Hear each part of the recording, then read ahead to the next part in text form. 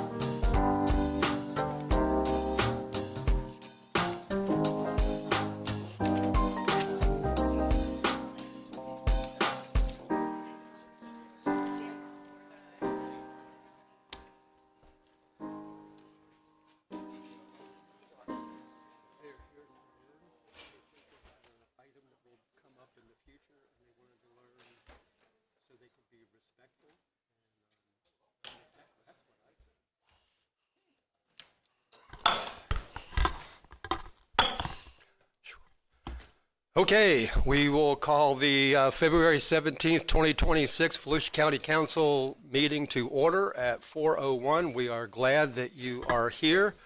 In just a minute, I'm going to ask you to stand for an invocation and the Pledge of Allegiance. You can stand if you care to. It's not required. I hope you will. If you are part of a faith group who would like to participate in the invocation, please just send an email to kgreen, the letter K Green, at volusia.org, and she will get you set up. All faith groups are invited and welcomed. Today we will have, you don't have to come up yet, but the Reverend Alex Williams with the DeLand Church of the Nazarene in DeLand for invocation. Alex, are you here? I can't see him in the front row. Okay. You were the one I accused of being a troublemaker. Yeah. Okay. Well, we will have the invocation. Please stand with me.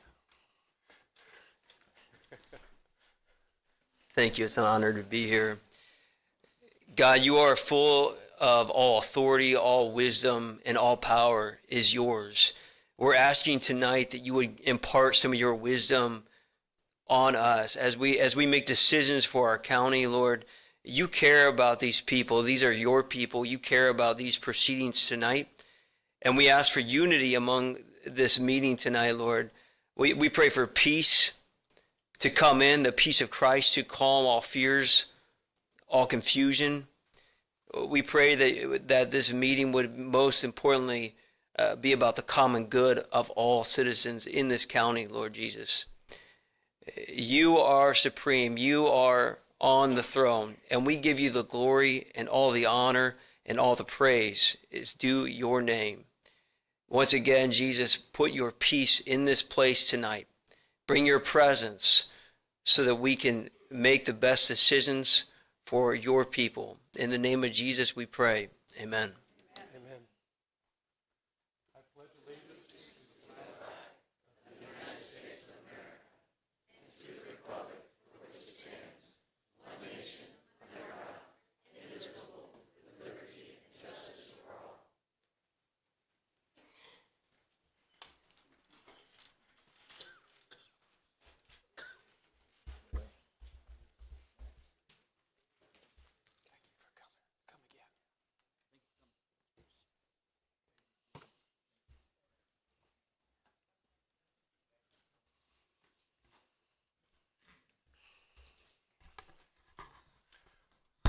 Okay, and we always start our meetings after the invocation and the pledge with public participation. So when I call your name, Mr. Chair, I need to do the roll call. okay. Carissa, would you like to call the roll, please? Mr. Dempsey, Mr. Johansson, Here. Mr. Kent, Here. Mr. Reinhardt, Here. Mr. Robbins, Here. Mr. Santiago, Here. Mr. Brower. Here. And everyone is here. Okay, so when I call your name, please come up to the podium. There is a button on the side of the podium that will make it go up and down. We need the microphone near your mouth so everyone can hear you, and it will be broadcast to millions.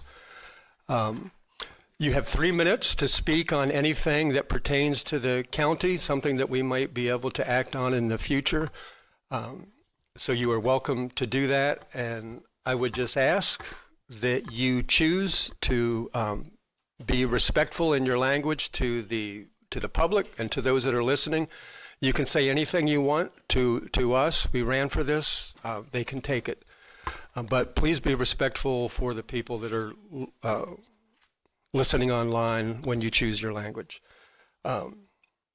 First up, I know nobody wants to be first. And also, when you come up, please tell us where you're from. You don't have to give your whole address for reasons of safety, but let us know what part of the county that you are from so your representative knows. First, we have Mary Dickinson.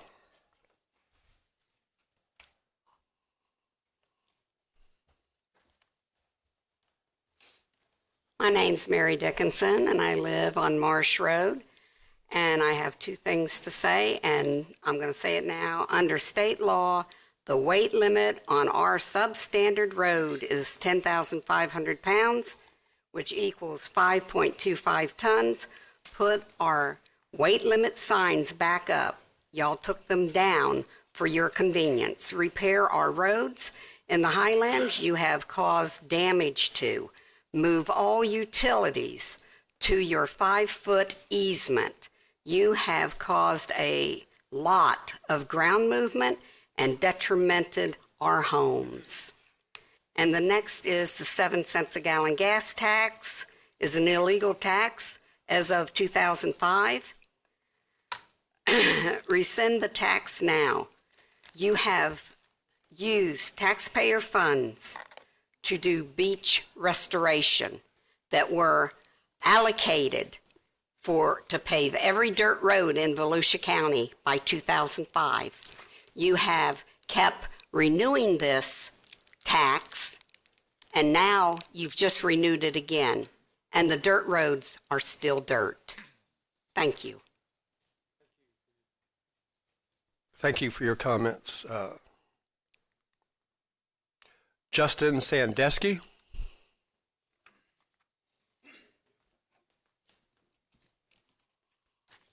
Good afternoon, Council. My name is Justin Sandusky. I'm a resident of DeLand Highlands off of Marsh Road. I'm here today because our residential neighborhood is being used as an unintended industrial bypass corridor, specifically along Marsh Road and Old Daytona. These roads were never designated to handle the type of heavy commercial traffic we are now experiencing.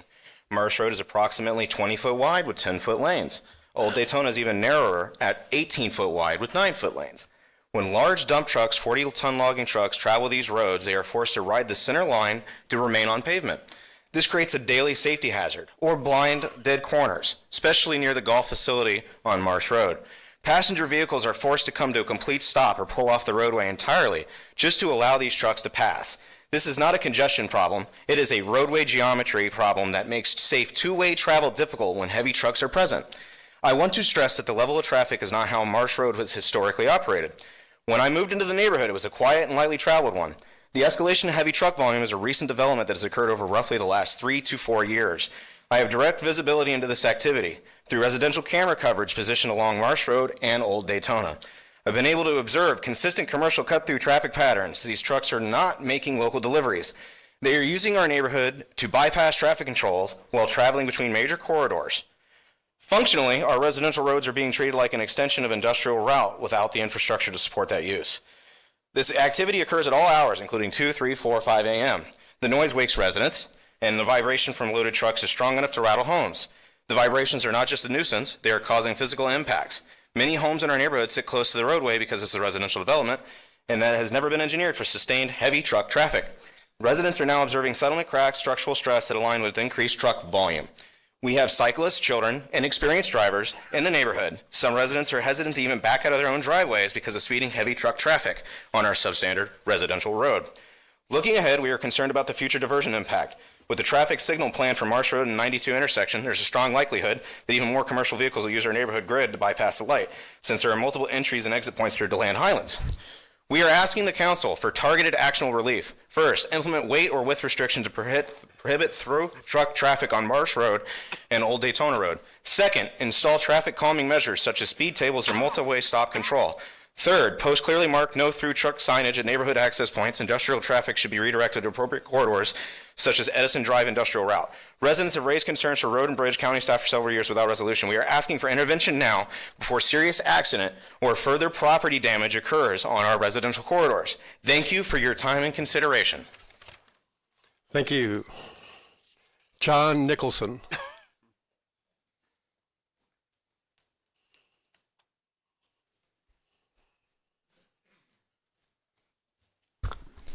John Nicholson, Daytona Beach Beachside. Actually, I remember voting for that, but I don't recall it for being for dirt roads only. So if you would mind looking at that, if what she says is true, we have to deal with it. So if you could ask and find out. Secondly, there was an article in today's paper about Seminole creating 1,702 square foot indoor facility for tourism. I know we're talking about doing something like that in Daytona Beach. We've paid a consultant to look into it. You're also looking at giving money to Orange City to help out Sanford so that Sanford tourism industry could flourish. I don't think it's our purview to help Sanford at the cost of our own city. So I wish you look at that. Third, somebody, it's on your, I think your consent agenda, wants to donate a Vietnam Wall to City Island. I wish you would pass that. I think it's a great idea that she came to the city of Daytona Beach last week or 2 weeks ago.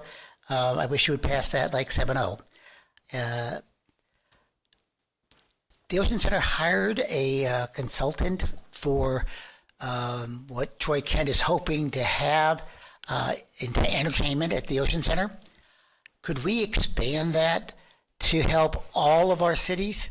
If there's something that could go in the Athens Theater, if something pops up in his Ballywick that could help the Athens, why not help the Athens? So if we could look at the idea of helping the county per se, rather than just the Ocean Center, because apparently this gentleman has far-reaching ability to contact all kinds of people in all kinds of venues. So if he could help all of our venues, I think it would be helpful. And lastly, I don't know if you've been down A1A in Daytona Beach. If you think Ormond had a hard time, you should take a look at the core area. It is all, they took all the trees down, and now we have like 200 signs instead of trees. All right? They just redid the section of Peninsula right by the Coptic Church. They put a cement barrier in the middle of the road. So you're going down Seabreeze, and then all of a sudden, 3 feet out from the side, you have a 12-foot lane, and 4 feet of it has a barrier right there. So you have to curve to your left and then curve back to your right because there's a curve in the road, and those people are going to come around, and all of a sudden, they're going to have traffic in their lane, and they have to curve to the right. So this idea of curving back and forth, please look into DOT. Thank you. Anne Marie Williker.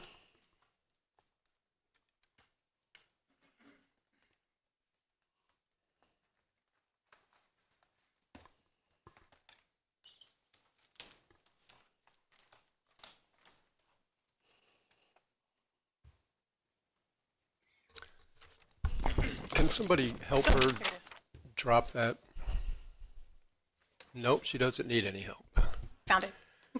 Thank you. Good deal. All right, good evening. My name is Anne Marie Williker. I live in DeLand, and I'm a regular user of the trail that runs between Gemini Springs and Osteen.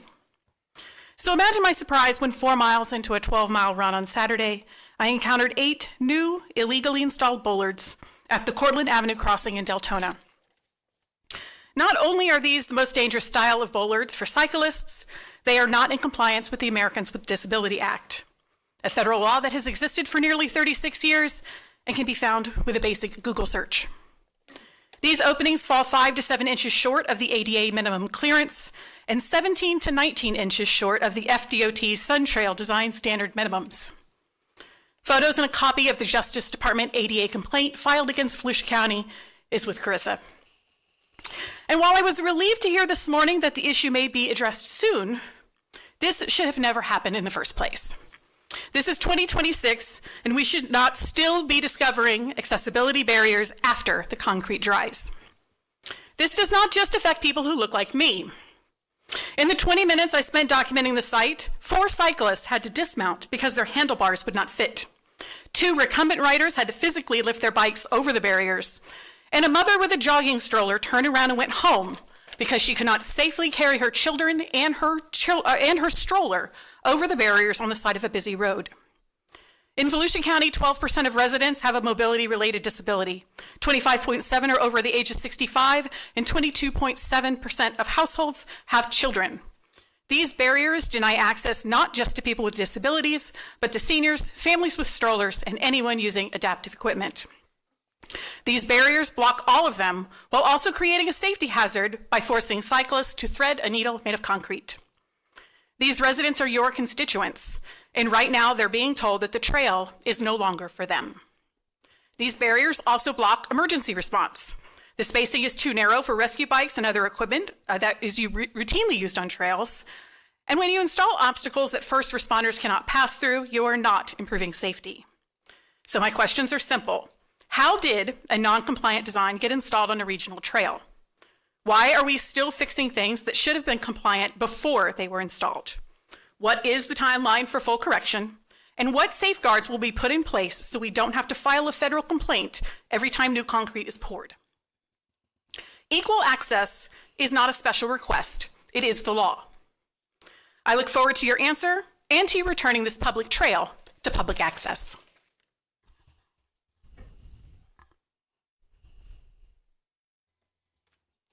Thank you for your comments. Rosemarie Latham.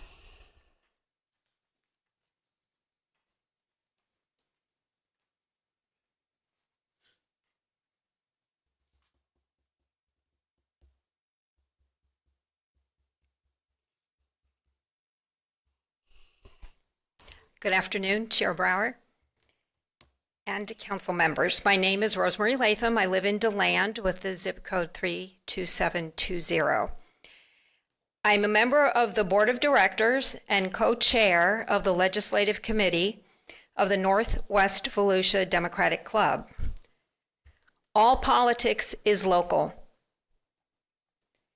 The goal of our legislative committee is to attend meetings of the county council, the school board, city commission, the various town councils, in order to learn firsthand what is happening in our community.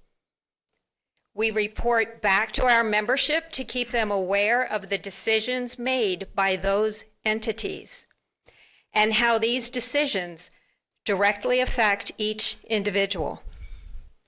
This is one way to assist our membership in decision-making when it comes time to vote for the membership of these entities.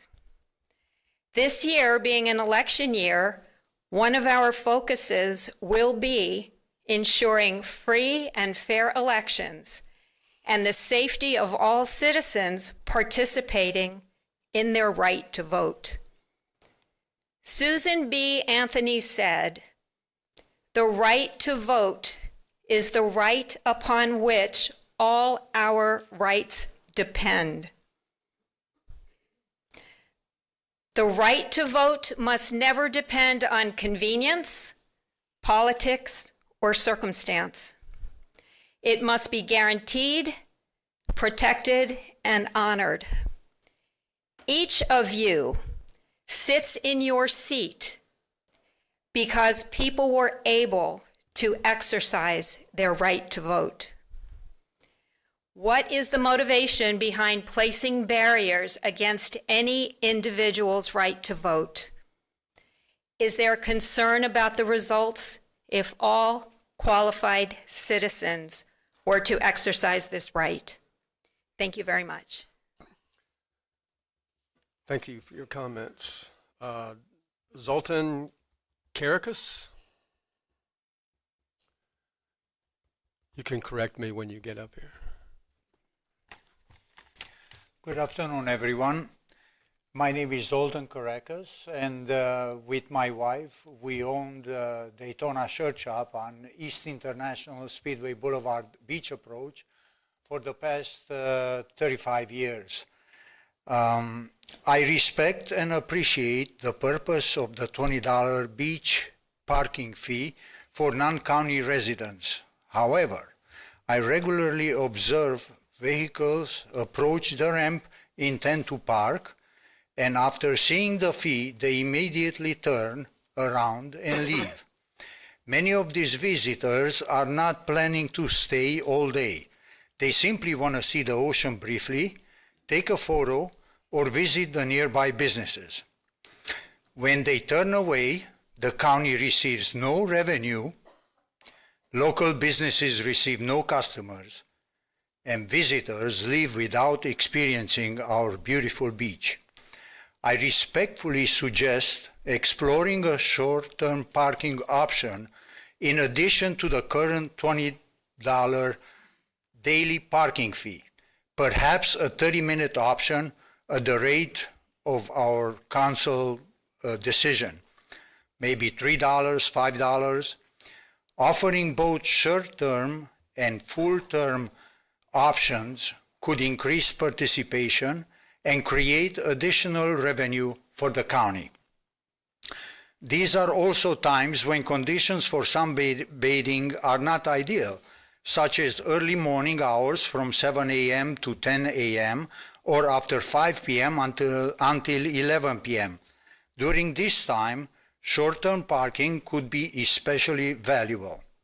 Since payment is already handled digitally by cell phone, implementation may require only minor software programming adjustments and updated signage to include the 30 minutes option.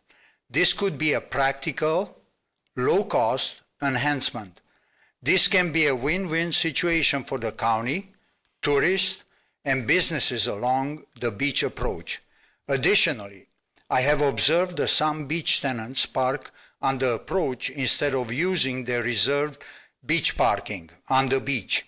Better utilization of these reserved spaces could also generate additional revenue for the county. I offer these comments in the spirit of collaboration and balance, seeking solution that benefits the county, local businesses, and our visitors. Thank you for your time and consideration. Thank you for your comments. Jeff Hearn.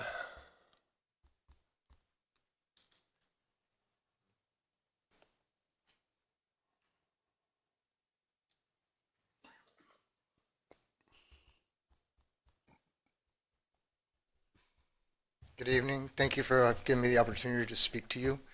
I don't see my representative. I live in Edgewater, but originally from Palm Beach. Okay, there you are.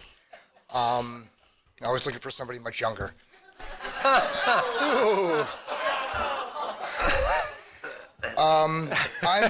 I'm a business owner in Volusia County, and I have several clients, HOA board members, condo associations, property management companies, and I have a hard time hiring people because it's such a hard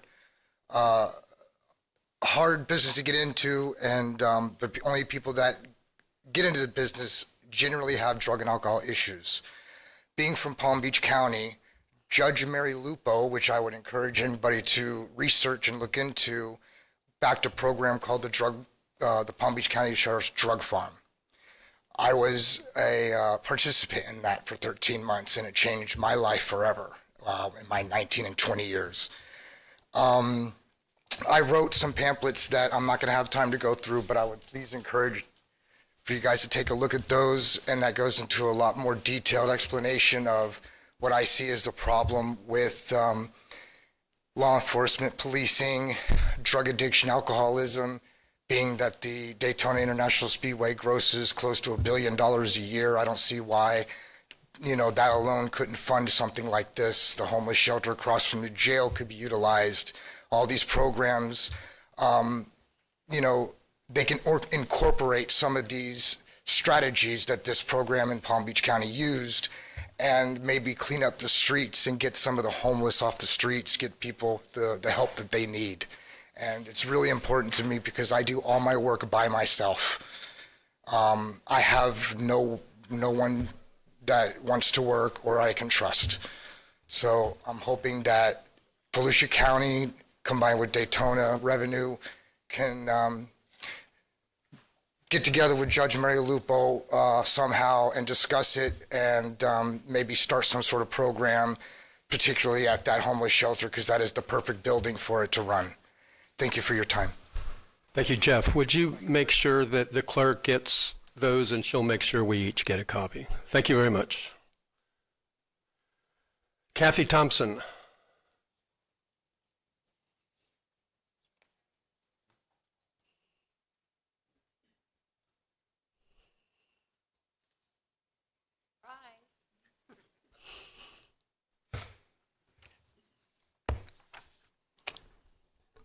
I return yet again with hope and optimism that this time you will honor your stated commitment to the arts and cultural organizations that inspired people like me to move here and remain here so far, that promotes tourism and a quality of life factor for all our residents and offers a return on your investment on at least a 2-to-1 basis.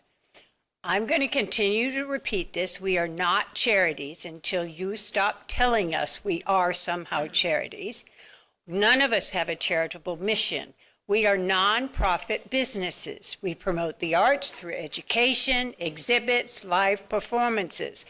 We have been in the past in a private-public partnership with you, and we carry the majority of the expense for our facilities and what we do. Good faith, we listened, worked hard with you to revise the criteria and focus of the grants. We spent long hours rewriting them to your stated requirements. You approved by a vote of 6-1, a 3-year process with a caveat you could alter the criteria for future years. So once again, honor your commitment, honor your approval from last spring. Honor that vote and approve the funding as recommended. Thank you. Thank you for your comments. Greg Gimbert.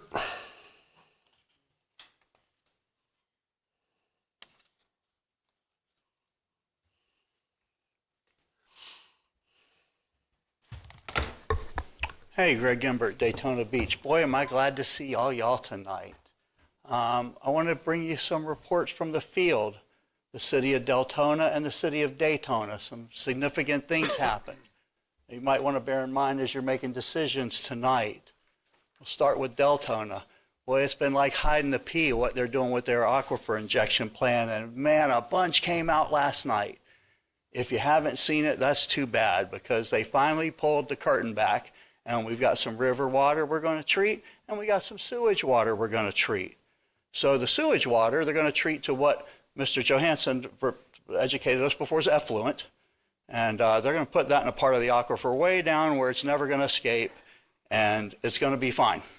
And then there's some river water they're going to take and they're going to treat that to a drinking water standard and they're going to put that into a different part of the aquifer where they get their drinking water from.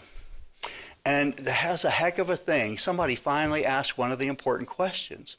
Well, if it's to a drinking water standard, why don't we just drink it? And boy, did I not see the answer to that coming. It was this real pregnant pause. And then the utilities director had to say very uncomfortably, you don't want to drink that. You don't want to drink it. And there it is. It's sewage, it's sewage, it's sewage. It's just over the line where it won't kill you. Minimum standards in an emergency if you're desperate. So there are some really big takeaways for me from that. Number one, is it here or not? Well, God bless America, it's here. It's been all over the place shooting it in, and dang it, they can't hide it from Deltona no more.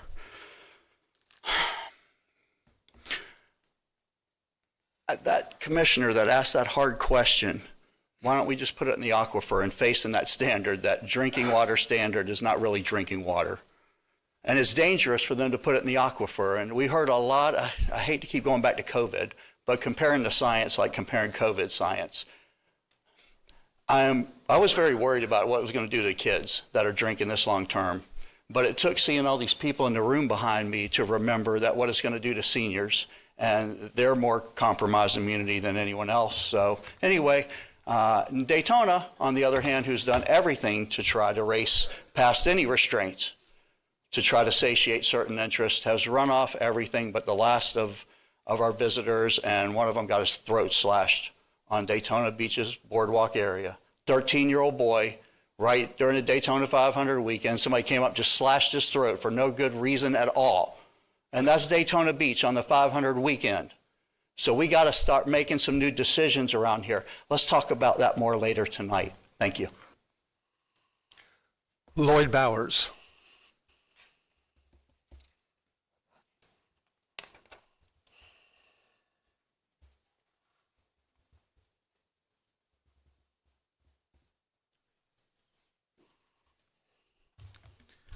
Good afternoon, Chairman Brower, members of the council. I'm Lloyd Bowers. I am a beachside resident in Councilman Reinhardt's district, I stand before you today not just as a supporter of the arts, but as a citizen concerned with the integrity of our local government's commitments. I'm here to urge you again to reconsider the decision to withhold cultural fundings for the current year, funding that was already vetted, ranked, and approved through the established Cultural Council grant process, a process that was approved by you on February 18, 2025, now ironically 1 year ago. When the County Council established the grant program, sets rigorous criteria, and asks nonprofits to spend multiple hours applying, it created a covenant with the community. By unilaterally withholding these funds for this year, after the work had been done and the recommendations made, you're not just cutting a line item, you are eroding public trust. To pull the rug out now tells every volunteer and educator in this county that a commitment from this council is subject to change without notice. To understand why this is vital, consistency especially, I want to give you an example of something that I helped start 12 years ago. It's the Peabody Auditorium Foundation. As one of the programs that we did, it's the Youth Plus Art Equals Success, which brings every year live professional children's theater into our Volusia County public schools, free of charge to the county. As a fundraiser for that, we started a Mardi Gras party. I'm a transplanted New Orleanian. There's several of us here, and today's Mardi Gras, by the way. Happy Mardi Gras. But it's taken us 10 years to get that party going to the point where it sufficiently funds separately the Youth Plus Art Equals Success program. It finally is at that level, but it didn't happen overnight. It took 10 years. I give you this example because it provides the cultural impact is not an instant return. It's a long-term investment. When you approve the current grant cycle program, you stress the need of our cultural organizations to become more self-reliant. When you interrupted funding the current grant cycle, you did not just pause a check. You broke the momentum of programs in place and in some instances canceled. At the last county council meeting, you heard from the Commemorative Air Force Museum over here at the DeLand Airport. They had to cancel the Tuskegee Airmen exhibition as it was to be funded by the grant they were anticipating receiving, which the Cultural Council had scored for them. Volusia County school children lost the opportunity to learn firsthand about this important chapter in our history solely and only because the grants that were approved by the County Cultural Council were not funded. The Cultural Council did its job. It reviewed the applications, identified the programs that made Volusia County a place where people, like me, want to live and raise families.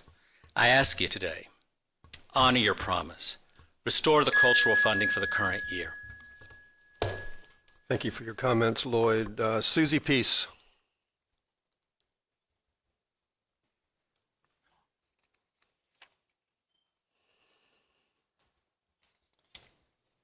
Susie Peace, DeLand 32724. I'm here again with a negative. I don't understand why you all are not honoring the voters' decision, which was to fund, well, the arts, and also this is a poster that I held at the corner of New York Avenue and Woodland Boulevard in 2020. I just happened to find it behind a cabinet in my house. It says, vote yes for Volusia Forever, preserving outdoors and wildlife.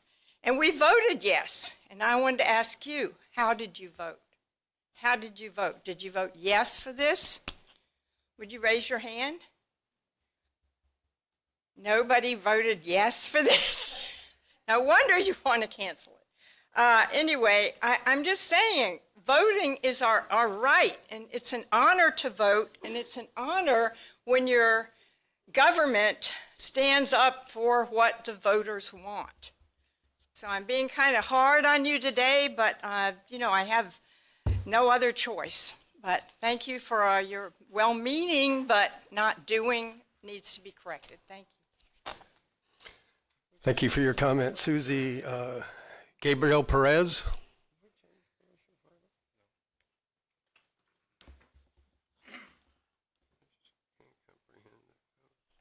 Hello, my name is Gabriel Perez. I live in DeLand, Florida. I actually live on Marsh Road. I didn't know that was a topic. I wasn't coming to speak about this. I do have the white lines on the side of my road crumbled in. I didn't know that was from heavy traffic. So I actually came to speak about the Park Volusia issue that Zoli was speaking of earlier. Zoli Karekas. We have a big problem there where tenants, they're leaving from our property. We own the property. Nobody can shop at their stores. Nobody can afford to pay $20 for a parking and $1 for a slice of pizza. He's having the problem with the t-shirts, and we're having issues with Nathan's hot dogs as well.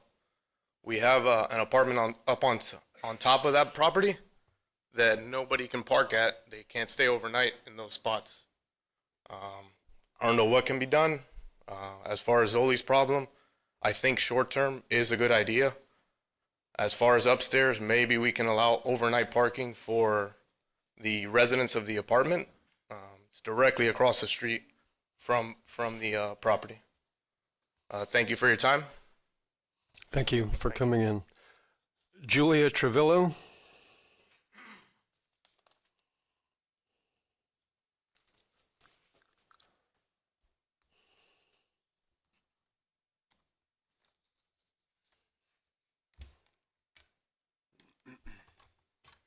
Good afternoon, gentlemen. Julia Trujillo, Daytona Beach.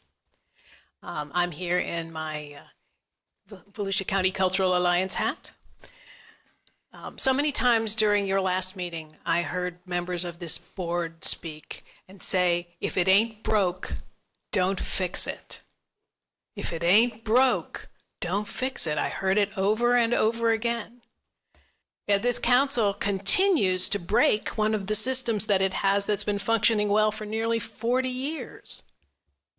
We've told you time and again what it is that the county receives from the arts community: quality of life improvements, tourism, additional educational opportunities, and of course, tax revenue. Let me remind you what you are breaking when you hold this year's arts and culture funding hostage. Last meeting, you heard from the DeLand Naval Air Station, who had to cancel the visit of a historic Tuskegee airplane that would have provided free educational experiences for 5,000 school children. The Hub on Canal in New Smyrna Beach has had to cut its Hub on the Go program that serves seniors, children, veterans by 30%. If you examine each of the 32 programs that are being funded through the cultural grant, you'll find that every one of them has had to pull back programs that they have scheduled but cannot accomplish without your partnership.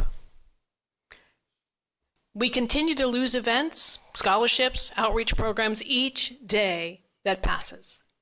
The fiscal year is almost halfway over and you still have not released the money. Please deliver these funds as you have promised. The people of this county want and need these programs. Thank you. Thank you for your comments. Pat Miles?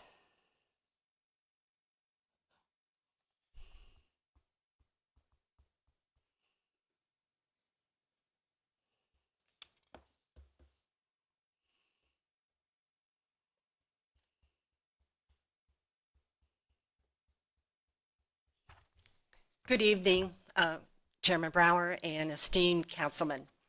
I am Patricia Miles. I live in Port Orange, Florida. I am here, of course, for the continued funding for the arts, but I want to give you a brief history. In 1999, Florida artist Christopher Still was commissioned by the House Speaker Thrasher to paint a series of 10 murals on the renovation of the House of Representatives chamber in Tallahassee. These murals are huge and encircle the entire chamber area. He is a Florida native. His father taught history at a local high school, and his grandfather and great-grandfather were all farmers. He's a very accomplished artist. He won scholarships to prestigious art schools and fellowships, including studying at the Vatican, where he was trained in Renaissance art.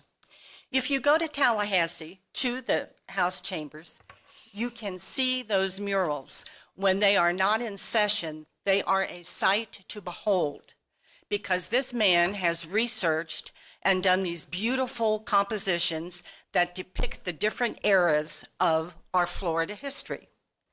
Upon completion of the murals, a group of us were pulled together by Dr. June Hinckley, Mary Palmer, and Susan Rossoff. These are all arts people in Tallahassee, to produce a magnificent book and a DVD that provided a complete multidiscipline curriculum for the entire mural project. The project was called Our Florida Legacy, and it was a marvelous compilation of work. We were given the opportunity to share these DVDs and books with the entire state of Florida in public education, and I was honored to be able to write the visual arts part of that curriculum. So that meant that my kids at DeLand High School at the time were the ones that got to benefit the most from that opportunity. They had promised that they would pay for these 10 murals. He took it upon himself to complete the 10 murals. They are magnificent. I wonder how things are going now up there. But each mural showed the promise of each generation to learn from the past and accomplish in the present what might best serve future generations, to seek balance where growth, diversity, and opportunity can best benefit all of the state and its people. So these students now are here in DeLand. I see them often. They ask me about the funding that was promised here. And I tell them that they need to come and speak to you guys too, and let them know. Of course, they're raising their families right now. Please, gentlemen, please approve the funding for the arts. Thank you. Thank you for your comments. And the last speaker for the first public comment is Gary Singleton.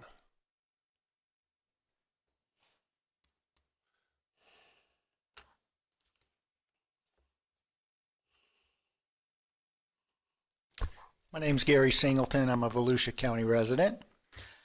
My opening comment tonight will be on the use of the shiny object, a common practice in political theater. Hold the shiny object up here, divert our attention away from vital issues over there. To pass a feel-good ordinance or charter amendment that in no way addresses the real issue at hand. No courage required, no hard questions, no unpopular answers, no actual work. Just type it up, vote it in, and spend your time congratulating yourselves on a job well done. All while secretly being satisfied that the most urgent issues facing Volusia County citizens remain in the dark, unexamined, and unaddressed. Thank you for your comments. And Council, on your behalf, I'm going to make a comment before we go on. Just as part of our rules, we don't respond to people when they talk for time efficiency. However, because of constituent efficiency and the fact that we all represent you, what some of you did see, but nobody watching this can see, is a lot of the people that speak here are actually helped before they leave this chamber by the staff member with whom interacts with whatever their issue is. The rest we'll hear from many of us, several of us or some of us. So it's sometimes uncomfortable to listen and look like you're just ignoring what is said. We don't ignore it. So, Council, thank you for allowing me to say that. Okay, we will move to item 1, approval of the agenda. Can I get a motion to approve the agenda as presented? Motion to approve. Second, Johansson. Motion to approve was made by Vice Chair Matt Reinhardt and the second by Councilman Jake Johansson. Any questions? All in favor say aye. Aye. Any opposed? And the agenda is approved 7-0, which moves us to the second item on the agenda, which is the consent agenda. Does any council member have an item they would like to pull for discussion or a vote? Councilman Dempsey. Q Quebec for discussion. No vote, just discussion. Just discussion. Q. Okay. Motion to approve consent agenda. Second. And we have a motion to approve the agenda by Councilman Robbins, and the second was by Vice Chair Matt Reinhardt. All in favor of the items on the agenda, please say aye. Aye. Any opposed? And the agenda is approved 7-0, but we will discuss item Q.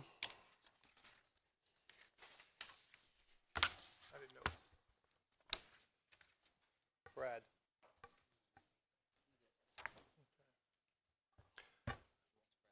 Okay. And item Q is Sun Trail agreement with FDOT.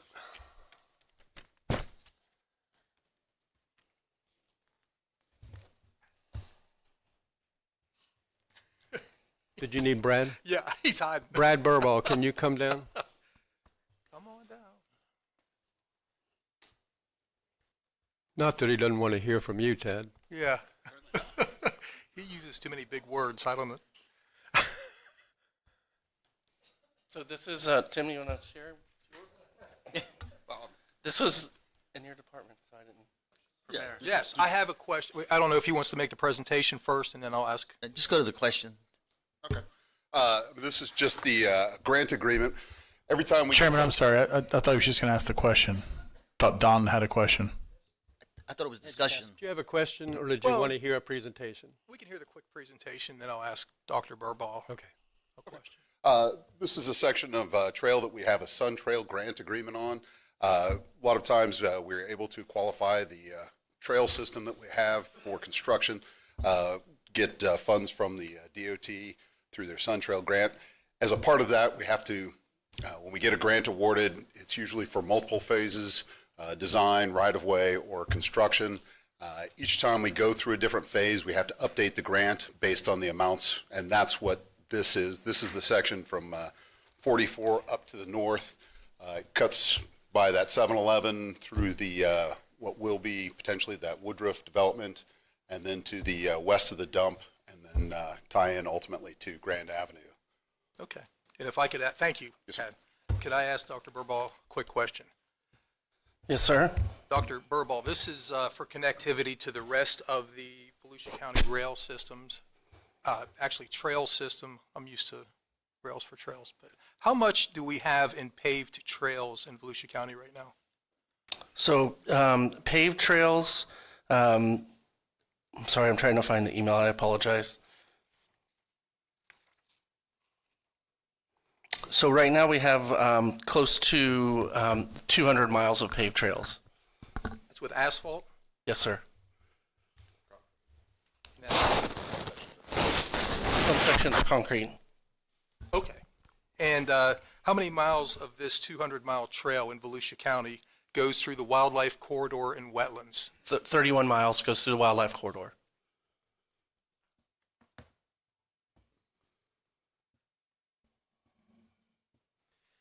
And have we received any complaints from the public about us extending more asphalt roads through our wildlife Not areas? since I've been in this seat, sir. Okay.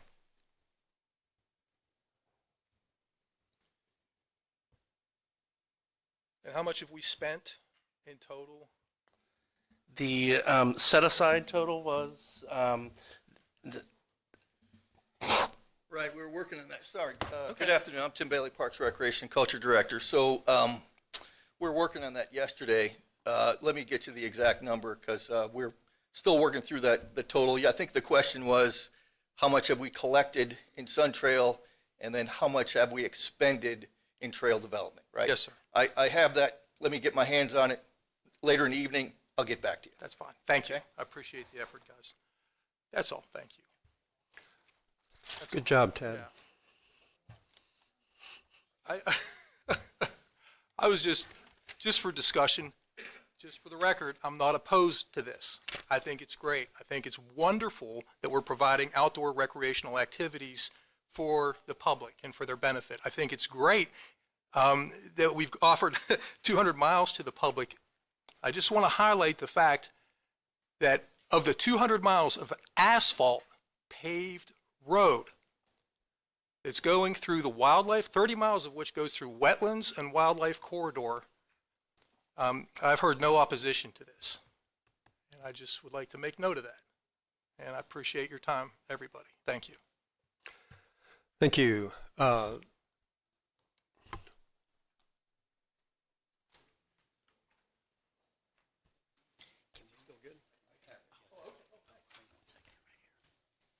So, Tim Bailey again. So we collected $22,510,339 in ECHO. We expended $18,714,522.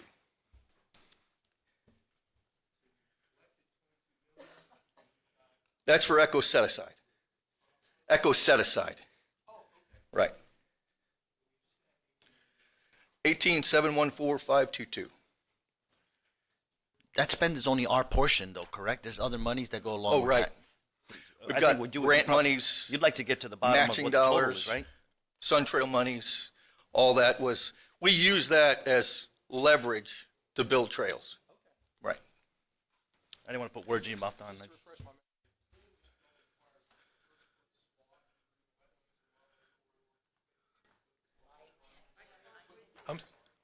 Just to refresh my memory from previous meetings, these trails involve putting a potentially 30-foot wide path through the wildlife corridor and a 12-foot wide Right. paved asphalt road. Yep. So let me elaborate a little bit on that question. So the east-west or east-central regional rail trail, which is from Green Springs east to Brevard County line and north to Cow Creek, was on a railroad corridor. Yeah. We put it right on a railroad corridor. No clearing of trees, right?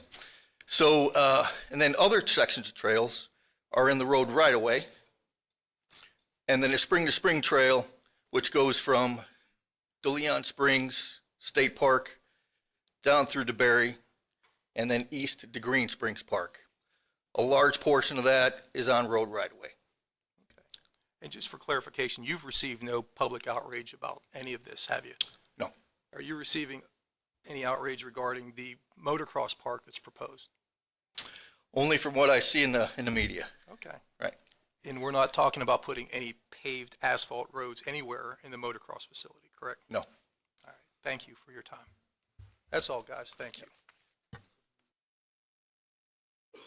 Thank you. We will move on to item 3, which is a proclamation that will be presented inside chambers, which is unusual, but it's an important one. It's the Encephalitis Awareness Day, and I'm going to hand it over to Vice Chair Matt Reinhardt.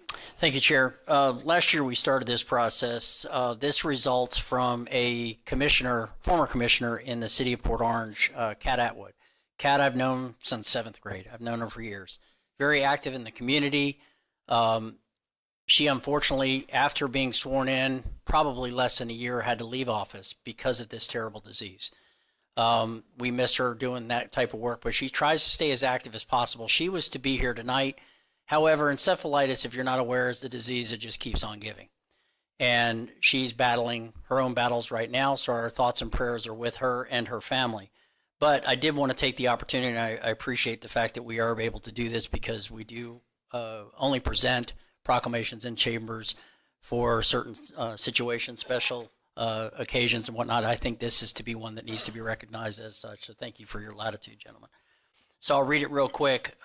Whereas every minute worldwide, nearly 3 people are diagnosed with, nearly 3 people are diagnosed with encephalitis, more than 1.4 million cases annually, making this devastating brain inflammation a critical global health concern. And whereas encephalitis strikes with the infectious agents, autoimmune disorders, mosquito and tick bites, or other factors triggering serious inflammation of the brain. And whereas symptoms range from fever, headache, and light sensitivity to more severe manifestations, including stiff neck, mental confusion, and seizures. And whereas some forms of autoimmune encephalitis can have mortality rates reaching 40% in severe cases, with survivors frequently facing acquired brain injuries and long-term neurological complications that transform lives. This is what she's going through. And whereas nearly early recognition and swift treatment are paramount to saving lives and improving patient outcomes. And whereas World Encephalitis Day, launched in 2014 and observed annually on February 22nd, unites communities worldwide in raising awareness, saving lives, and building better futures. And now, therefore, we, the County Council of Volusia County, Florida, do hereby proclaim February 22nd, 2026 as World Encephalitis Day in Volusia County, and join in commemorating and commending Port Orange resident Kat Atwood for championing encephalitis awareness with dedication and courage. So thank you, Chair, for that. I will say that normally most of the cities, I think every single city has done a proclamation in their chambers for this event as well, and many are lighting their buildings in red. I would just curious if we were like we did last year with the pond out front, if we could do the same on Saturday for Encephalitis Day. And that's all. Thank you, Chair. Can I get a motion to approve the Motion proclamation? to approve. Motion to approve by Vice Chair Reinhardt, and the second came from Councilman Robbins. What are we approving, the proclamation? We're just approving the proclamation that was just read. Any discussion? All in favor, say aye. Aye. Any opposed? And the proclamation is approved 7-0. Item 4, retirement of Fire Lieutenant Jeremiah Greathouse. Chair, Council, hi, my name is Michael Ryan. I'm your Community Information Director. I'm here today to introduce item number 4, which is the retirement of Fire Rescue Lieutenant Jeremiah Greathouse. And with that, I'll hand it over to County Manager Roger Wall. Yep, thank you, Michael. Thank you, Mr. Chair, Honorable Council. These are always a little bittersweet because we're going to say goodbye to a valuable member of our team. But today we are recognizing Fire Lieutenant Jeremiah Greathouse, who retired at the end of last month after more than 25 years of Volusia County fire rescue experience. Lieutenant Greathouse began his career in October of 2000, committing himself to the safety and well-being of our residents and visitors. Throughout his career, he served as a member of the Firewalker team, which I just want to expound a little on that people don't know what that is, but that's an elite group of firemen that have the ability to walk a fire right through a neighborhood without burning the house down, and it's something that, of course, in our county, it can be very valuable. And he demonstrated exceptional skill, teamwork, and dedication under demanding conditions. In September 2013, he was promoted to lieutenant, where he continued to lead with professionalism and integrity, both operationally and within the organization. And he also served as union president for many years during his career, where he was a strong advocate for his fellow firemen. And I'd like to thank him and wish him the very best in his well-earned retirement.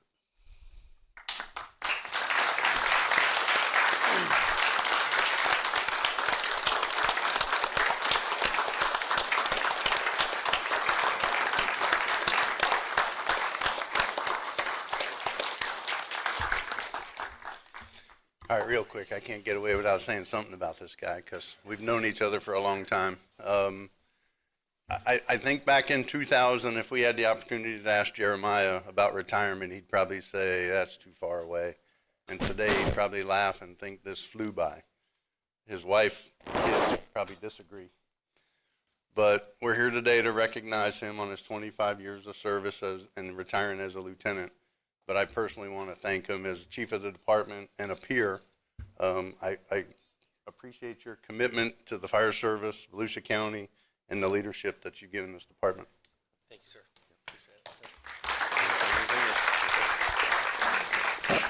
Mr. Attorney Greathouse, hold on once. I think Matt might have a question for you. Not a question so much as I was a former neighbor of Jeremiah and lived right down the street. I've never seen, and to see these young men now grown up, I saw them when they were just born. So to see what a beautiful family you've had. And one thing, being in fire services, what a commitment to your life that you have to give for the protection of others in Volusia County. And we deeply appreciate that. But to know that and to see that and to see firsthand what type of family man you are, I commend you, sir. Thank you. Great job. So well done. Thank you, Mr. Go ahead. Please take a minute. Just I won't take much time, but normally when I've been in the past in these chambers, it was like something contentious, right? It would be some contract holdout thing we've had. We're like out here in our yellow shirts, or an unfair labor practice charge grievance thing or something. But they were always fair, and they were always professional, and they were always honorable the way everything ended. Today is a different feeling, and the room feels a lot smaller. It feels closer. And walking around as a firefighter and people who've served, you hear, thank you for your service. Everywhere you go, Publix or Walmart, wherever you're at, thank you for your service.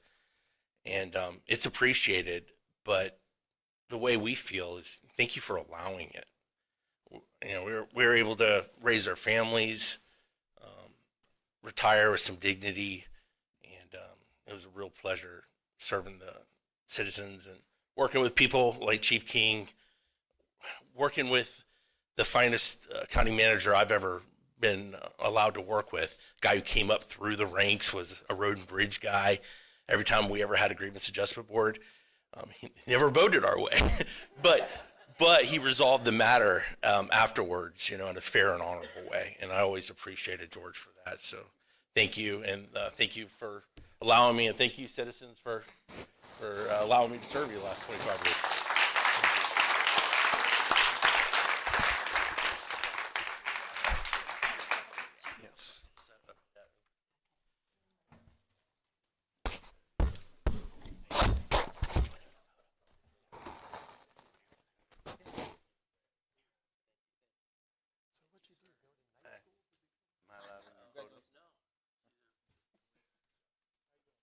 On your off days.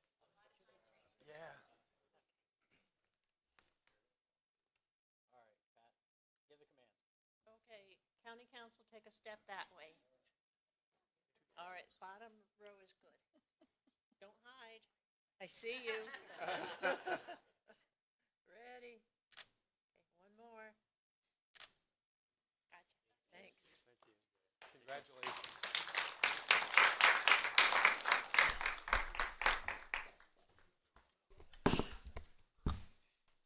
Okay, before you leave, you might want to hear the vote. Can I get a motion to approve the retirement? Motion to approve. Motion to approve by Vice Chair Reinhardt, and the second came by his wife, and who else? By Jake Johansson. All in favor of the retirement, please say aye. Aye. Everyone who is opposed? Only the chief and the county manager. Congratulations. And the vote is unanimous, 7-0. That takes us to item 5, a proposed draft ordinance and proposed amendment to Volusia County Charter regarding Blackwater. And we're going to, thank you, we're going to split this up into to 2 votes, one for the charter amendment, one for the ordinance. And contrary to the speaker, who is a friend of mine, that said this was a shiny object, I think it's not. I think it's incredibly important that we discuss this with our constituents, and so I'm glad to have the opportunity to do that today. Question for procedure. Okay.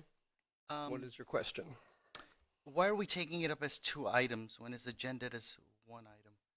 Couldn't we just have the discussion and make a discussion based on that? We could, Mr. County Attorney, we discussed doing it as two votes. Are you comfortable with taking it all as one? I think ultimately it'll be council's decision on what you want to pursue on this item, so I think that's fine. Okay. Thank you, Mr. Chair. So the agenda item before you, based on the discussion at your last meeting, includes 2 items, proposed charter amendment and an ordinance, which they both have the same effect on the ground. The charter amendment that's attached is in a format that any proposed charter amendment, whether it comes from your CRC or something that you propose, what it looks like, and includes a ballot title, a summary of the ballot measure, and the text of the charter amendment. And there's caps on the amount of words you can use in the title and the summary. I'm joined here this evening. I know you know Paulo and Ben, but also Dr. Aaron Reed from Public Works, who helped put this together and navigate the state terminology. Water is a heavily preempted subject, so our focus on a charter amendment or an ordinance is to not create a conflict with state law, because that could be a basis to invalidate that language. So what's attached to the agenda item as well are definitions from the Florida Administrative Code, which is the rules adopted by state agencies to implement statute, and some terms that are defined by state law that we're navigating. In essence, I won't repeat all the language in there, but the effect of the language would be to prohibit the county from approving the use by its water utility, because that is what we have authority over, our water utility, not the city water utilities. Cities would have control over their own. Of reclaimed Blackwater as direct source water for either an underground injection well into the aquifer or its potable public water system. I know Ben and Dr. Reed and Paulo here are happy to answer any questions you may have on these proposals. If you did decide to proceed with the ordinance, by state law, we do have to advertise it for a certain period of time, so we would return that back to you for consideration of adoption. Thank you. Before we begin with comments or a motion, does any council member have a question for staff? Councilman Dempsey. Yeah, Paulo, in our briefing last week, I asked about whether or not we have the ability to let unincorporated area property owners be able to opt out of mandatory tapping in of this municipal water supplies. For instance, in DeLeon Springs along 17, that's all unincorporated, but the city of DeLeon has a main that goes right through 17 up to McGinnis. If an adjoining property owner wanted to tap in or build a property or change uses and want to, do they have to tap into DeLeon's water supply, or could they opt out and stick with a well? So that depends upon the size of their proposed development and how close the water line is. So essentially, it's all driven by the utilities. So and that statutory definition of availability. So depending, if you have a single-family house, availability is defined as a line has to be completely adjacent to your property, and then the utility department or the city can force that connection. But if it's further away from adjacent, then it's not technically available to that single-family house. But the larger the proposed development is, the larger the area where availability starts to factor in. So if you have a very large development of 100 single-family houses, then availability reaches out to something like half a mile or even more, in which case the utility department can force that connection under the statute. And we have no way of giving them the option to opt out of the city water supply. No, because it's development driven, and based on the type of utilities that are, mandated. So, What about just a change of use? If somebody has a current structure, commercial, and they want to change the use, do they have to tap into the city's water supply at that point, or can they still? That depends upon what you're changing the use to. If you're changing it such that there is no change in the water demand, that's up to the utility. It's basically fine. If you're changing it to something that requires increased demand, such as fire sprinklers or anything like that, then you need an accredited water source.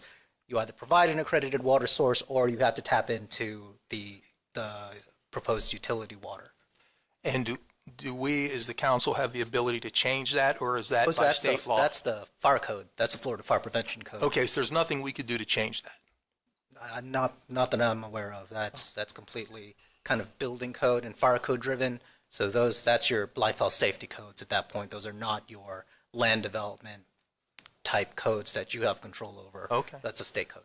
All right, thank you. Appreciate you looking into that. Councilman Robbins. Thank you, Chairman. Do we have Ben?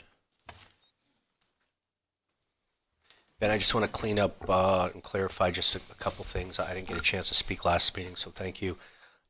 Just want to clear up some messaging I saw kind of out in the public and on social media. It was said that at some point Deltona was looking to inject sewage into the aquifer. Is that accurate or correct with the permits that they had, I guess, pulled or? Correct. So Deltona's been awarded 2 permits, and they've received funding based on our information for one of those permits. The most recent permit that they have obtained is for what we call a non-ASR not we, but what the state calls a non-ASR injection well. And that's basically a permit that would allow them to test the feasibility of constructing an injection well where they're going to pull surface water from the St. Johns River and treat it to a drinking water standard, a primary drinking water standard, and then inject it into the aquifer. That is one permit that they have received, and that is the grant funding that they have received to move ahead. Now, during the testing phase, they can only inject potable water, which is drinking water treated to not just the primary drinking water standard, but also secondary drinking water standard is what goes out into our distribution system. So there's a process. It's really just a testing phase that if everything checks out and the well meets the parameters, they would then be able to move forward, place that well into operation, which would, by their permit, only allow surface water from the lake to be injected in there. Now, they've also received a second permit, which is an older permit, which to our knowledge, they have not funded for construction. That permit is for an ASR well, which is an aquifer supply and recovery well. And in a sense, that's where you can take various types of water, including surface water treated to a drinking water standard, potable water, and treated reclaimed water. You could potentially inject that into the aquifer, specifically the lower Floridan aquifer, and it can remain there, and then they could extract it out and use it to supplement an irrigation reclaim system. Before they would be allowed to put any treated reclaimed water into the ground, they would again have to go through a testing phase where that well would have to meet all the requirements. They couldn't, during the testing phase, inject treated wastewater, but if it were to be moved towards an operational phase, then potentially they could, based on their permit, treat or inject reclaimed water into that well. To our knowledge, they have not.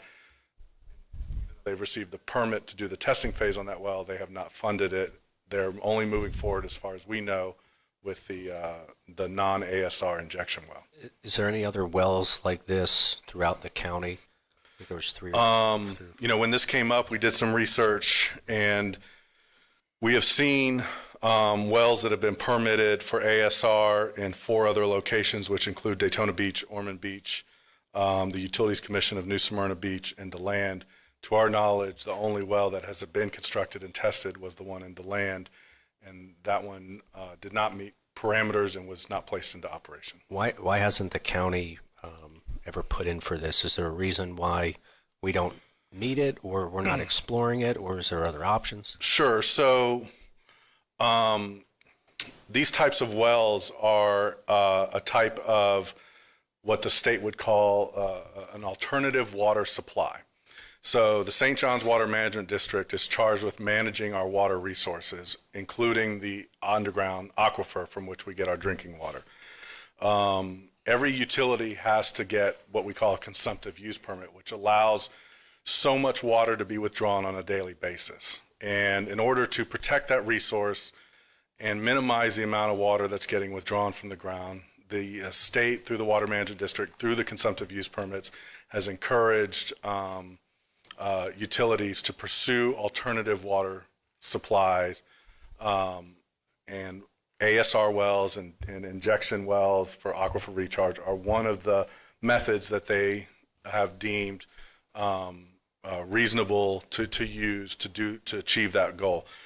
Specifically for our county, we have chosen to go with other types of alternative supply. We have pursued heavily a reclaimed water system where the treated wastewater that we receive at our wastewater plants gets sent back out for irrigation purposes. We also have rapid infiltration basins, which are essentially large percolation ponds, because we have land available to utilize that. We also store reclaimed water above ground in above ground storage tanks. All in an effort to provide an alternative water source that reduces the amount of water that we withdraw from the aquifer. Typically what you see when utilities pursue ASR wells is, for whatever reason, they don't have land available to do some of the things that require large amounts of land. For instance, Port Orange stores their reclaimed water in large retention line ponds out near Tomoka Farms Road. So if you don't have a lot of land available to do something like that, or rapid infiltration basins, ASR is considered a viable alternative for recharging the aquifer. We have not pursued it because we pursued other alternative sources. Has it ever been on the radar? Is this something that we would encounter here? What would lead us to ever go this route? You know, I'm thinking of the ick factor, as many other people, but what would lead us to this point? Are we there? Are we close? Is this 100 years out? Are springs still pumping enough water out of the ground here in our utility? Sure. So, what I would say to that is I can't predict the future, but in terms of specifically recharge through wells, there's multiple alternatives versus reclaimed water. Right now, our reclaimed water is in high demand. When it's dry, we typically run out. And so we can supplement it through, we have agreements with other municipalities to supplement that. We're constructing more storage so we can get that water out to the folks that the demand that we have. If there was ever a situation where the demand for the reclaimed water was less than the amount we produce, then we would have to have somewhere to put it, but we have the rapid infiltration basins to do it for that. So I think for the future for Volusia County Utilities, this is not something that we would see. I think the only way we would pursue any kind of injection well would be if, for our consumptive use permit, the state came in and said, hey, you really have to look hard at some alternative water. They really got strict with the consumptive use permits. But I think we would probably propose more of a surface water injection, where you pull surface water from the St. Johns River or some other source and inject it into the ground, because our reclaimed water is in such high demand for irrigation. We make money off of it, we get revenue off of it, and frankly, you know, we'd like to generate more because there is a demand for it. Thank you, Ben. And would this in any way, you listed some alternative water supplies, and I read social media, I read the emails and all this stuff. Is this going to in any way, by possibly adopting an ordinance or charter amendment, is this going to stop growth or stop development with all these other reclaimed, projects that are out there or methods out there? Well, with respect to development, development is dependent on the ability to provide utilities in some sense. So you're always limited by the resources you have. If for whatever reason the state came out and said nobody gets any more water than what they already get, I mean, theoretically you could run into a situation where you wouldn't be able to provide that. I don't foresee that occurring. In this specific instance, I don't, absent just some sort of massive, 20-year drought or something like that, I don't foresee a situation where the state comes in with that hard of restrictions. One of the main concerns in Volusia County, specifically West Volusia, when it comes to aquifer, what you're pulling out of the aquifer is the minimum flow requirements for the springs, and those are something that we monitor here at the county on a pretty regular basis. There's a minimum flow that they set, that the state has set to make sure there's plenty of water coming out to support the wildlife and everything in the springs. And so they actually have raised it within the last couple of years, the minimum flow. And that's mostly dependent on the amount of rain we get. This is why the state doesn't want us to pump stormwater to the river. They want it to stay in lakes and places like that. The way I understand it in most simplistic terms, as long as we're still getting rain, Florida's still being Florida, and the sun's still rising, there would really be no reason we'd ever have to go this direction, the way I kind of understand it. You don't have to really answer that, but it's more of a statement. But thank you, Ben. Paulo, just a couple follow-up questions on the legal side. I just want to clarify, it's been projected last few months in the community across a lot of platforms that the county has rule over the city's utilities, and we can mandate that. I know the answer to that. Can you just brief us real quick? Yes, that is not correct. The county has regulations over its own utility service area. So there's, your charter and your home rule authority is valid to the extent that it is consistent with state law. So there are state provisions. For example, potable reuse cannot be excluded from the regional water supply. Like that is one of the new state provisions regarding potable water. So when you prohibit it through a charter amendment through the entire Volusia County, through the entire region, you start conflicting with that express prohibition saying potable reuse cannot be excluded from the regional water supply. Additionally, utilities operate under Chapter 180 of the Florida statutes, which provide that municipalities with their own utility system have the supervision and authority to operate their utilities. So that's an entirely separate process. Paulo, it's being said that it's imminent that we do this, that we ban this, or the state will preempt us. Is that a valid statement? Or, I mean, the way I understand it is we can put all these regulations in, and as soon as this session, the state can say, nope, they're gone. Is it imminent? Does that make sense to you? So the state has retroactively, and they've done it before with SB 180, they can retroactively affect whatever laws and charter provisions that any local government can put into place, unless they carve out a grandfather provision, in the actual regulation itself. They can completely preempt something that has been in existence for years. So if we hypothetically maybe adopt something today or in the next few weeks, the state can still come back and say, you know what, guys, no mas. Yes. Okay. Is there a bill, last question, or actually two, is there a bill currently that could preempt us in the Senate for water quality and quantity? Yes, that would be SB 718. That's the one that this county council has previously sent a letter expressing its concerns and opposing it. So that would basically preempt to the state all regulations on water quality, water quantity, pollution control, stormwater, of things. So we can ban this today and in 60 days it can be wiped off the... Depends upon the wording of the bill. Now that bill specifically has an exclusion for, you know, the local government's own water system, the local government's own wastewater system, the local government's own stormwater system. You can still regulate those perfectly fine. You just can't regulate anything else. So that just kind of adds to don't touch other utility provisions. Right. Thank you, Paul. And last one is for the county manager.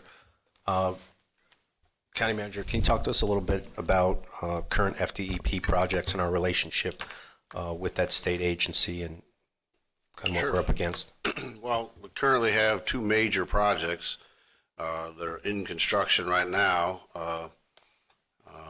One being the DeBerry sewage treatment plant, and the other being the Beacon Light sewage treatment plant. And they're being upgraded to advanced water treatment standards, and there's some expansion of their capacity as well.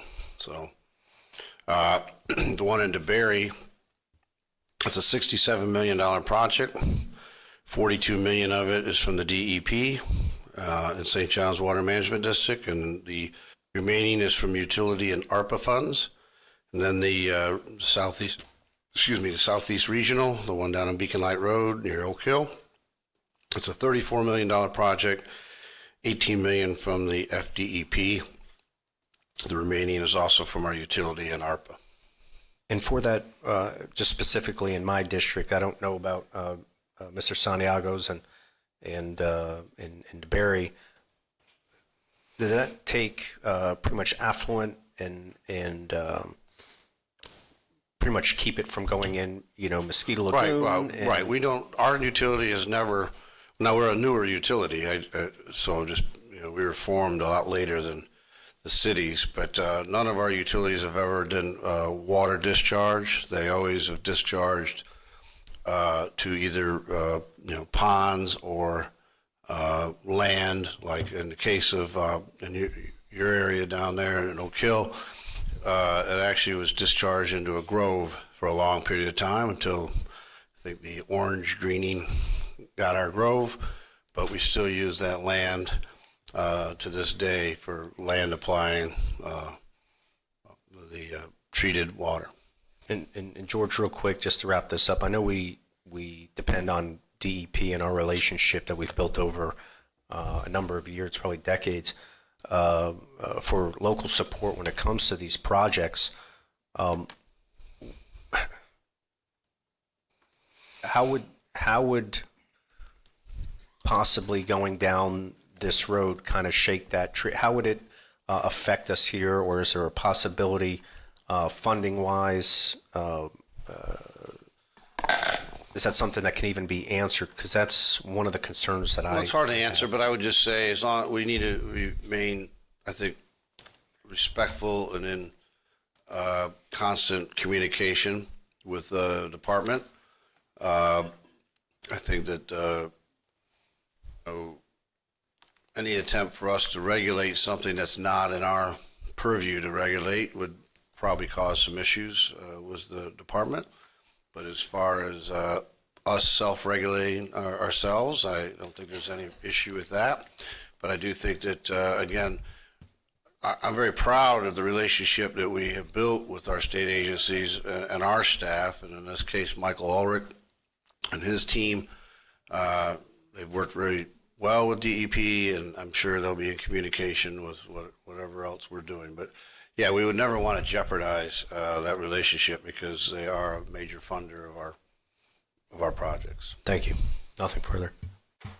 Okay, before I call on David Santee, for all of you young people in the blue shirts there that are here today to listen and learn how we function, what happens here is that staff will tell us about the item, and then we have an opportunity to ask staff questions, and then we hear from the public, and then we debate it. So that's what you're witnessing. Councilman Santiago. Gracias, Señor Chairman. De nada. That's the proper way to speak Spanish. Thank you. I have one question for Ben.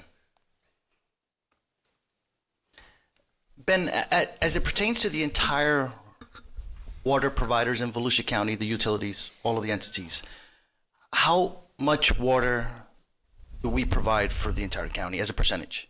As a percentage, Volusia County Utilities provides, in terms of total customers, yeah, we're about 7% of the entire county. 7% of the entire county. Correct. Okay, thank you. Thank you, Mr. Chair. Gracias. Councilman Dempsey. I appreciate it. Get your exercise in. I gotta get my steps in. Just to make sure I heard you right, when Danny was asking you, it's my understanding there's no intention of the county right now to do any type of deep well injections into our aquifer or below it. Correct. That's not in our plan to do any well injection for recharge. Okay. If it happens in the future, maybe not in our generation, but in a future generation, is that something that would have to require council approval, or is that something that your department could just start doing without any fanfare? So that would be a major capital project undertaking. It would, any construction, design and construction, a contract with a consultant or a contractor would, assuming the manager's signing levels are what they are now versus in sometime in the future, those would have to come before council for approval, for, if we were to pursue that type of method for, alternative water source. Would that be, well, okay, it's hard to predict how this would play out, but there would not be two public readings of your intent to begin deep well injections or anything like that, correct? Well, there's multiple, I believe before permits are issued by the DEP, they have to do a public notice. So that's one way, we would have to obtain a permit from the DEP. So that's one way the public could be informed of any activity like that. But, any major construction or capital project, you've seen how we plan those kinds of things out. You see a 5-year capital plan, those types of things would show up in that type of situation. And obviously before a contract's issued, those kinds of things have to come before council. Okay, so if we were to pass an ordinance tonight with no deep well injections, okay? Utilizing reclaimed black water. Yes, sir. Yes, okay, sir. I just want to be clear. Yes, sir. If there was an ordinance tonight passed, then in order for you to do it, it would require more public notice and more public debate before it could happen. Is that fair to say? Right, and I would defer to legal, but my interpretation as being the Public Works Director, if there was an ordinance prohibiting us from doing either of those two things, we would not even pursue it to the point where if there became a need, and I'm not saying there ever will be, but if there became a need to do it for whatever reason, because of that ordinance, we would have to come back to council and ask them to change the ordinance. And I would defer to Paolo. He seems to be nodding. I'm not a lawyer. I don't play one on TV either, but I gave it my best shot. So just to be fair, let's fast forward 100 years from now, and we do need to begin this process. If it was an ordinance now, there would have to be another public meeting, debate, and that council at that time would decide whether or not it should be done or not by vote of the council 100 years from now. That is correct. Yes. So assuming that the state hasn't preempted us and we still have authority over our own utilities, future council would have to amend that ordinance first and then provide direction to staff or the utility department to explore this. And assuming the rules are still in place, that's still You still have to go through the state permitting process and the state noticing process. And then if the future leaders and scientists maybe prove the safety of this even more than what's been proposed today, they could do it at that time, if they decide to do so, correct? Yes. Okay, that's all. Thanks, guys. Thank you. Councilman Johansson. First question for, I guess, Paula. Mr. Santiago asked you a question that makes me curious. Why, if an amendment, or a charter amendment would take the entire county would vote for that, correct? Everybody? Yes. Everybody? Yes. From every city, every county, everybody in the county. Yet it only applies to the people in unincorporated. Yes. Okay. So everybody I want to clarify. everybody would be voting for It would control the county's utility service area. correct, which is a majority of unincorporated in some portions of some city. Not that well versed on the utility service area, but yes. We probably have more customers in the cities of DeBerry and Deltona than we do in the West side, but right. but none on the east side. Yeah. We have some or over some there. on the east side. Yeah. All right.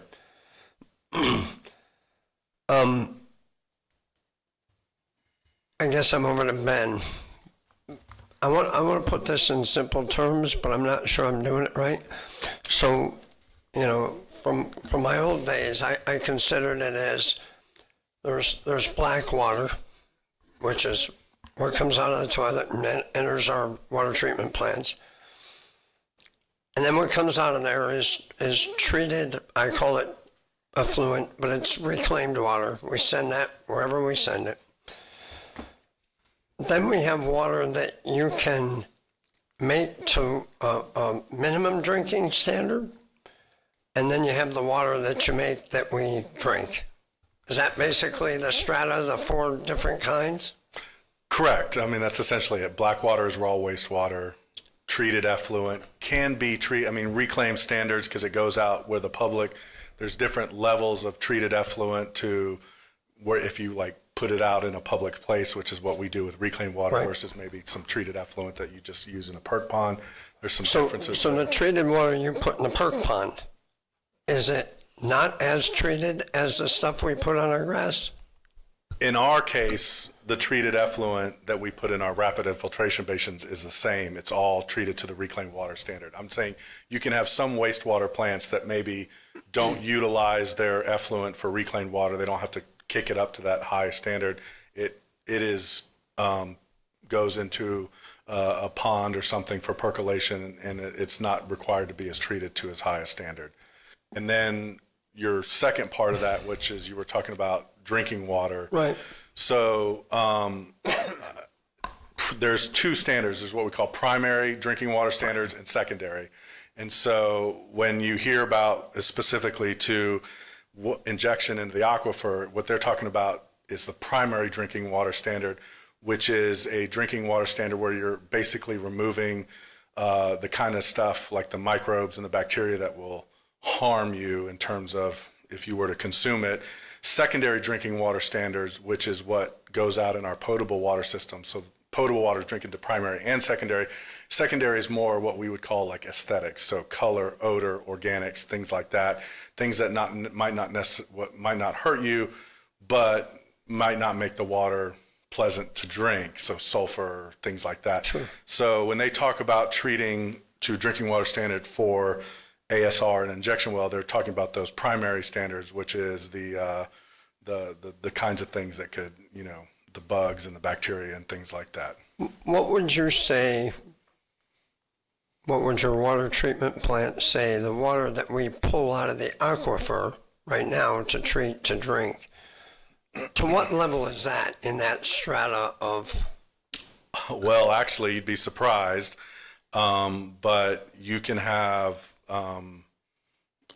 different types of water coming out depending on your well. But what I would argue is most of the water that we pull out of the upper Florida and aquifer requires some level of treatment. You still have to do some disinfection to get it to the primary drinking water standard.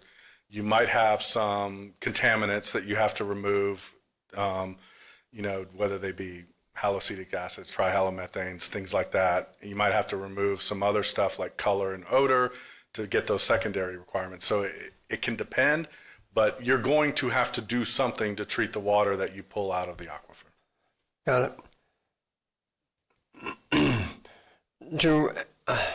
I'll save that one for Paul for later.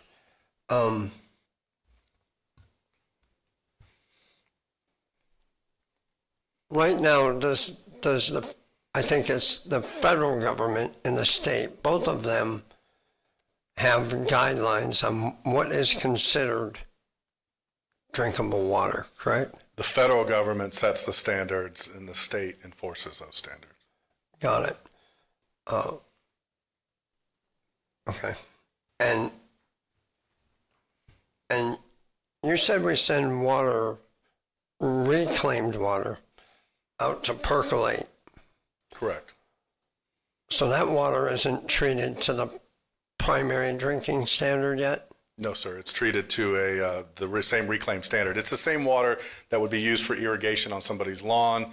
But when it's raining a lot, nobody's watering their lawn, so we have to have somewhere to put it. So that's why we have the rapid infiltration basin. Got it. And we send it out there as reclaimed, in my old school, treated effluent. And it filters its way to the aquifer. Correct. Much like a septic tank in a drain field. Any wastewater that goes through any wastewater plant, if it's not being discharged to a surface water, at some point works its way through the ground. Do we consider a septic tank that with a leach field that drains, do we consider that treated by the time it starts percolating? It's considered treated to a certain extent. It's probably the lowest level of treatment that there is acceptable in today's world of utilities. Got it. And I'm going to ask another question based on Mr. Dempsey's line of questioning. That string of events that would get us there, that obviously he wants to make sure we have precautions. How far out does our CIP go? Our consumptive use permit? No, our capital improvement Capital program. improvement, 5 years.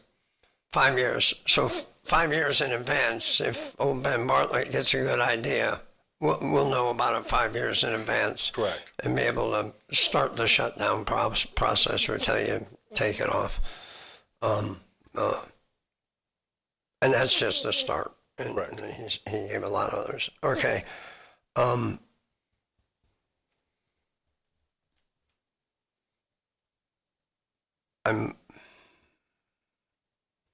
That should be it. That's all I have. Thank you very much, Ben. That's all I have for Paulo as well. Thank you, sir. Who do you have down there on the front row? Aaron? Okay.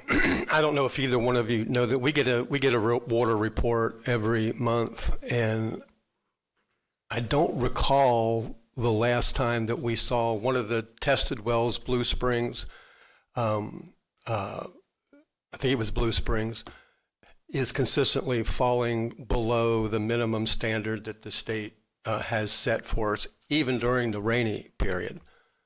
It was coming up, but it's still below those standards. Do you remember that? I get the same report you get, which shows a series of monitoring wells throughout the county, and they record the groundwater level.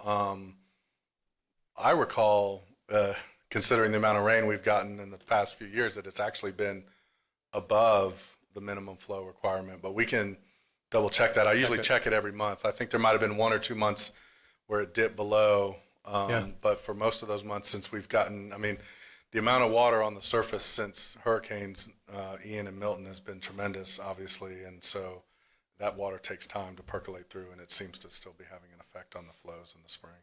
Yeah, okay. But check it, because I remember being surprised because the amount of rain that we had, that it was still not up to snuff.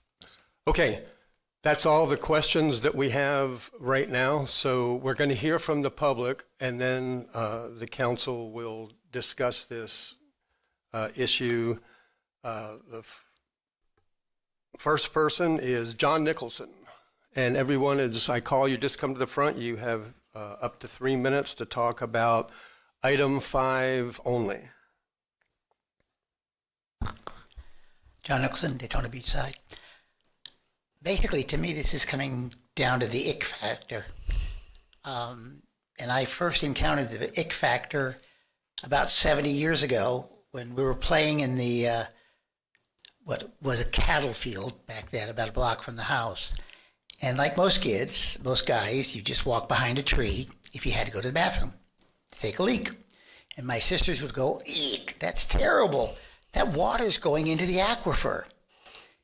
And I looked at her and I'm like, there's 2,000 cattle here. Where do you think they're going to the bathroom?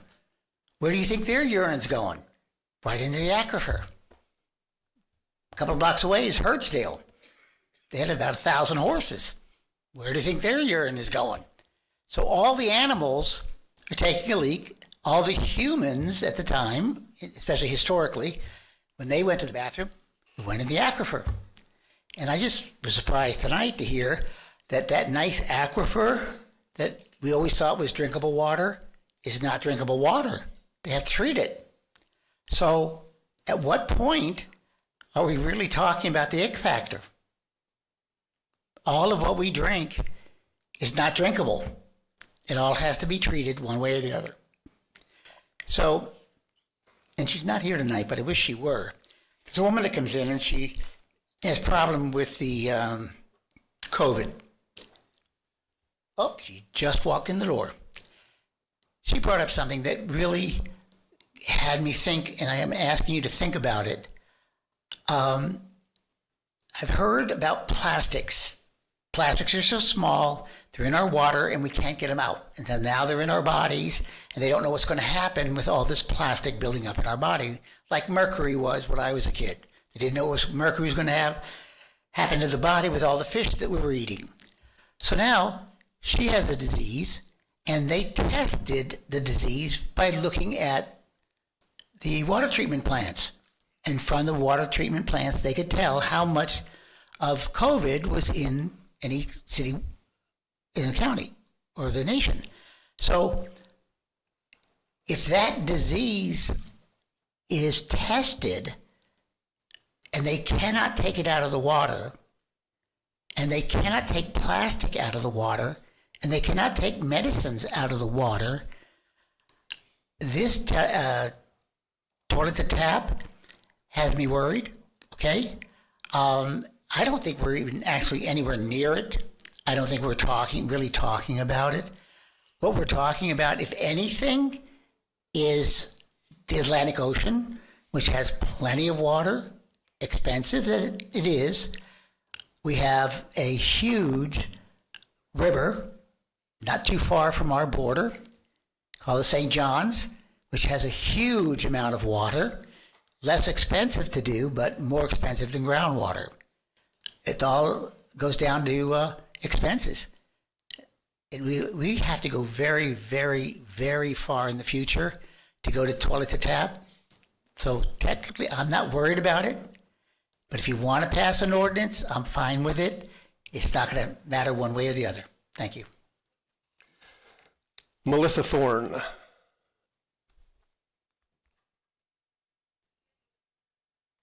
She had to leave. Amy Munizzi.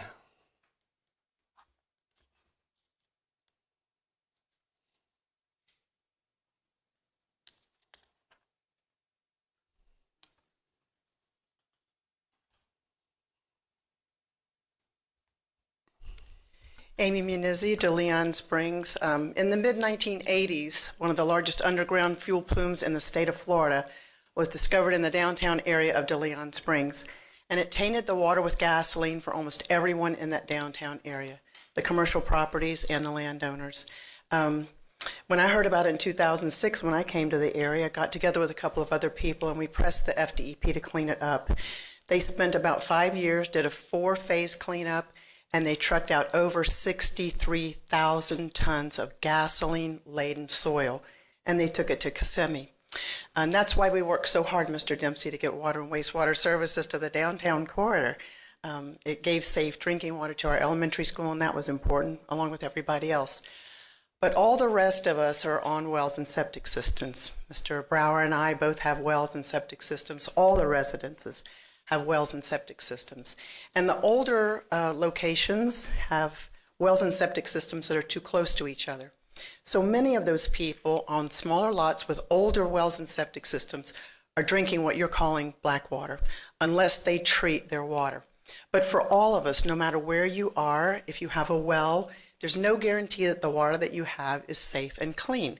And that's the reason why all of us need to look to treat our water, no matter what, whether you're municipal or whether you're just on a well. It's important to check your water. It's important to have a cleaning system on your water. But what you're talking about here tonight is potable reuse water. And you're talking about one utility service provider named Volusia County Utilities.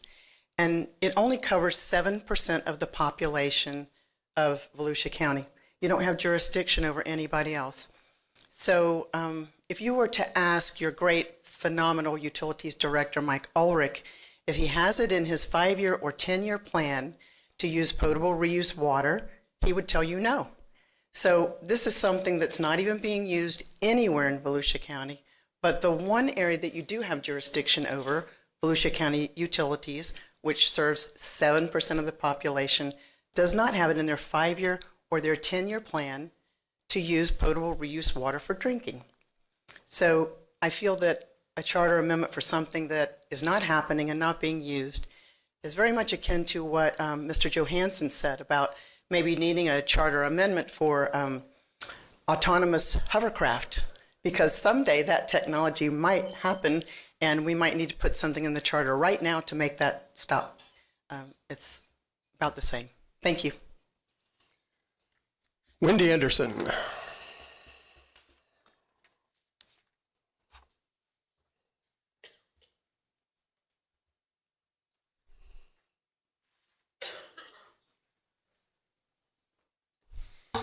Good evening. My name is Dr. Wendy Anderson, and I live in District 1.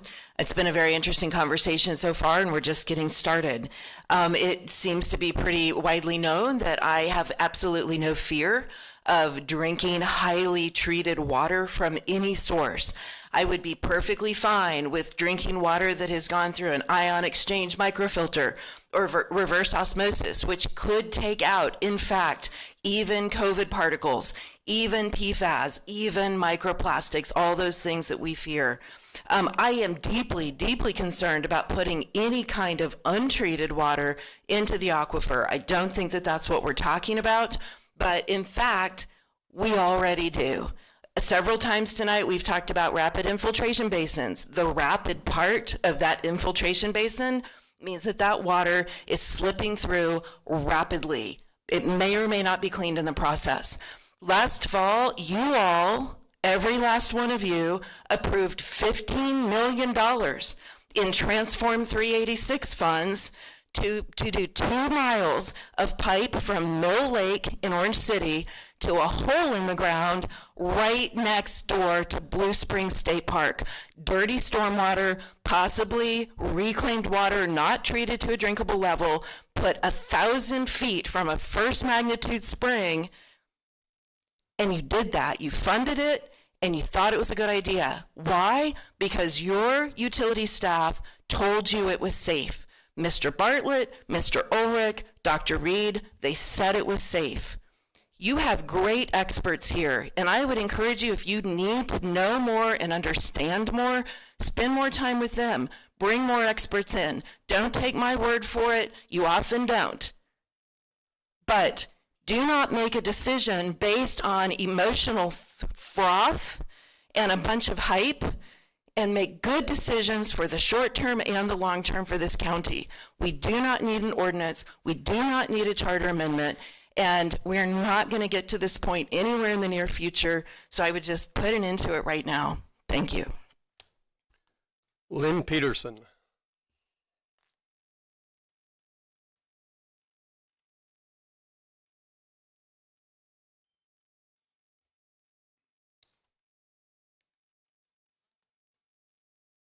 Is Lynn not here? I think she might have left. Okay, Mike Poniatowski.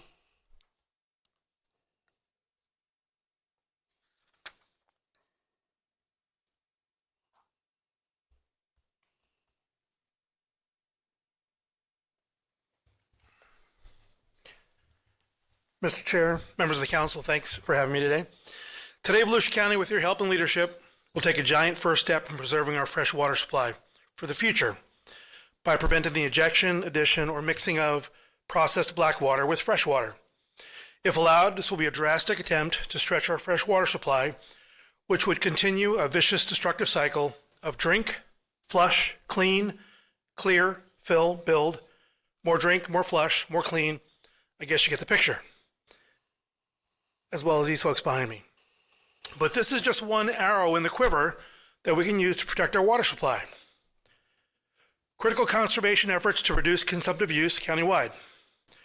Removal of the current harmful forever chemicals that exist in every drop of water pumped out of the ground in Volusia County today.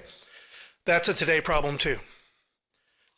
The slowing of unabated growth, which compounds these problems, with one of its most destructive facets of being the removal of natural soils, trees, and open spaces, which for millions of years have acted as natural filters that clean rain, runoff, stormwater, so that it does not reach our aquifer. It does so in amounts sufficient to quench the thirst of existing populations. We need to reduce stormwater runoff from new and existing communities into bodies of water or cisterns that may do the trick in making that water more immediately available as a potable water source, delivering to us in copious amounts on a yearly basis that now allow us to freely flood runoff and in some cases destroy our homes, businesses, and our habitats. But let me not cloud the issue today. I support this charter amendment and ordinance 110%, but it's not a one and done. There are many more heavy lifts ahead, so it's time to keep your sleeves rolled up as the hard work of economic survival is as well dead ahead. And one more thing. I believe today's vote, and I hope today's vote, will be a 7-0 in favor of you gentlemen supporting this ordinance and this charter amendment. But let's not make it a one-off. When Volusia Forever comes before you, and it will come before you, let's make it a record of 7-0 in favor of protecting Volusia Forever. Because it's a forever program, we voted for it. 75% of us voted for it, as well as most of these folks behind me. So remember, 7-0 in favor today, 7-0 in favor when Volusia Forever comes before you later this year. Thank you very much. God bless, and keep up the good work. Thank you. Thank you. Ted Rhodes. Thank you for all taking my questions. My name's Ted Rhodes. I'm currently standing up a local news outlet, so I'm coming here as a resident and also as a journalist. I'm excited to see grassroots campaigns gain support to influence lawmakers to vote real change. But first I have to say that I am not at all taking a position on what you have before you tonight. I'm just here for some questions. And one thing I'd like to note is there have been a lot of questions from all of you also. So Mr. Ben has also said that all the water that we have, drainage, sewage, irrigation water, it all ends up in the aquifer anyway. So here are my questions. If we have like irrigation water and it seeps down into the aquifer, seems to me like that water might contain some contaminants. So I don't know how this ban today would address that. So I really don't know that we need a blanket ban. I think almost what I'd rather see is some sort of a statute that would establish a minimum standards of contaminants or purity before any water ends up into our soils. So, I haven't really been doing a lot of research. I'm not an expert on any of this. I only know what I see. There's a lot of buzz on the internet, and I'm seeing a lot of that. I'm just a dumb infantry soldier, and so I need sometimes special education to understand these complex issues. So I guess what I'm saying is I don't know that we're ready yet. All of you have made a lot of questions, and I don't know that we're really ready to make such a blanket ban. Rather than ban, how about let's get some specifics, set some standards, take a breath, and this isn't a decision that we necessarily have to make today. So I'd like to know if we are banning, what specifically are we actually banning? Is there data, specifics of what we're actually banning? And also, I haven't heard much on solutions. I'm hearing from Miss Wendy here about solutions, and I think maybe we need to discuss that equally as much as we do when we talk about bans or setting standards. So if anybody wants to educate me on this, they can reach me on the internet on Roads News. Thank you. Gary Singleton.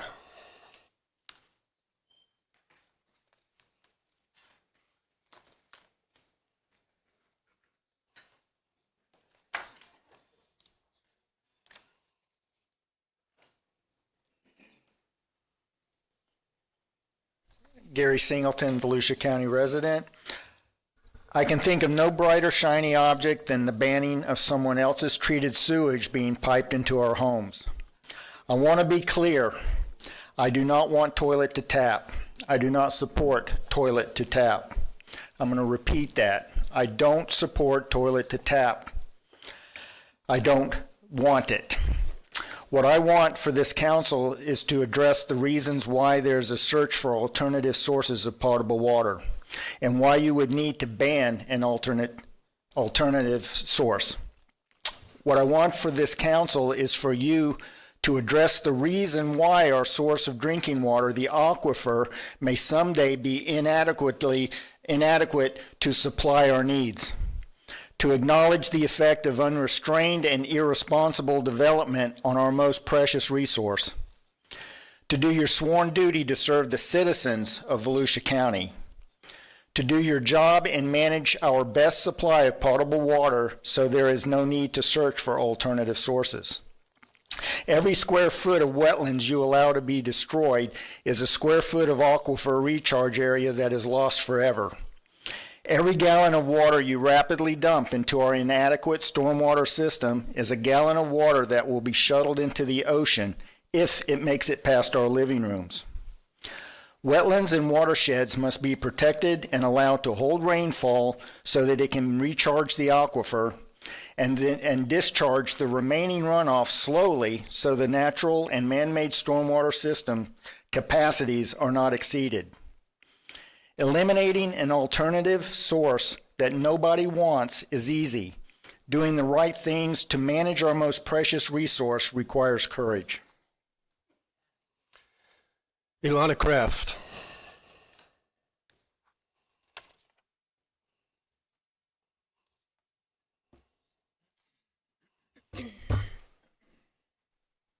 Good evening. My name is Elena Kraft.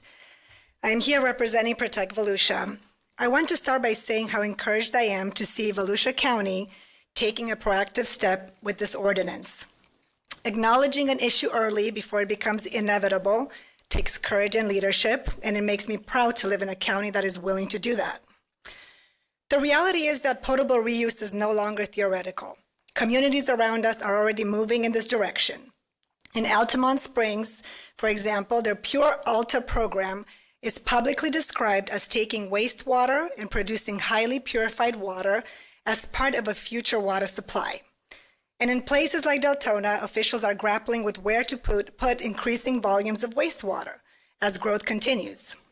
These are no longer hypotheticals. This is what happens when development begins to outpace environmental limits. When we talk to residents about potable reuse, the most common first reaction is surprise. People ask, is that even being considered? And that reaction is completely understandable because most people would never imagine that something like this could even be on the table. Drinking water is something people consider fundamental and non-negotiable. So when they learn about it, the concern is immediate and real. And to address some of the comments made tonight, Mr. Robbins said that as long as Florida continues being Florida or getting rain, we won't run out of water. That statement is simply false. The issue isn't whether we get rain. The issue is whether the aquifer can supply it at the rate that we're pumping it out. In other words, pumping water faster than the aquifers can recharge is what creates shortages. And to address the other issue brought up about injecting treated sewage versus natural percolation, injection pumps treated wastewater directly into the aquifer under pressure, while percolation allows water to slowly and naturally filter down through soil and natural layers before reaching groundwater. The key term there is natural filtration.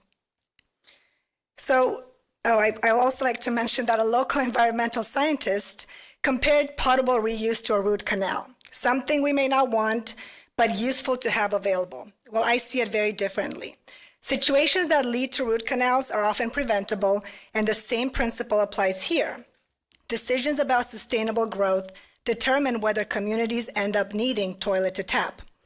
So we have to recognize that these systems depend on technology, monitoring, funding, human operation, all working correctly for decades. There are so many uncertainties that must be acknowledged and addressed prior to implementation, and giving the people the opportunity to vote on this charter amendment will bring about much needed transparency and scrutiny. Thank you very much. Thank you, Greg Gimbert.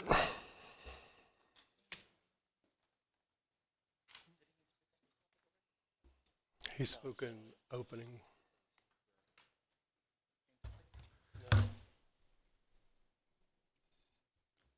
Hey, Greg Gimbert, Daytona Beach, Florida. So we've covered a lot of ground. Thanks to Jake Johansson and Danny Robbins. On one hand, it's never going to come, why bother? On the other hand, they're just going to preempt us anyway, so why bother? It's been the whole why bother show all night long. If we're just simply looking for excuses not to do it, there's infinite. We could have just voted no. We didn't have to go through all this. We heard all the same stuff before, again and again and again. Yet here we are today. So is it coming? Yeah. Is it dangerous? Yeah. Even your own utility director said, might not hurt you. Might. So we know about preemption. Is that going to happen? Heck yeah, we all just saw it in 2 years of flooding in Senate Bill 180. They ignored the cities. They ignored the counties. They ignored the counties and the cities when they tried to file suit. You know who they're not going to ignore? They're not going to ignore the citizens. Now what you guys do tonight is on you. But after tonight, we aren't going to quit. We have seen year after year, meeting after meeting, us lose more of our local control and our local commons. First, we're not going to change our comp plan. Then we're only going to change our comp plan once a year. Then you got to wait every 6 months for a comp plan change. And then thanks to Governor Scott, no waiting for comp plan changes at all. Now we change them every month. When we meet in a city and county commission meeting, you wonder how the aquifer got the way it is. It's from breaking all these long-range plans. We talk about it's not in any long-range plan, but y'all ain't never stuck to a long-range plan yet. Never. So while we're all talking about the future, let me talk to you about a more likely future. So what if we don't do this? We'll just be the next community that goes to poopy water, and it'll go on until every redneck between Tallahassee and Titusville gets a clue and says, oh my God, it's not just a city slicker problem, they're putting the aquifer, heck yeah, and eventually it will stop. But for the people already doing this, they're screwed. They're gonna wind up drinking it because everybody else is gonna make you stop putting it in the aquifer. So you're right, we haven't done it yet, we don't have any plans yet, and this is the only way to make sure we never get any plans for it. So what if we don't? People are very fond about our kids leaving and economic development and all kind of political blah, blah, blah. So let's say day one, we don't do this. Well, you're the next community that goes under. What about year one? There's no longer any plans to move here. Not for people, not for companies. What about 5 years out? You've wrung all the projects out of the pipeline. I work in the construction trades. We got 5-year plans too. We stick to them. You know what happens as soon as there's going to be sewage water? Nobody's planning to move there anymore. Not moving any materials, not moving any companies. Nobody's going to leave to follow their job to Poopy Water Town. It's one way out. All your best and brightest out. BCU, Daytona State, Embry-Riddle, how are you going to attract people there? There'll be better options. Y'all need to let the people vote on this. They don't want to hear all the excuses. Michelle Utter.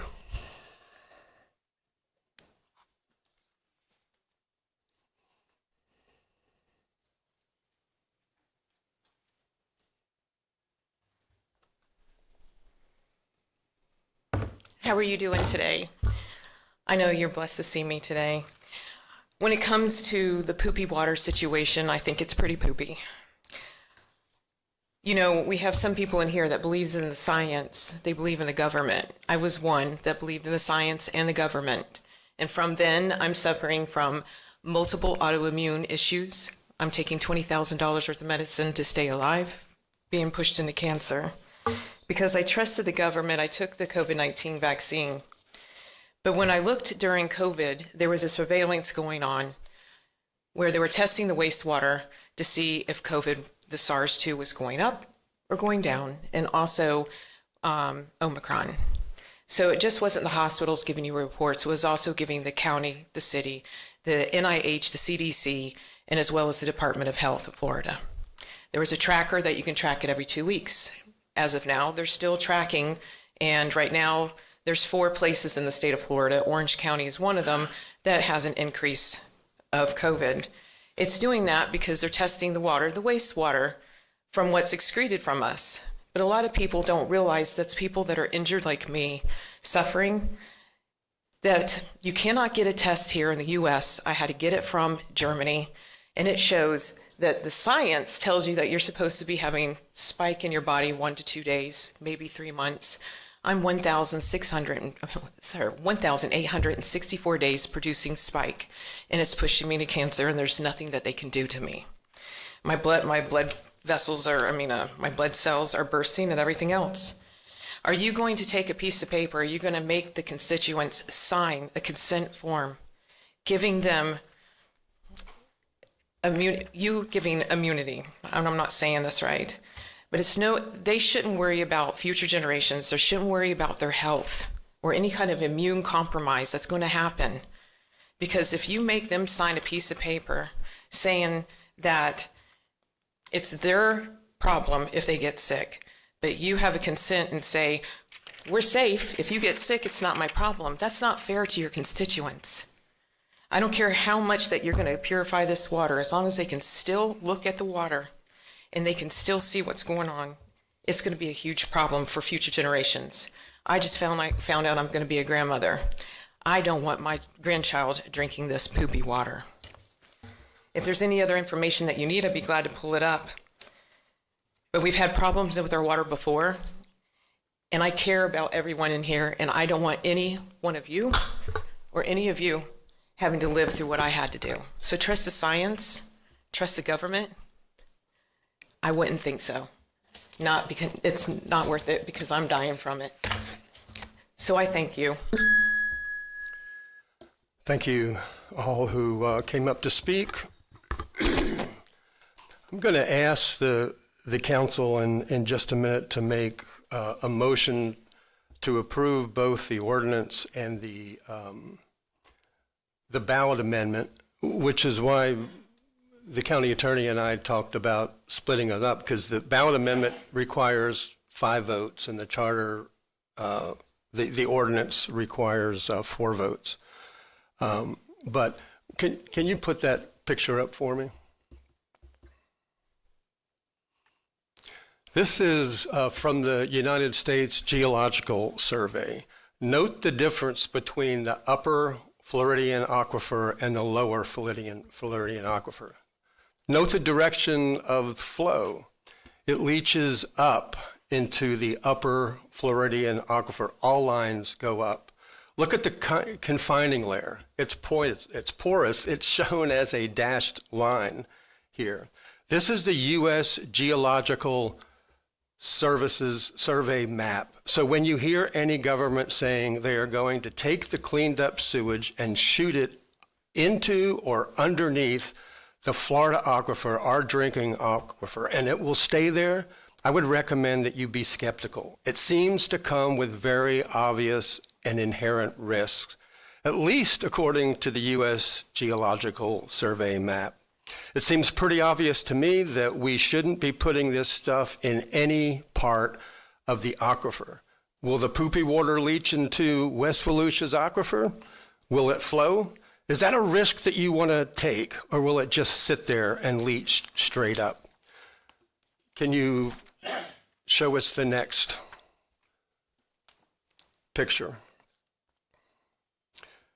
This is also one of their maps, and I just want to read one line from it, the line that's underlined. It says, the lower Floridian aquifer contains fresh to brackish water in northeastern Florida and Georgia, while in South Florida it is saline and used to dispose of effluent from wastewater treatment processes. Will that water stay there, or will it follow the lines that the U.S. Geological Survey says? Will it go up? Next slide, please. Here's a slide that we keep seeing from time to time about here it goes, about recovery wells.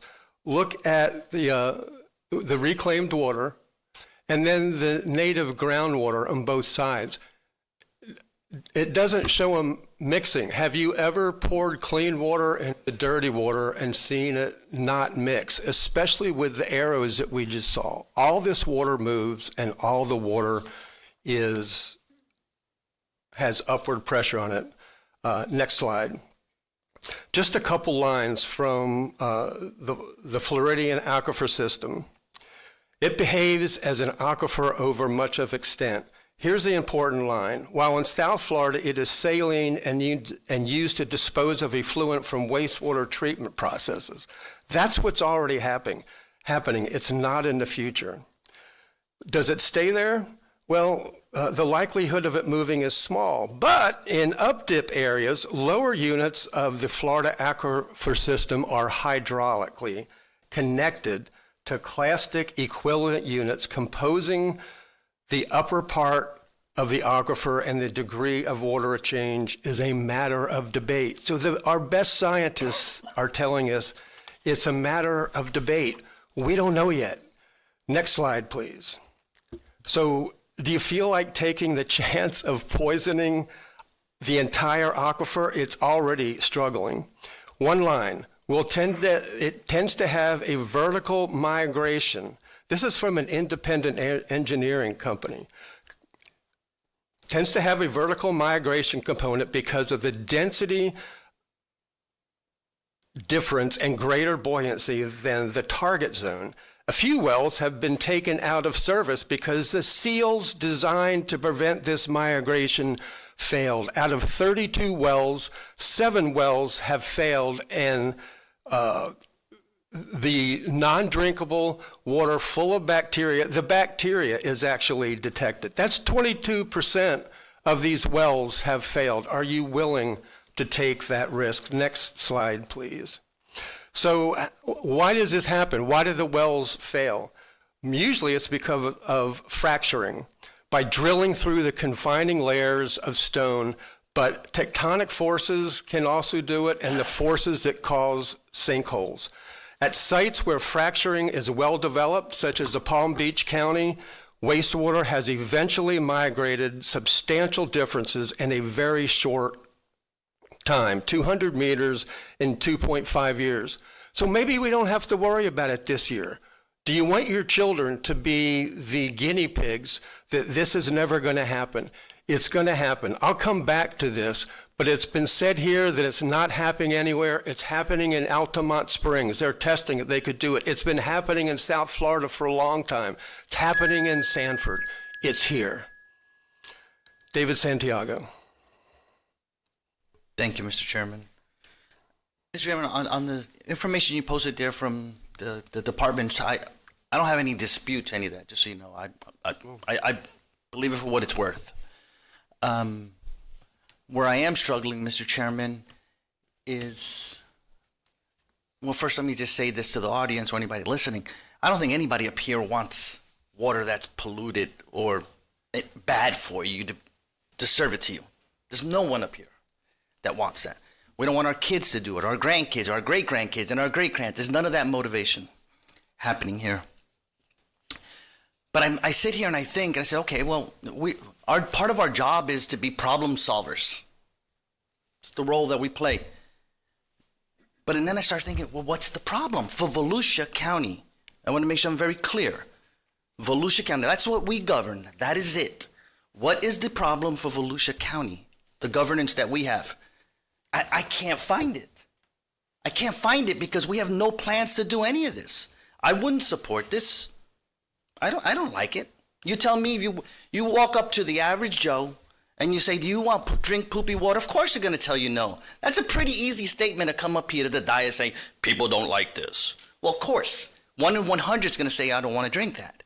But, our job is to do a little bit more deep dive and to look into the things and find the real problems. Because I sit here and I say to myself, this is a county solution looking for a county problem. Mr. Chairman, we're not doing it.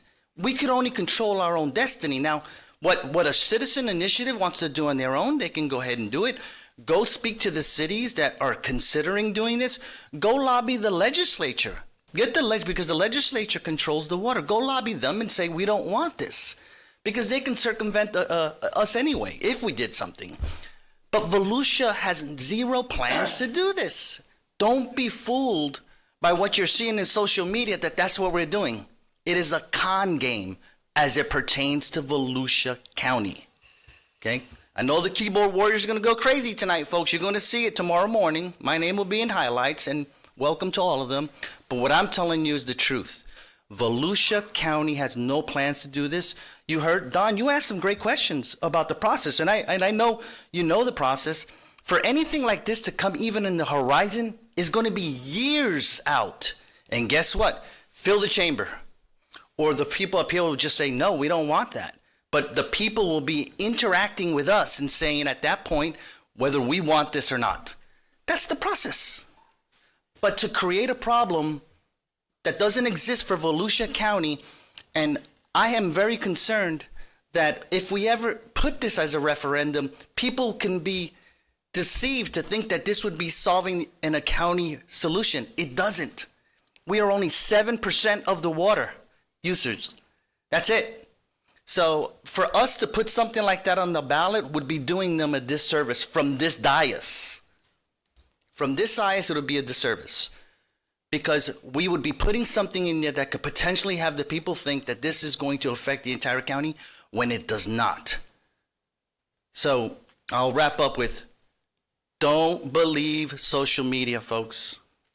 This is not a county problem, and they're going to be out there very vigilant.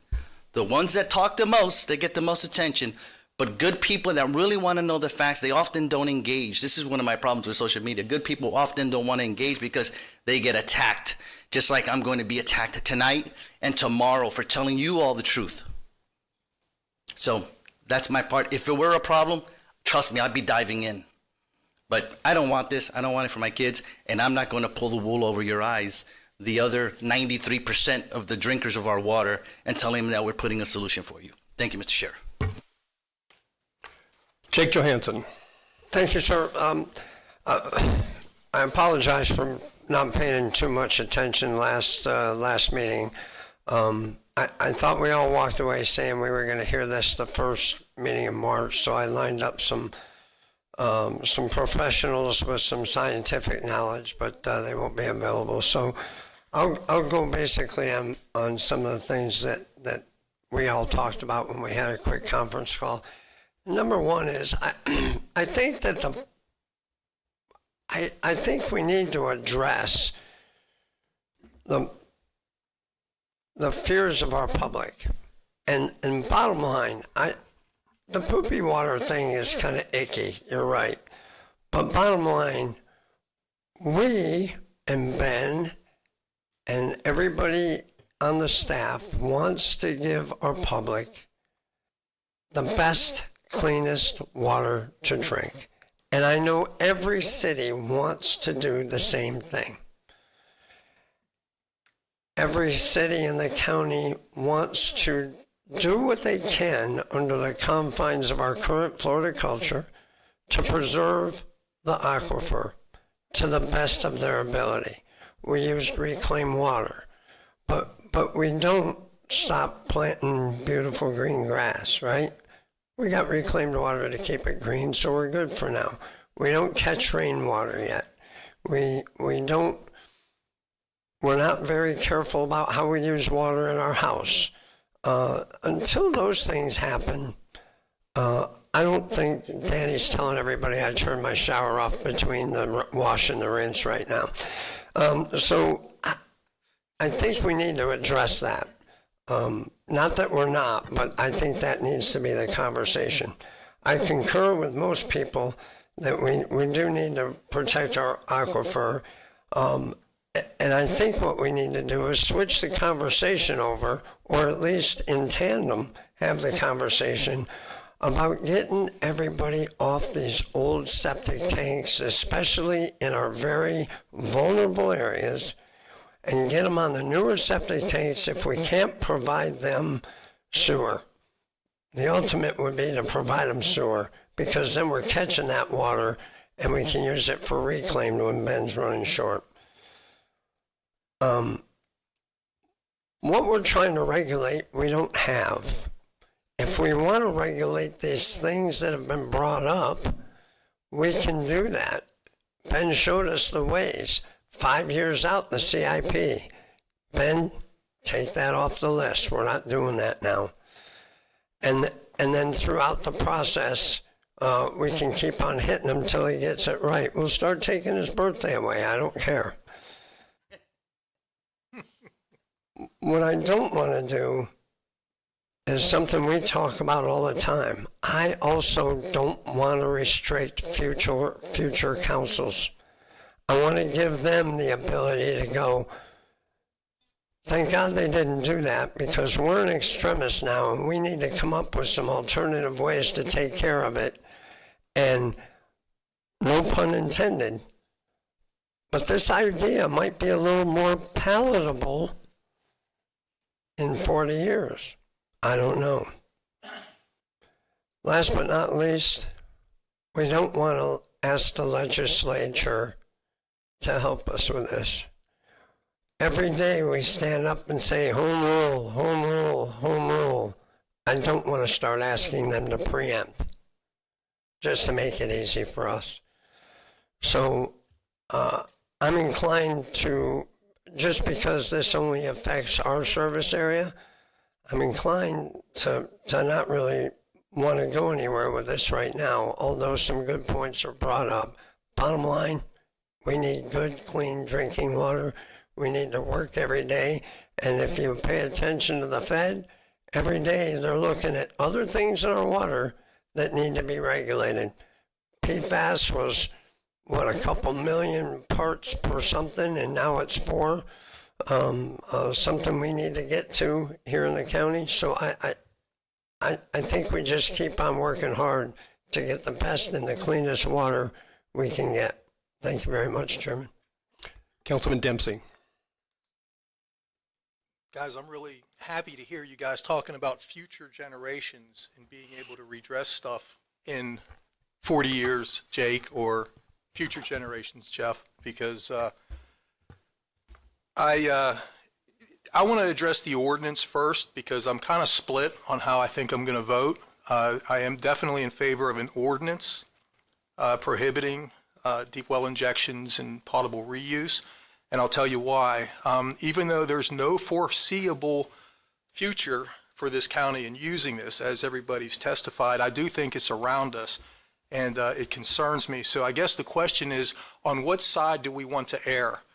If we are someday going to need deep well injections or potable reuse in the county, I think that's something that future generations should be able to debate. I want to make sure that the public is aware of when and if it happens, and I want to make sure they're able to debate it, and I want to make sure that the future council is able to debate it.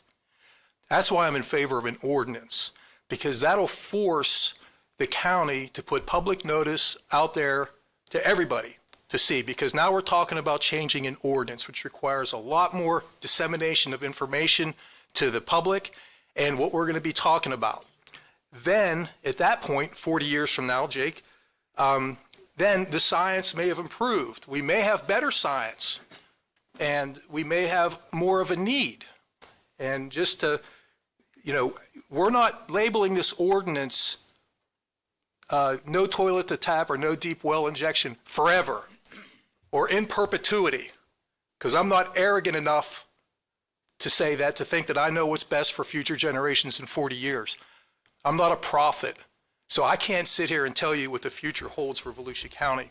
But I think that if there is going to be a need for deep well injection, I think that needs to be heavily debated, heavily noticed, and put before the council at that time, and they can vote. And I think the reason for passing this is because we would err on the side of no. I think we should err on the side of not trusting the science, because once we put this into the aquifer, who knows what's going to happen. Now, we've trusted the science with the Titanic, and you know how that turned out. We've trusted the science with Agent Orange, and we know what that did to our veterans. We trusted the science with the COVID vaccine, and we see what it got in Ms. Utter. This has been going on for a while. Bill Gates, I challenge everyone in this room to Google Bill Gates and Jimmy Fallon poopy water. January of 2015 on Jimmy Fallon, Bill Gates challenged him to drink 2 glasses, one poopy water, one bottled water, and he drank it. Mr. Gates was pushing this new invention that his foundation was propping up, the Omni processor, basically telling us 11 years ago that this reclaimed water is somehow safe. That's fine, but I don't want to do it and then figure out later on it turned out to be the next biggest mistake in science. If you ask the parents, the mothers who use thalidomide, where it was marketed in 1950 as being completely safe to treat pregnant women for morning sickness, and as a result, over 10,000 children received severe birth defects, which included shortened or no limbs at all. I don't want to trust DES, caused all kinds of birth defects and heightened cancer, cervical cancer. I don't trust the science. And before, I think we just go ahead and make our entire county a guinea pig by just putting it in there, and let's just see what happens. I think we should err on the side of no. I think we need to go ahead and put an ordinance in place, not in perpetuity, not forever, but in place so that when and if it becomes necessary to implement this, then it could be debated hotly based on current science and current conditions of the county. None of us, I would think, dare to say we know what's going to happen 50 years from now or 100 years from now in our county. That's why I think we need to put this in place and let future generations deal with it, because I keep hearing over and over, it's not an issue now, it's not an issue now, so why are we dealing with it? Well, you're right. Maybe we shouldn't deal with it, but I think we need to put in place a presumption of no until proven otherwise in a future council meeting. That's all. Thanks, guys. Councilman Troy Kent. Thank you, Chairman. And I was going to start out by saying I really respect what David Santiago had to say, but I'm not going to start that way because I actually respect everything that you 6 gentlemen have to say on all of the issues that we have, even if I disagree with where you are with it. Don, to kind of end or begin where you were ending, you know, many of you don't know, and I don't blame you if you don't know this, but I spent the better part of 15 years in the city of Ormond Beach fighting to get fluoride out of the water. I mentioned that to you because of what's happened in the past year, but I was railing against this and trying to teach my fellow commissioners that fluorine is the promiscuous element. It's the only element that will leave what it's with for something it likes a little bit more. It has some great bonding abilities, and it might have some medicinal purpose in a topical usage, but to drink this stuff, and when I saw the machine turn against me, and they marched the health department in, and that doctor from the health department at the time, and I said to the good doctor, will you sign a piece of paper that says the health department is responsible for all medical issues from childhood, infancy to old age? because they wouldn't answer the question about what happens if you drink twice the recommended amount of water every day. What if you drink 16 glasses instead of 8? What does that do? And you're cooking with this stuff, et cetera, et cetera. I only mentioned that, Don, because it took the good doctor in the state of Florida to come out with a statewide ban against fluoridating water. And I railed on this for 15 years in the city of Ormond Beach. And we're talking about trusting the science. And they say, oh, trust what we're putting in your water. I'm also against fear mongering, and people get upset with me because I'll call them a fear mongerer. You're not going to like this, many of you, but there's no water problem where we are. I can meet you at Silver Glen if you want. We can go swimming at the Silver Glen tomorrow. It's 72 degrees year round. There's 35 million gallons of water pumping out of that spring head every day. You couldn't swim down there and hold on to the spring head. It'll push you out. There's so much pressure. Because there's so much pressure, that water has to go somewhere, and it's getting pushed out of the aquifer up into the St. Johns, out into Jacksonville in the Atlantic Ocean, and it becomes where you can't drink it. There's no water shortage issue that I'm convinced of at all. And if you still don't believe me, come to my house on Ormond Beach, beachside. My house is on the top of a sand dune. And if you want, you and I can take turns with a shovel, and we can dig down to about 6.5 feet, and you're going to hit fresh water. We can put it through a filter, and I'll drink it with you. There's no water shortage is what I'm saying here. But that being said, Council, I don't see the problem with an amendment, Don, and putting this out to a vote in the charter. So it might not be happening today, might not be happening tomorrow. I don't ever have a problem letting the people vote on any issue. It's obviously talked about in other areas. We've heard about other local counties. We've heard about Deltona keeps being brought up. So the discussion is there. I haven't been convinced that what's the harm in not only passing the amendment, but allowing people to vote on it. So I was ready to make a motion on combining them, but Don, you kind of scared me a little bit because I think you want them separated. So I will make a motion right now to approve the proposed amendment only. I'm going to break this up, Chairman. To approve the proposed amendment. Yeah, I'll make that motion. On the ordinance, yes, sorry, on the ordinance. And then after that, I'm planning on making a motion to allow this to go for a proposed charter vote. Second that. So you said you split them up. The first one was a motion, you said amendment, but now you just said that the ordinance. Okay, so that's the motion, is to approve the ordinance, which takes 4 votes. And Don, you seconded that? Yes. And Don seconds it.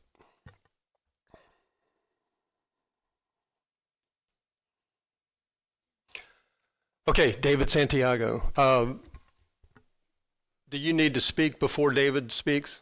Sure, I'll be quick. And Mr. Chair, you said it. So the ordinance vote is majority vote. A charter amendment by charters, a vote of 5. Yes. Yes. And then I believe you had a follow-up for this. After this first vote, Chairman, yes, I will. Councilman Santiago. Thank you. Don, I had to do a little research because you referenced the Titanic, and it says here the builders of the Titanic did not claim explicitly that it was unsinkable. Just so you know. Yeah. It wasn't designed to hit an iceberg. That being said, Troy, I didn't know where you were going there till the end. And I was like, okay, all right, let's see. But aren't you concerned that citizens, the 93% of the other people that will vote on this are going to think it's going to solve or protect them from whatever this amendment says? May I answer you? And thank Chairman, may I? I appreciate that. You know, we gave ourselves a time limit of 5 minutes, and I went on a tangent about fluoride in the water, and I used up a lot of my time. But David, that's something that I wanted to touch on and I didn't, so I appreciate that. I look, unfortunately or fortunately, I look at our nation's capital as the leader, and then I look at our state, and then I look at our county, and then I look at our cities in that order. And I feel like us doing this, we are leading the way for our cities. We are showing them, hey, this is how we feel about this. I started with, I wanted to applaud you for your comments because I respect you and I respect what you say, even though we might not agree 100%. That's healthy. But yes, I'm still okay with it, even though 93%, you know, we're dealing with 7% of the water in the entire county. You know, Ormond Beach, Daytona Beach is the largest one, or Deltona, you know, with the most people in it. So you got those three giants with the water, or New Smyrna and Port Orange. But I look at us as the leaders of our county, and I think the cities look to us as that leader, like, okay, they're taking that step. So that's why I'm okay with it. And I would subscribe to that, right? But an ordinance alone can do that. It doesn't take a referendum to do that. My biggest concern, I may be okay with the ordinance, right? Because it's a statement from us. Sure. And that's a leadership statement, right? So where my concern is, where I'm trying to change your thoughts and don't put us on the board for, is the fact that 93% will think it's for them, and it's not. But if it's about leadership and sending a message to the other 16 cities, I'm okay with that. And we can do that without a referendum. I'm not saying the citizen initiative can still go on, but it's us. When it comes from us, it's endorsed by us. Somewhat, right? I don't want to deceive the people. If it passes, it will pass. The way the question is written, it will pass. And I don't have a problem with that. But 93% of the people are going to think we did something for them and we didn't. That's all I have for now. Thank you. Thank you, Mr. Chair. Councilman Johansson. Quick question for the chairman. We're voting on the ordinance right Just now. on the ordinance. Right. And so I want to give you my reason that I'm going to say no.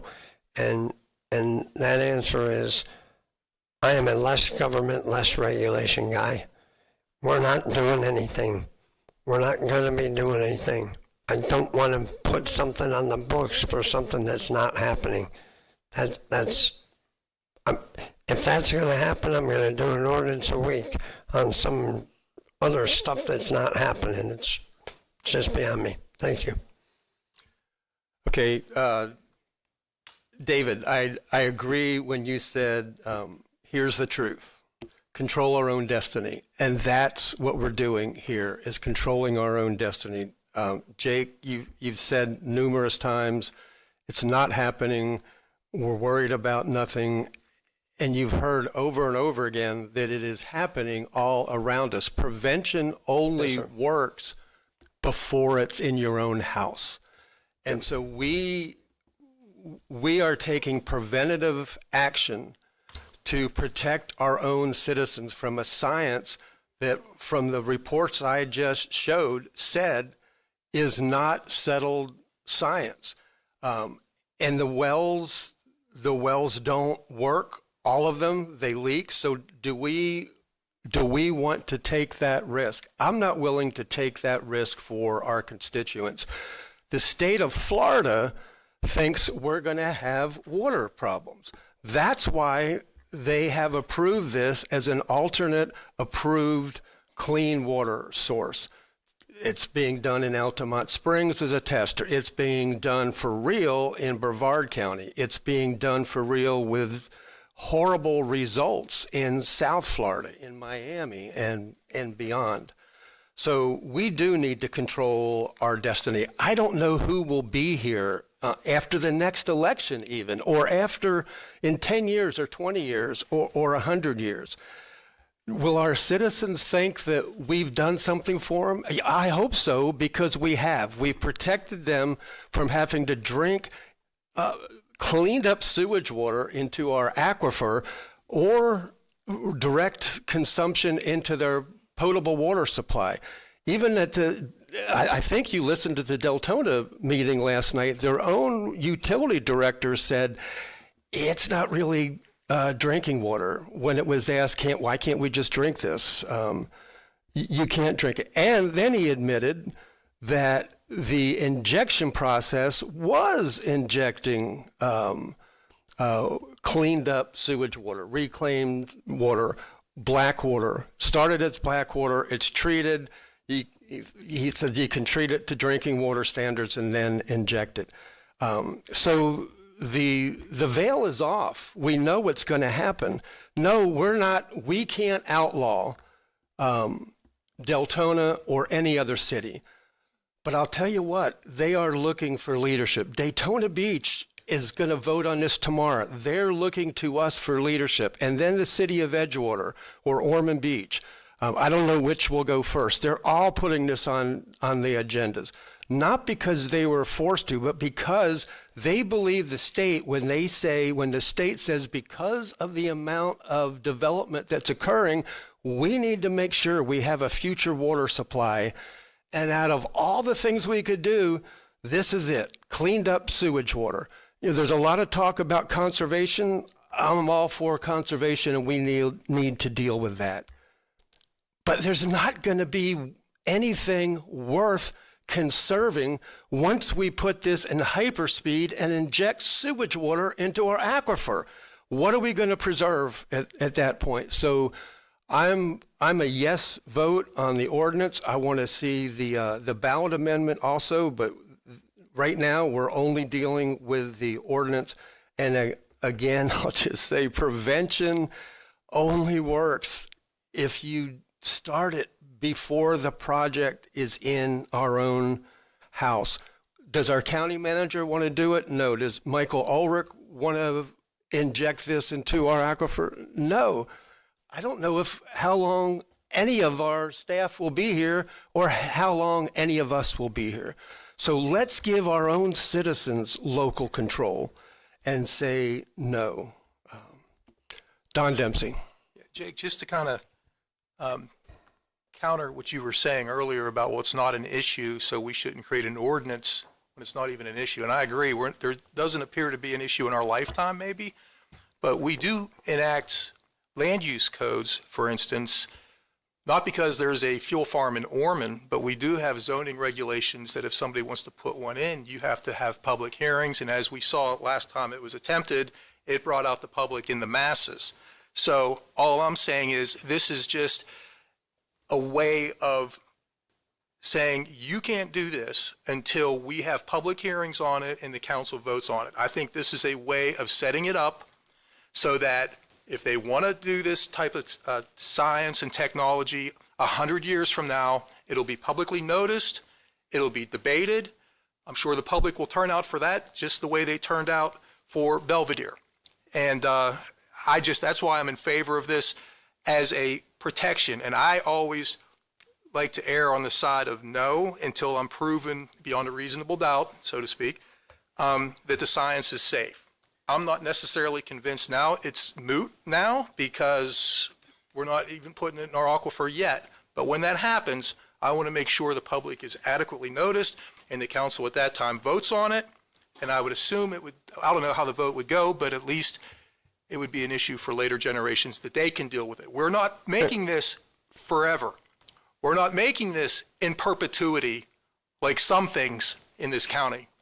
Chairman, I just leave this available for future generations to vote on. That's all. Might I do a quick reply? Yeah, you were next. I think David two was, down. but very quickly.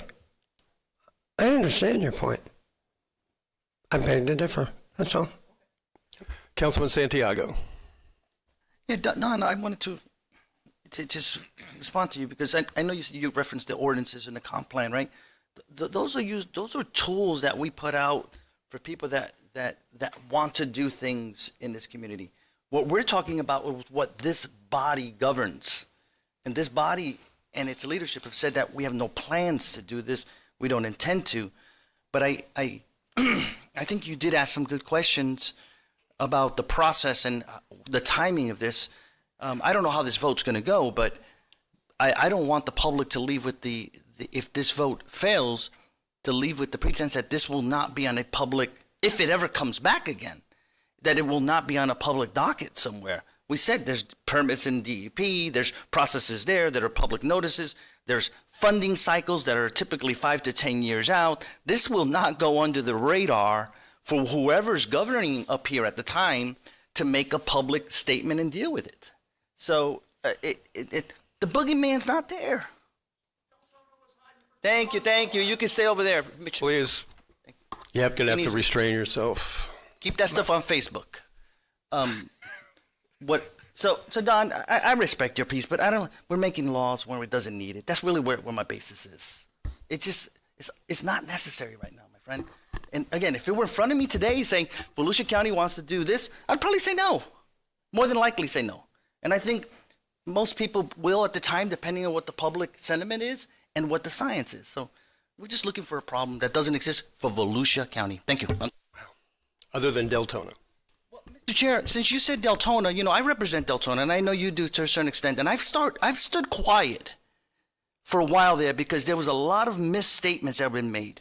And you kept talking about the drinking water. You neglect to mention the two parts of drinkable water that Ben clearly stated. And the surface water that was going to be pulled from the river was at the stage 1, which they don't make it as a drinking water. That's what they were going to use. I'm not defending them, but please, I've stood quiet, and I've read your social media posts, and I'm sorry to the public that has to read all these misstatements that are out there, even from our chair. I was staying quiet, but I've had enough of you falsely accusing Deltona. Okay, well, I'll just repeat what Deltona's city, their utility manager said, that they will clean up that river water to drinking water standards. And when a commission member said, why don't we just drink it? His answer was, it's not drinkable. Okay. Say the full truth. He didn't say that. Well, I just told you what he said. We just learned it. So, okay. So just be intellectually honest. Councilman, I'm being No, you're socially not. honest. No, you're not. I was being calm and you took me on my shell. Just let's leave it there and vote, please. Okay. Councilman Robbins wants to speak. Go ahead. Thank you, Chairman. We've all spoke 2 and 3 times, except for myself, Troy, and Matt. You're good, Troy. It was a long one. You're saving it up. Let's call for the vote. Okay. I don't see anybody else on the board. Carissa, I'm going to ask you to call the roll. I want we've got two ladies in the blue shirts that are still here that are trying to learn of how we operate. So what we're voting on is just the motion on the floor is just for an ordinance that could be changed by a future council pretty easily. And the ordinance says that we cannot add any kind of treated sewage into our potable water supply or inject it into the aquifer. That's what we're voting on. Carissa, would you call the roll for the ordinance, please? Mr. Johansson? No. Mr. Kent? Yes. Mr. Reinhardt? No. Mr. Robbins? No. Mr. Santiago? No.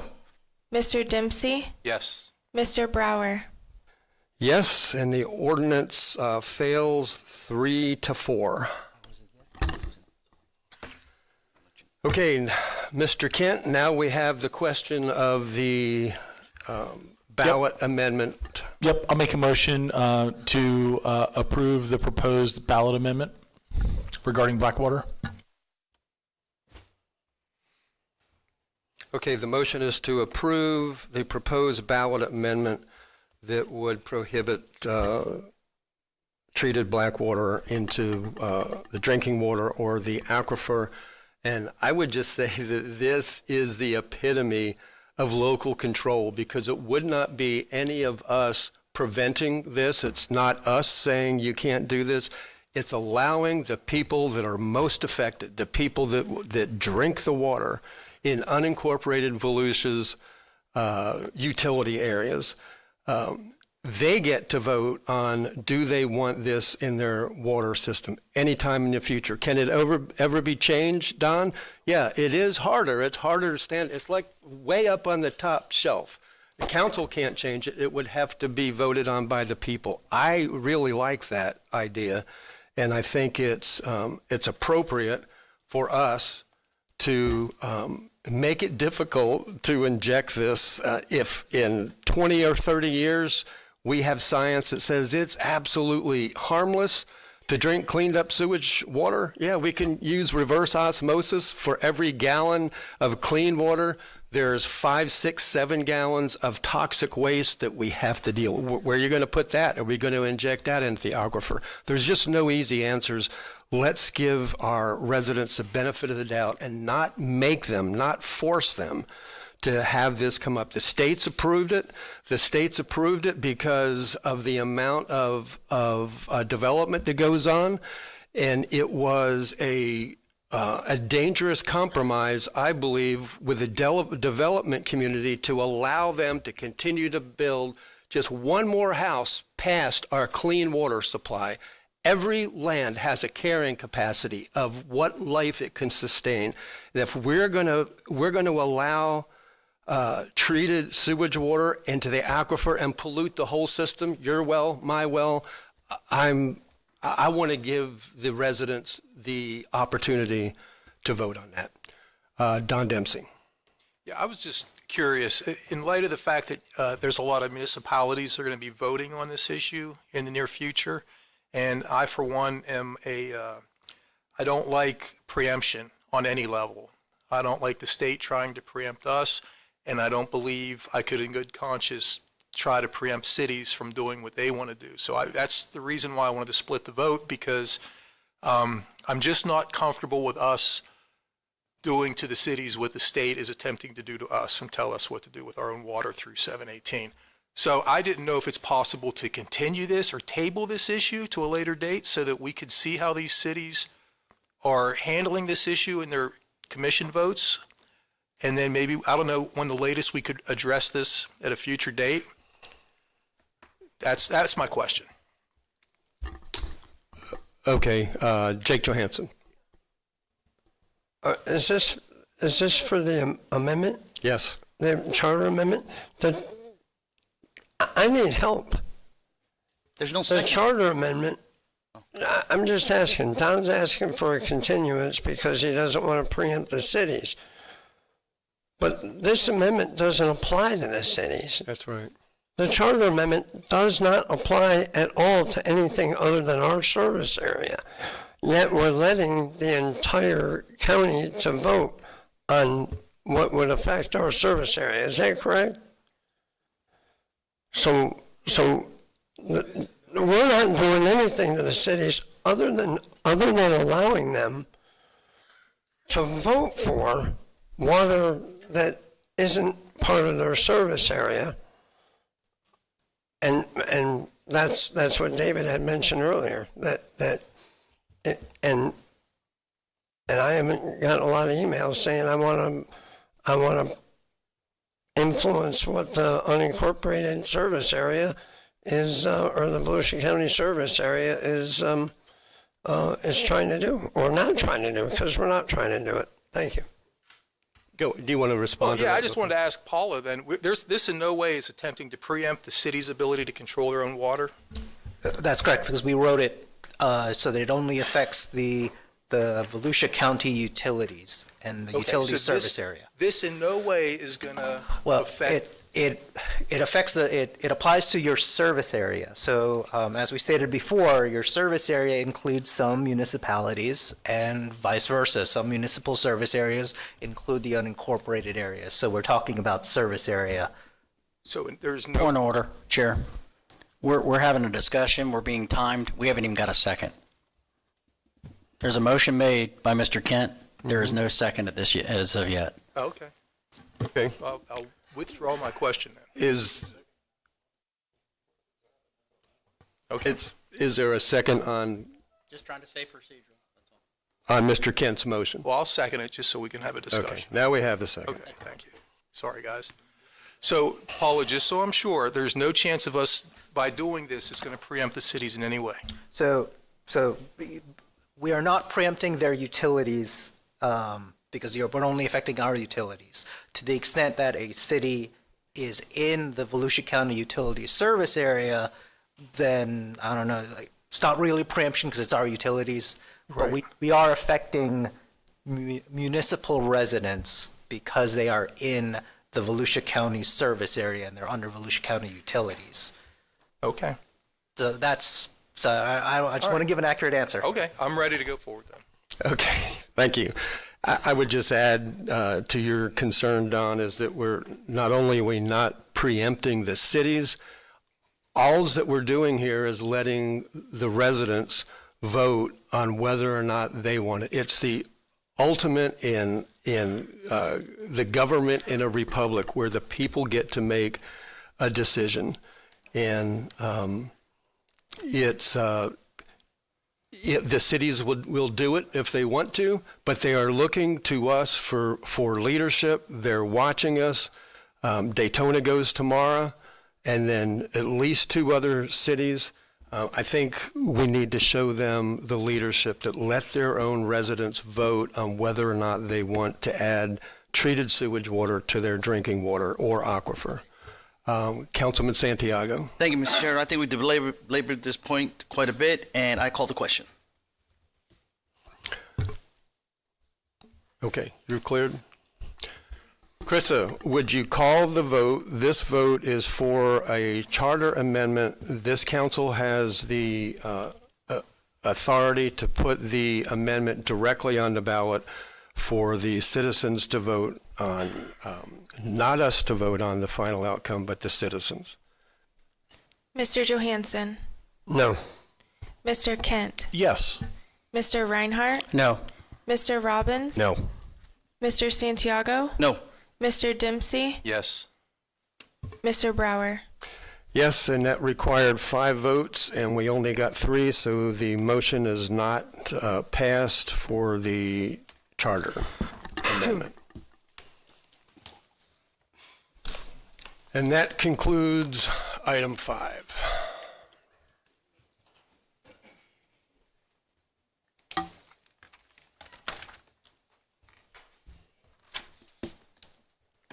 Item 6, appeal by Clayton Benio of the Planning and Land Development Regulation Commission's approval. Good evening, Carol McFarlane, Planning and Development Services Director. This is an appeal of a Planning and Land Development Regulation Commission decision for a variance at 5076 Central Avenue in DeLeon Springs, which is the box in yellow on your screen. There were 2 variances that were applied for and were approved by the PLDRC. Variance 1 was for a dog shelter. The setback there is supposed to be 5 feet. The dog shelter was built at 1.8 feet from the side yard, which is what you see in the black circle on the plan. It's 383 square foot structure, so it does not need a building permit. However, they still have to meet zoning setbacks. So this is an after the fact situation. Variance 2 is for a barn. It was approved, and that is not part of the appeal, so we are not discussing variance 2, only variance 1. This is a picture of the subject dog shelter. Started as a code enforcement complaint with included the structures didn't meet setbacks, as well as a hobby breeder operating on site without a license and without a special exception approval. Since code enforcement has been working with the property owner on this, they have ceased the hobby breeder operations and have reduced the number of dogs on the property so that it's 5 and under, so that they are meeting the maximum number of dogs allowed in the unincorporated area. So there's no longer an issue with the number of pets or the use of the animals. The variances require to meet 3 of 5 variance criteria. I'm not going to read these, but these are the 5 criteria required if we need to refer back to them. Staff found that they did not meet criteria 1, 2, 3, and 4, and the Planning and Land Development Regulation Commission voted to approve the variance for the dog kennel 4-3. For public input, there were 2 letters of support of opposition that were submitted prior to the meeting. There were 2 people who spoke in opposition. One is the appellant, Mr. Clayton Benio, and the other is his attorney, who is also present. There were 4 letters of support that accompanied the variance application, and also a form listing the neighbors who stated they were okay with the dogs. And I would say a lot of the statements that we got from both support and opposition really focused in on the dogs and whether they approved of the dogs. Need to be clear that this is a variance to the zoning setback structures for an accessory structure. This is the property in question, is in yellow, kind of in the center. The property in red on the left-hand side of the map is the appellant's property. Not really great on the screens there, but some of that very light yellow, it's actually green, meaning that we received letters of support from those properties. The appellant's statement discusses a lot about the business of Hobby Breeder being on the property, and that keeping the kennel could allow for that to be used as a business. We also talked about following the staff's recommendation of denial, and discussed the dogs getting out and biting people. The applicant did say in the meeting that there were times where the dogs escaped and chased people on bikes. And that's why she wanted the kennel, was to keep the dogs secure on the property. So the council in front of you is to reverse, affirm, or continue the case for the appeal. We do have the appellant here, but we do not have the property owner. They were properly noticed, but we've been unable to get in hold of them by phone. So we do have the appellant here, though, and if you have any questions, I'm here. Okay, questions for staff. Councilman Dempsey. I have to excuse myself from this vote because of process issues. Okay, so Don is recusing himself. Councilman Robbins? Thank you, Chairman. Carol? Our attorney is telling us I have to announce that it's quasi-judicial hearing, so you don't need to disclose any communications. Yeah. You didn't let me get to that. So, before Danny asks us questions, does any council member have any ex parte that they need to declare? No. No. Okay. Councilman Robbins. Carol, real quick.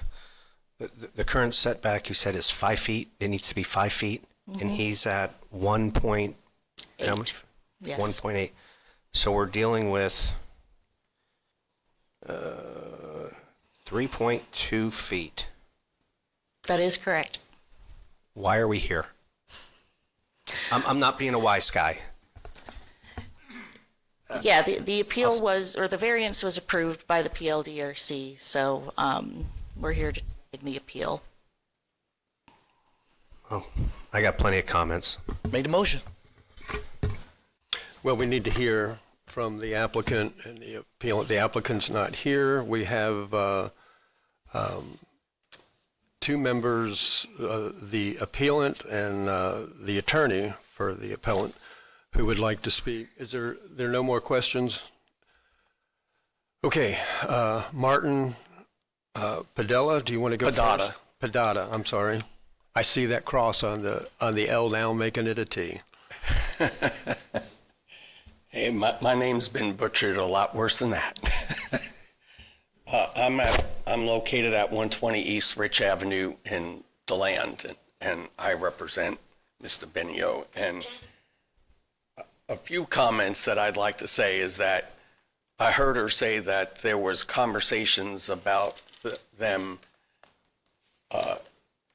reaching some type of situation where they're not selling the dogs or breeding the dogs anymore. But we provided evidence at the hearing that that was not in fact true, because there were advertisements that we put in there showing that they advertise for breeding and they don't have a breeder's license. But here's a legal argument that I really want to make, because in the letter that was presented, it says that the board based the decision on the following findings. And the second finding is the special conditions and circumstances do not result from the actions of the applicant. That is completely not supported by the evidence that was put in there. The applicant testified that they built the structure and they built it without a permit. That's not in dispute. As a matter of fact, we attached exhibits that showed on the variance that she admitted on page 2 of the first exhibit, where she made an application, that the structure was being built, that they built it. So I don't know how the board ever made a conclusion that there was no evidence saying that the applicant had no impact.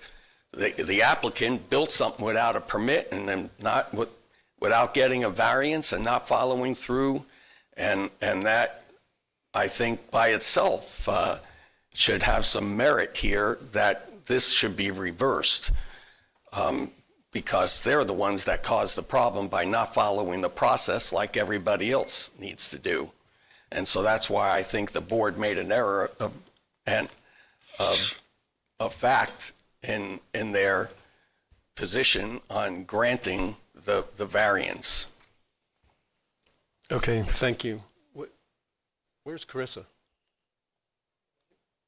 Okay, if you would just note that you have some time reserved if you'd like to come back after the discussion. And because you, as the attorney, you get 20 minutes, you've used 17. Or you've taken 17 minutes. Clayton, did you want to speak now? Excuse me, 1 second. Councilman Robbins, did you have a question for them? I'm going to wait. Okay, Jake Johansson, did you have a question for the attorney? Okay, Clayton Benio. Yeah, I'd just like to say that as far as for the breeding and the selling of the dogs that were stated, they said that they're not doing it. They are. They're still on Facebook. She's still breeding. She's still selling. The dogs bark all hours of the day and night. Secondly, it poses a problem with the surrounding property owners, of which we sent all of the information out to. Some of the people that we actually looked into to see who signed those different statements saying they were okay with it, they're not even property owners around the entire area. So they were set up. It was something that was rigged on it. We looked into it. They don't even exist. Secondly, I had a private investigator go there and actually go onto the property where she attempted to sell 2 puppies to him, said that there were more on the ground, and they're there right now. Second, another issue that raises, once this has gone through, what is it to stop her from doing what she does? Her mother said that it was for making her money on the property. This passes, it goes to another person, that's allowed. The entire integrity of the area goes downhill from there, because who wants to live in an area where you hear dogs barking all hours of the day and night? Another issue is the noise ordinance. There's a noise ordinance set, in fact, by county council, and it should be something to look into even further. When you call the sheriff's department says that's not our issue, that's animal control. Animal control knows about the dog bites, but yet no one even followed up to take the dogs from a woman that was court ordered to spay and neuter all of those dogs. And to this day, she's still breeding every one of them. I rest. Okay, Councilman Robbins. Thank you, Chair. Are we in the comment section? Or Let's make sure nobody has a question first, and then we can, Jake Johansson for questions. Carol, can you go back to that map? I saw it when I was coming out of the restroom, but so the yellow, the 5067 Central is where the dogs are, and 5075 is the person complaining? One of the statements of opposition is 5075, which is just north. Right. Mr. Benio's property is 5040 Commerce Avenue. Is that correct? Yes. Over there. Got it. What's the distance, Carol, from 300 feet 50, 40? approximately. 300? And the variance that the PLRDC gave got it after the fact, number one. About 3 feet? 3.2, 3.3? Right. The variance between what's allowed and what they got. And it's also on the east property line. Right. Got it. All right, thanks.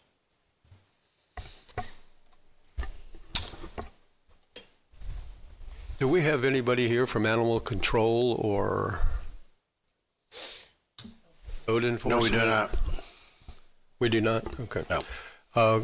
Okay, if there's no more questions, Councilman Robbins for comment. So just so I understand this, was it the PLDRC upheld the variance? And this agenda item is to, I guess, reverse that? The PLDRC approved the variance, and so the appeal is to reverse it, which would result in a denial of the variance.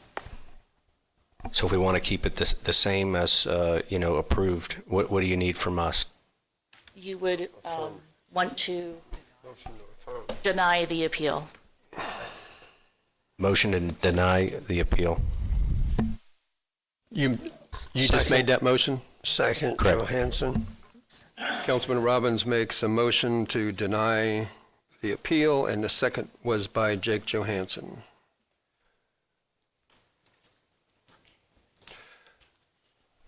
Any other comments? Then I'm going to call the attorney if he wants to say anything. I think you've still got 3 minutes in reserve. And I'd ask you while you speak to please tell us, how is this affecting Mr. Benio?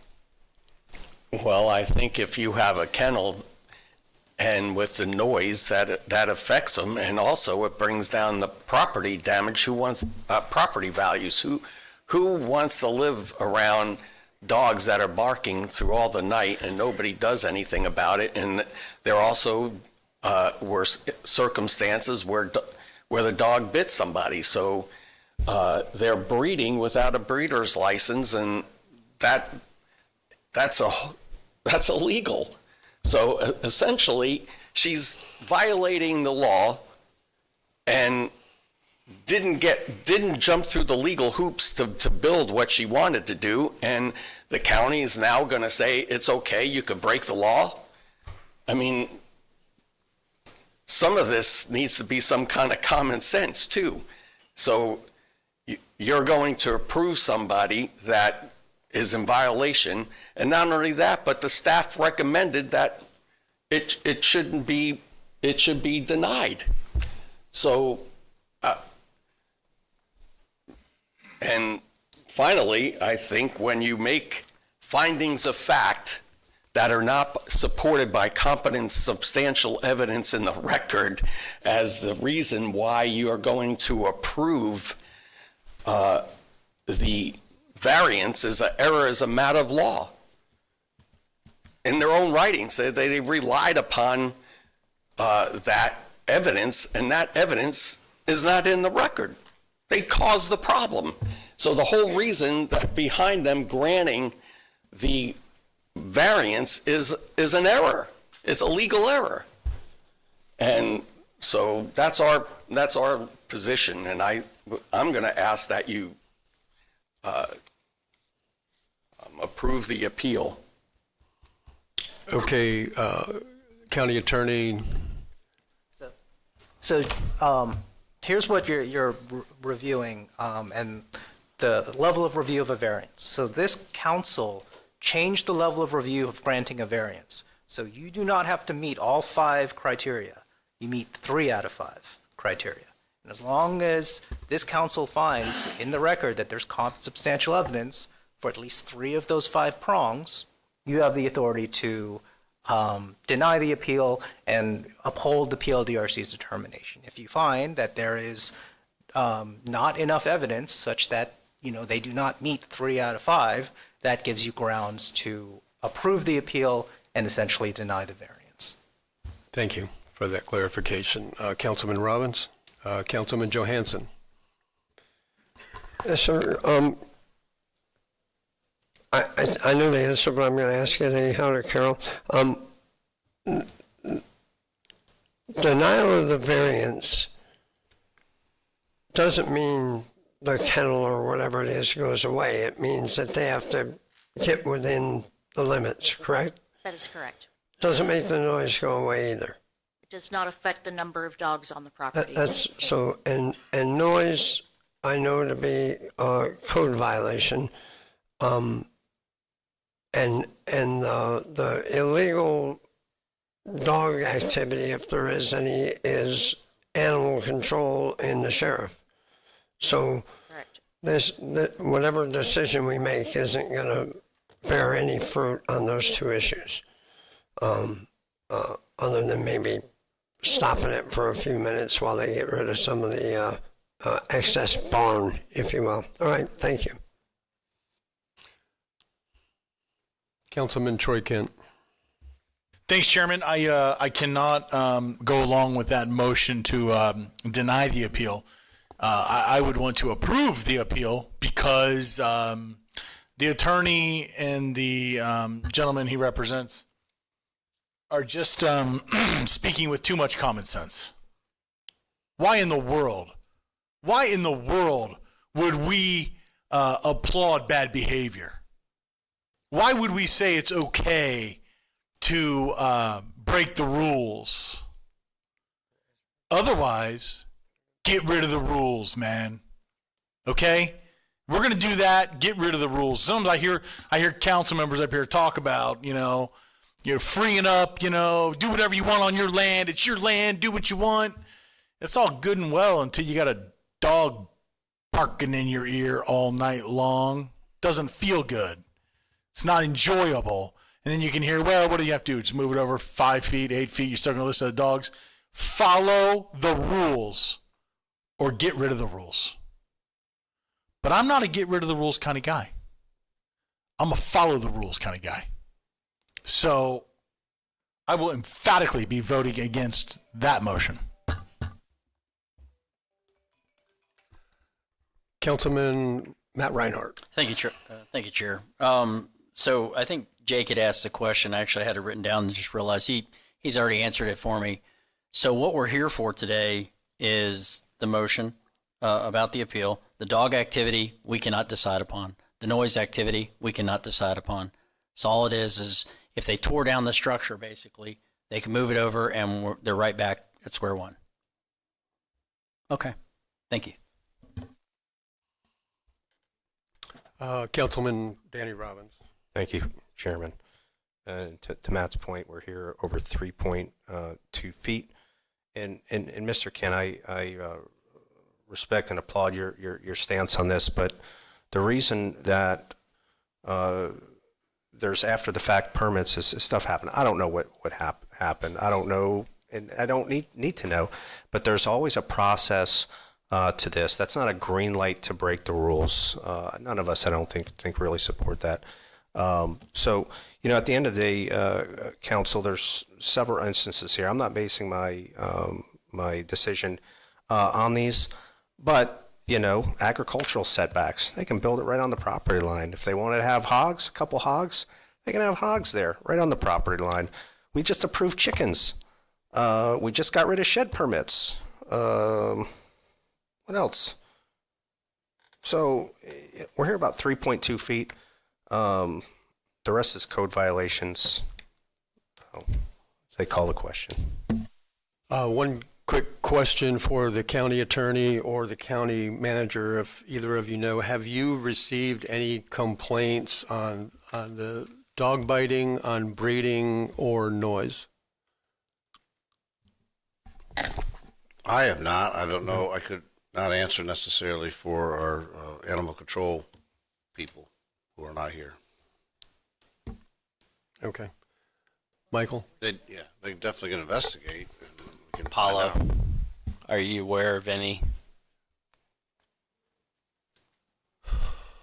I'm not. My understanding is that there was a code enforcement process on this property, and from my understanding, they are in compliance, and they're no longer breeding.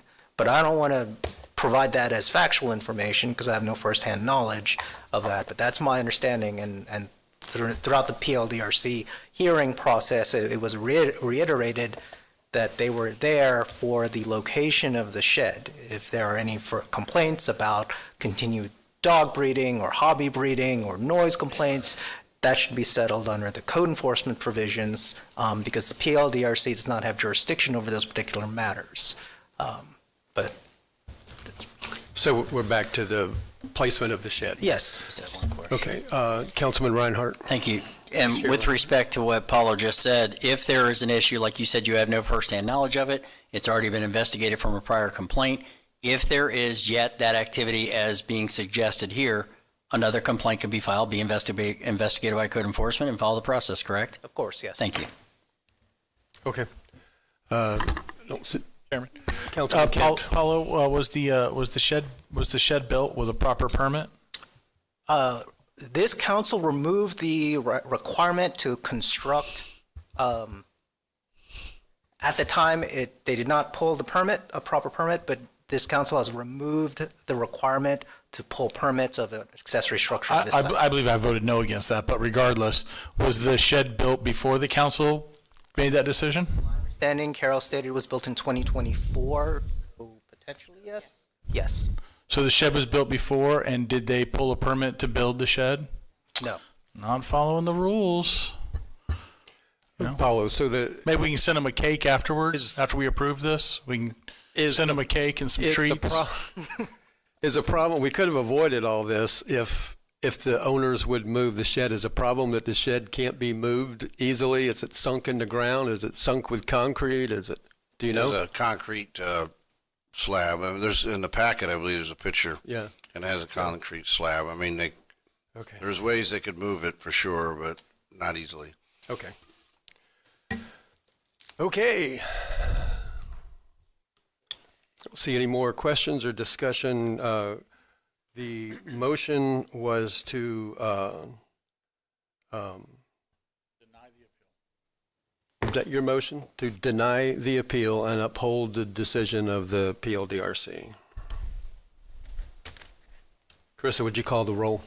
Johansson. Can you skip me and come back later? A yes is a denial, a no is a move the shed. I wasn't confused who said that. Please say that again. A yes vote is a motion to deny the appeal. Yes. Mr. Kent? No. Mr. Reinhardt? Yes. Mr. Robbins? Yes. Mr. Santiago?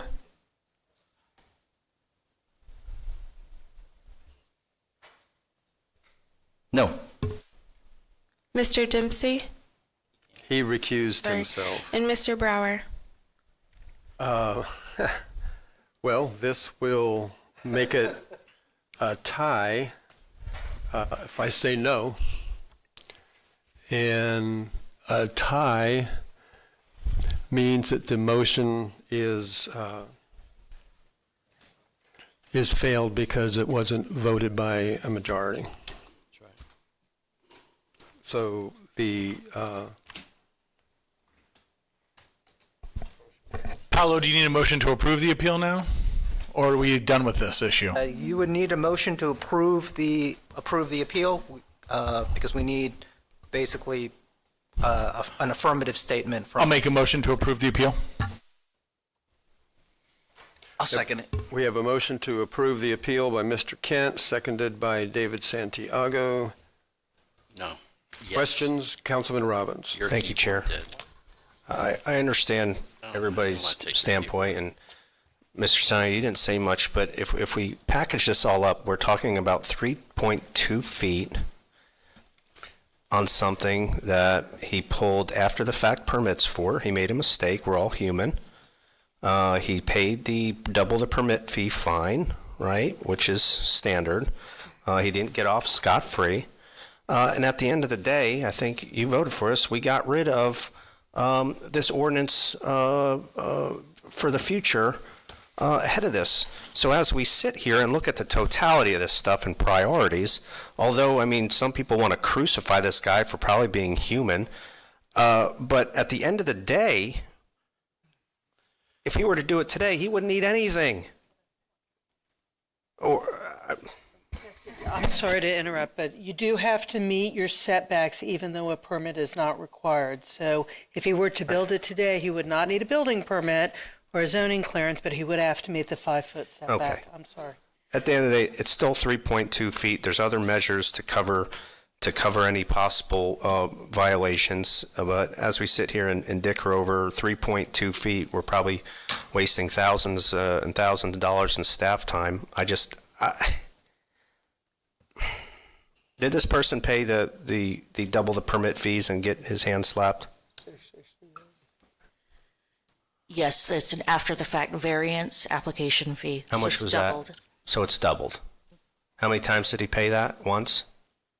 Twice? He paid it once, and it's after the fact, so it's doubled. Does that make sense? Okay. So he paid $669. That's what it says here, fee paid. Times 2. Times 2, $1,300. David, do you have any suggestions, or Chair, or Troy? I mean, what other punishment should we give him? I'm trying to land somewhere with You asked, so I'll go ahead and tell you, because Suzanne, I think, said it very succinctly, and that was this.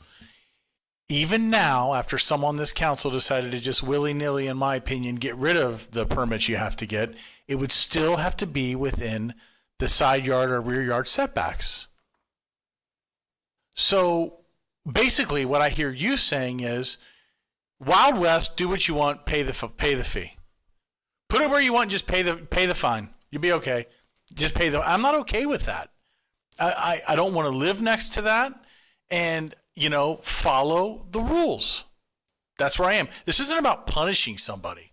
I regret you used that term. This isn't about punishing people. I'm not a punisher. That's not what I want to do. But this guy, who I've never seen a day in my life before, he's punished every single day. And to willy-nilly let this go, I think we're punishing him. And I'm not okay with that. I continually put myself in the shoes of the person up here talking to us, going, hey, this isn't a fun life experience listening to this all day long. And then we can bicker over or dicker, as you used, it's 3.2 feet. What are we going to say next? It's 23.8 feet? Well, it's not, Mr. 19.4 feet? I mean, what is it? Follow the rules. Don't pay your way out of it. Follow the rules. Move it to where it's supposed to be. That's where I am. Okay, the motion on the floor is to approve the appeal. Carissa, would you call the roll? Mr. Johansson? Yes. Mr. Kent? Yes. Mr. Reinhardt? Yes. Mr. Robbins? No. Mr. Santiago? Yes. Mr. Brower? Yes. The appeal is approved. Does the applicant get his money back? I mean, the builder? That was an expensive mistake. Okay, thank you. Thank you. Item 7. Ordinance 2026-04 update to the 5-year schedule of capital improvements. Ray Tyner. Good evening, council members. This is an update to our 5-year capital plan. It's pretty much a house cleaning item. You approve your budget every year, and state law requires us to add our CIP, or capital improvement plan, as part of the comprehensive plan. I'm here for any questions. The plan you have already approved that. Move to approve, Mr. Chair. We have a motion to approve by David Santiago, and the second came from Vice Chair Matt Reinhardt. Questions for staff? I have one question. I'm not sure who's going to take it. I think Ryan Osowski answered it in my email, but there is a line on here of $1 million, and it says on the line for motocross, but I believe there's more to it. And so just for the public consumption, I'd like you to explain what that really is. Yeah, Ryan Osowski, Chief Financial Officer. As I replied to you today, after some research, that $1 million was put in the budget for trail riding that would have been at the same site, not for the motocross site, with a plan to try to apply for a state grant. That is no longer the plan, so the $1 million is not currently slated for anything. If it were, it would have to return to council, and if it is the desire of council for us to move that back to reserves and not explore the trail riding, or which we're not really looking at right now anyway, that could be done. Okay, so the trail riding is off the table? I'm not going to say that. That's a Brad Burbaugh question, but that grant is not being pursued right now. Okay.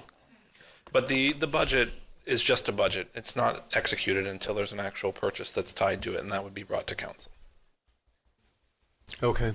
Was a decision, does anybody know if the decision to remove just trail riding, not motocross, but trail riding is a result of the consultant or Brad Burbaugh? I may have even made a misstatement. What I'm saying is that the $1 million is not currently being planned to be applied for a grant for that. I think there might be a possibility. I don't know where they're at with the project itself, but it was not for the motocross track itself. That's the key thing. Okay, so if the $1 million is spent, it comes back to the council for a decision? Yes. Thank you. All right, Councilman Kent. Motion to approve. Second, Johansson. We already You have already a have a motion motion and on a the floor. second to approve. Well, we did two of them then, Chairman, because that's how excited we are about it. So Okay. now I'll make comments when you're ready for that. Okay, we have a motion and a second to approve the 5-year schedule. All in favor, say aye. Aye. Any opposed? Motion carries 7-0. Economic Development and Public Works Mini Budget Workshop.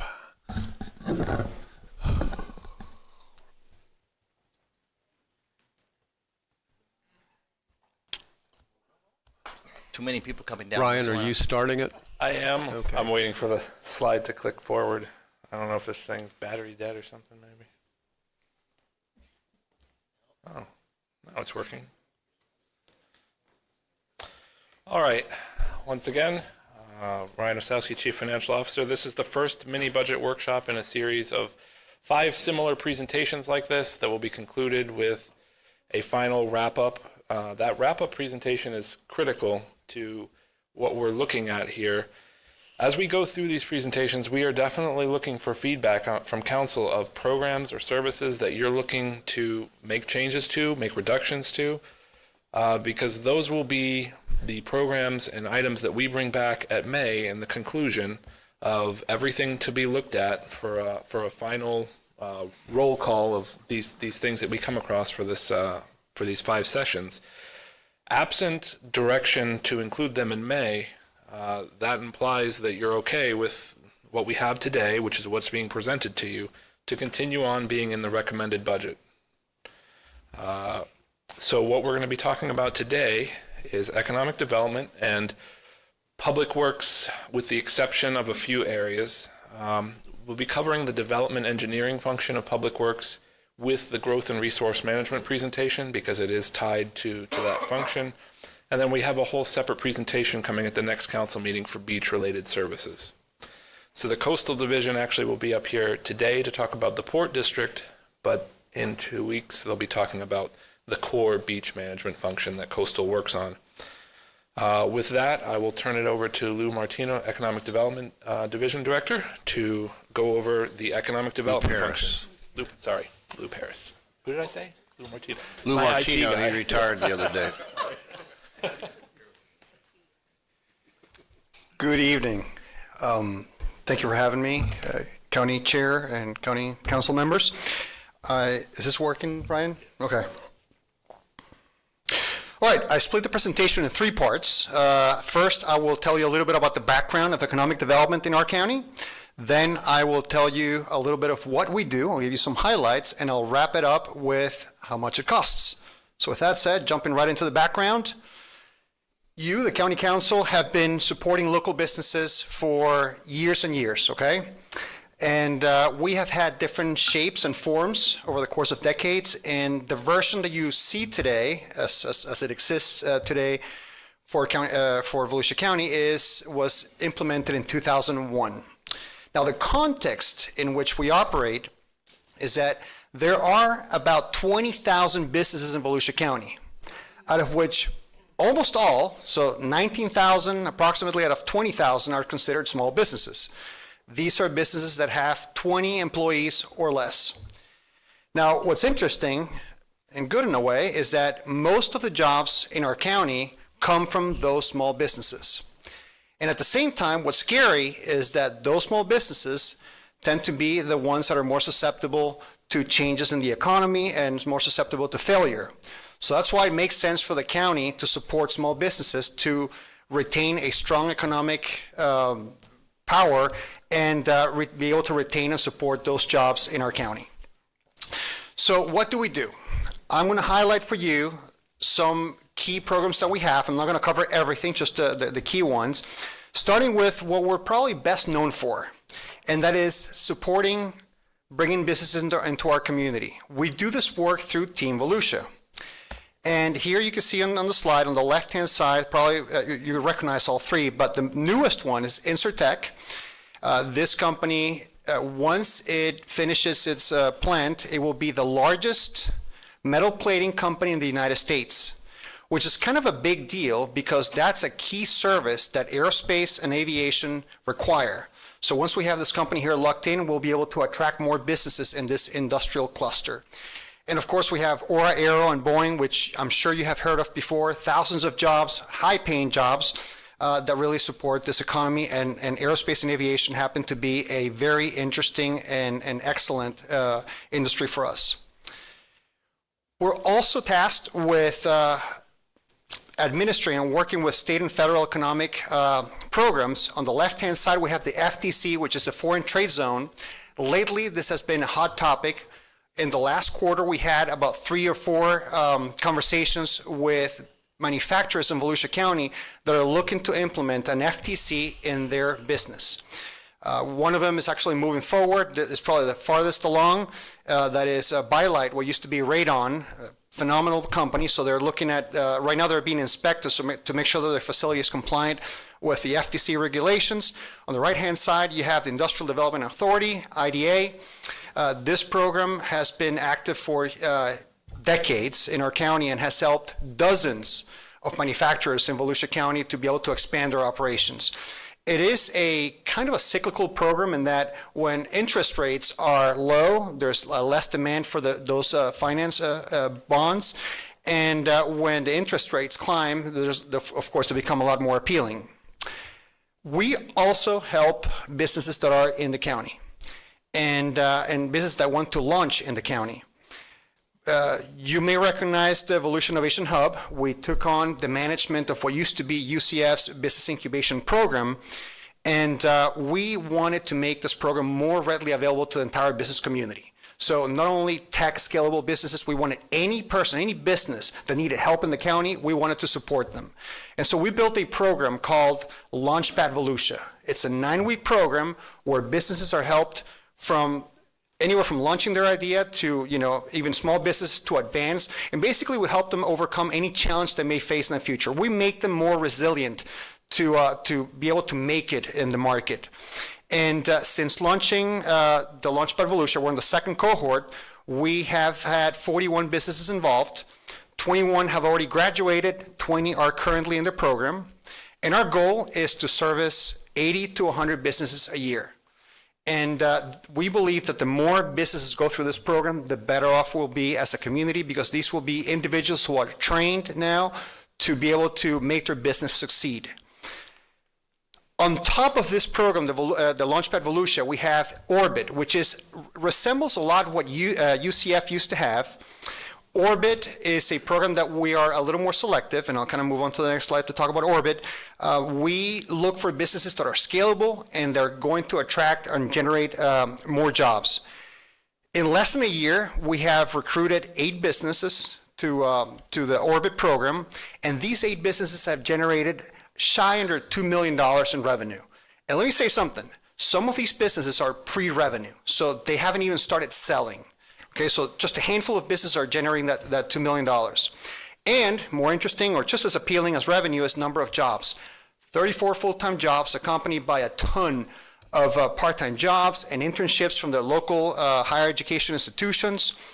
Now, what I call the sprinkles, the icing on the cake from an economic development perspective, is that these businesses are looking for funding and they're bringing money into the county. And to date, these 8 little businesses have brought about $3.3 million in investment from the outside the county. And some of these businesses have government contracts to the tune of a little over $7 million. These are not municipality contracts, these are not county contracts, these are federal contracts. So 3 plus 7, that's more than $10 million that these small businesses, tiny businesses at the Innovation Hub are bringing into the county. It's money that was not here before. Our goal is to double that number. So capacity may be about 15, 16 businesses, and we're kind of building that pipeline to get these businesses with us. And to the extent that they all actually make it to revenue, these numbers should be exponentially higher. What I want to highlight here is that how 8 little businesses have generated that much impact in our community. So huge bang for the buck, if you will. We are also tasked with disseminating, sharing economic information. And we do a ton of things, okay? And I'm just going to talk about 2 quickly. One is the economic scene. You probably receive this newsletter on a weekly basis. We offer businesses information that is relevant to them here in Volusia County. One example of how this is impactful, about a month ago, I was talking to a very well-to-do startup in Ormond Beach, and she was saying how, that's Details Flowers, she had seen an award opportunity through the U.S. Chamber of Commerce on the newsletter. She applied for it and got it. So our businesses are getting recognition, and they're able to find those recognitions and get exposure through the newsletter. And the other one is the Q Breakfast. The Q Breakfast is, of course, it happens on a quarterly basis. On this event, we typically talk about economic indicators for the county and to begin with, and then we transition into topics that are of importance to the community. The example that you have on the screen is one in which we talked about aerospace and aviation and how it impacts our community. We also provide support services for sister divisions and departments, and one of the things that we do is the Volusia County Ombudsman Permit and Code Enforcement Concierge Service. Since its inception about 18 months ago, we have serviced 550 businesses and residents. Now, when you grow a business, it requires a lot of resources, a lot of effort, a lot of knowledge, and that's why in my line of work, we depend heavily on partnerships. And over the years, we have had strong partnerships with the Daytona State College, with the SBDC, and I want to highlight one of the most important ones for us today, which is the Volusia Business Resources, which is a partnership of about 42 entities in the county that in some way, shape, or form assist businesses in our community. And what we do is we look for gaps in support, business support, and we close those gaps. So here you have 2 examples. On the left-hand side, you have the Funding Readiness Center. The Funding Readiness Center was created after COVID. It was a situation in which after all the grants were exhausted and we noticed that businesses still needed assistance, we talked to banks and we found out that banks have the money and they said, we want to lend the money. That's how we make money in the first place, but they're not ready when they come to us. So what we did was create a program that would prepare any person in the county, if they go through the program, to be funding ready. And so that program has been widely successful. A lot of people have gone through it and shared with us their success in getting funding after going through it. On the right-hand side, we have the Volusia Innovation Challenge, which actually will be, the final competition will be taking place on March 25th. You're more than welcome and invited to join.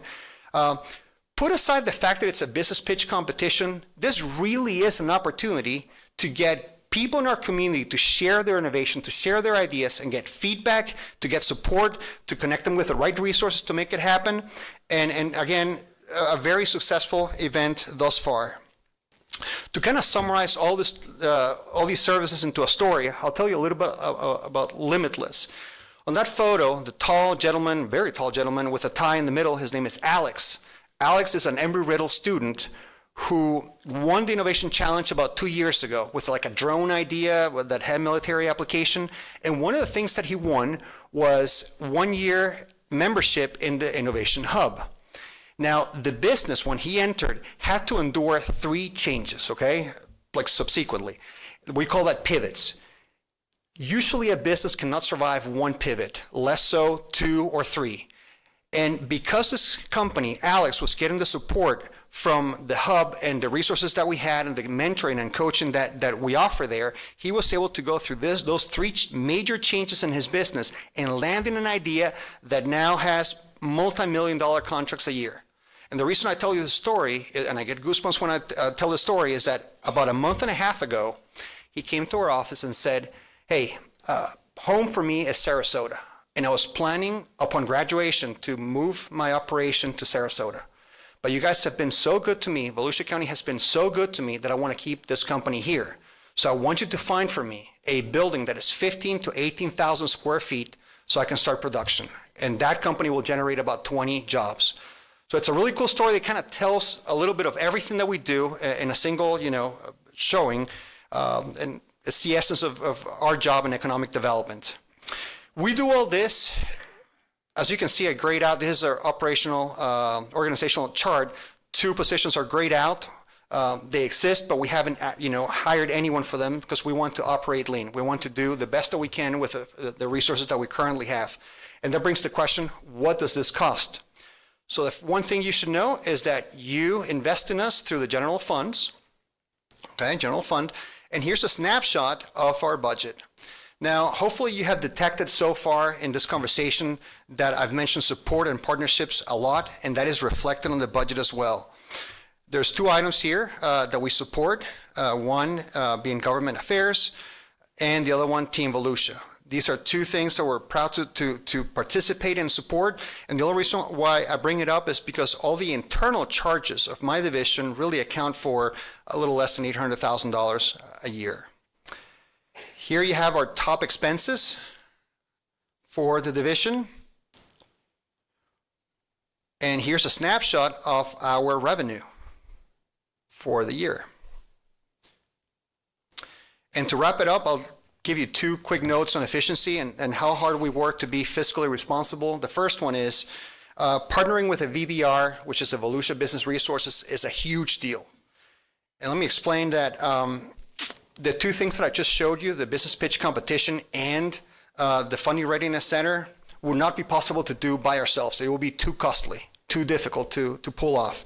And so leaning on that partnership has done wonderful things for us because really it has amplified the things that we want to accomplish without really increasing costs. And last but not least, when we took on the management of the UCF Business Incubator, we did so for many reasons, but one of them was really to be able to save money. And when we made that transition, we saved the county $250,000 a year. So with that, thank you. Thank you. Questions? Vice Chair Matt Reinhardt. Thank you, Chair. Lou, great presentation. Thank you very much. A couple takeaways I took that gave me goosebumps to hear about the young guy that wanted to stay here, keeping businesses here. And we said it at many events when we talk about graduates from Embry-Riddle, from many of our local universities, but to have them walk across the stage, get their diploma and say, you know what, I'm going to stay right here in Volusia. Well done.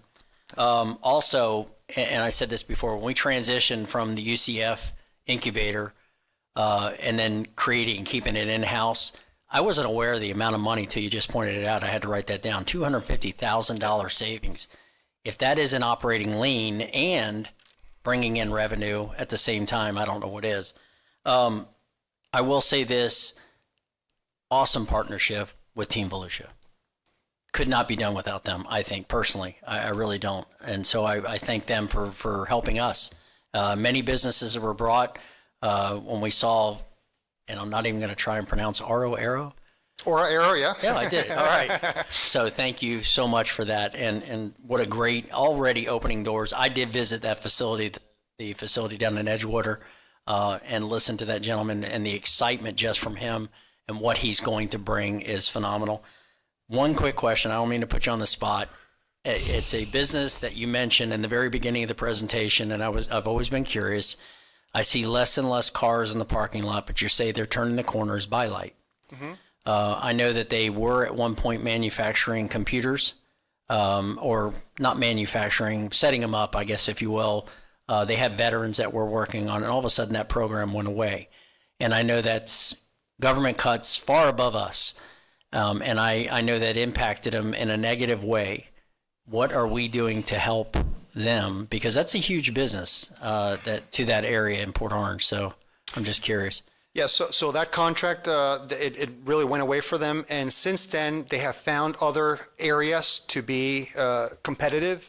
I don't remember the specifics. So they right reinvented now. themselves a little. Yeah, they did. And they last time we had a conversation, it seemed like they were very active. And the fact that they're looking for an FTZ tells me that the volume of product that they need to bring into the country is significant. And if I can elaborate on that. Yeah. The FTC is really a tool for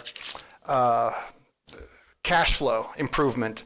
So in other words, when product comes in and it goes into their facility that is part of the FTZ, they don't have to pay tariffs when the product is, as long as the product is there. When the product leaves, then yes, at that point, if it stays in the U.S., then they pay tariffs. So that window of time helps them tremendously with the cash flow. So the fact that they need that right now tells us that the volume of activity that they have in that building is either about to increase or is already significant. Yeah. That's awesome news. Thank you very much. Councilman Santiago for questions. Just a comment. Let me see if who else. Jake Johansson, do you have a question? Yes, sir. Okay. Lou, your offices are at the airport. Correct. Is there any other opportunity to save money where we don't have to pay rent, another place to be? Okay. I know it's only $67K, but. Gentlemen of the council, Cyrus Callum, Aviation and Economic Resources. We are definitely looking at new locations for the Economic Development Division. Of course, as the airport is getting busier and busier with all of our passenger traffic, where they are currently located right now is an area that we're looking at towards expanding the security checkpoint. Just for instance, yesterday, which is probably our busiest time period in my tenure that we've had with the exodus of the Daytona 500, we processed just over 3,500 passengers, and our security checkpoint can only handle 300 passengers an hour. So as we get busier, we're going to need that space. We've talked about consolidating economic development into the space that is the innovation hub right now. And as soon as we get some planning and some designs and some funding, and we have a consultant right now that we've tasked with designing and laying out what our alternatives are with that security checkpoint, then we'll start the process with moving economic development into where the innovation hub is. That consolidates costs initially, and then we'll look at other opportunities as well. Right. What, out of the corner of my eye, I see Team Volusia guys here ready to answer this question, but what percentage of Team Volusia's contributions, public and private, do we pay? Yeah, don't know the percentage off the top. Yep. Yeah, if Keith wants to come up, sir, do you mind? If Team Volusia comes up, Chairman? 23% is what I heard. 23, okay. So we're at about 23%. Is there any move to decrease that through time? I know when I was on that board, we were trying to get public participation above 50%, and I know they got. So is that trend continuing, or are we stagnated there? So in the conversations that I've had with Keith, and they're in the middle of having a study completed with trying to determine increasing private investment in how they operate. I know that they're going to be on a council agenda potentially in May, and they'll have a full presentation that kind of describes those details. Good, so in May, we'll get a good idea of, before budget season. Yes, sir. I think that's important, not that I am in any position to say anything about it, other than I'd like to see where we are and where we're going. And you answered my question about the Innovation Hub. It sounds like you're making amends there. The marketing and public relations, that's $65K out of the general fund, correct? That is correct. But that is not the overall marketing and public relations bill, per se.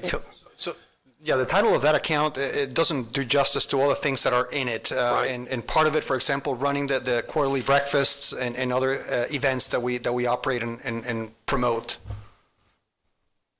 Does any of the marketing and PR money here come from other revenue sources? Is there more going into that, or is $65K all we spend?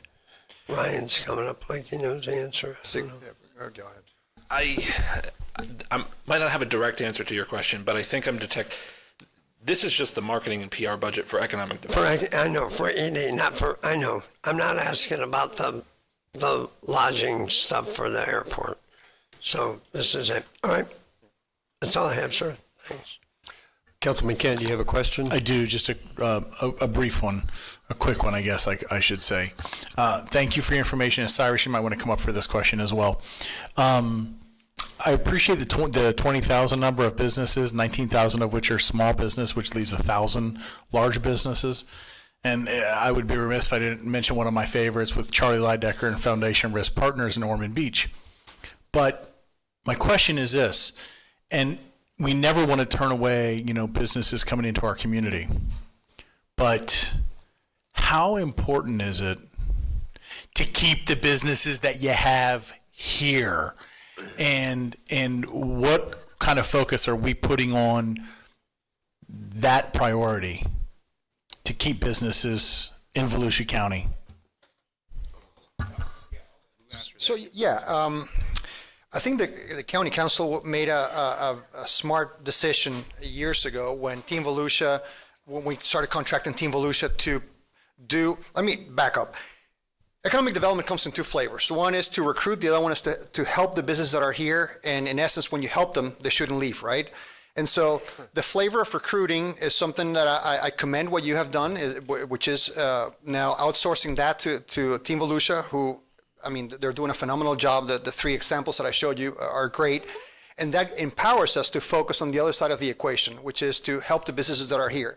Now, there's a gigantic spectrum there. And so we noticed that there was a significant gap for the small businesses that was not covered by any other organization efficiently. So that's the first thing where we plugged ourselves in. Throughout all this time, we continuously have conversations with the big businesses to help them in some way, shape, or form. And as an example, ByLight or Germ Free, we meet with companies of that size regularly. And I foresee in the future being able to implement more, standing programs that assist also bigger businesses. But we have to start somewhere, and that's where the gap was. Thank you for sharing that, because I learned a long time ago, it's actually more impactful to keep what you have. We don't want to lose anybody. We want to keep them and try to help them as much as we can. Thank you. Yeah. Keep and grow them.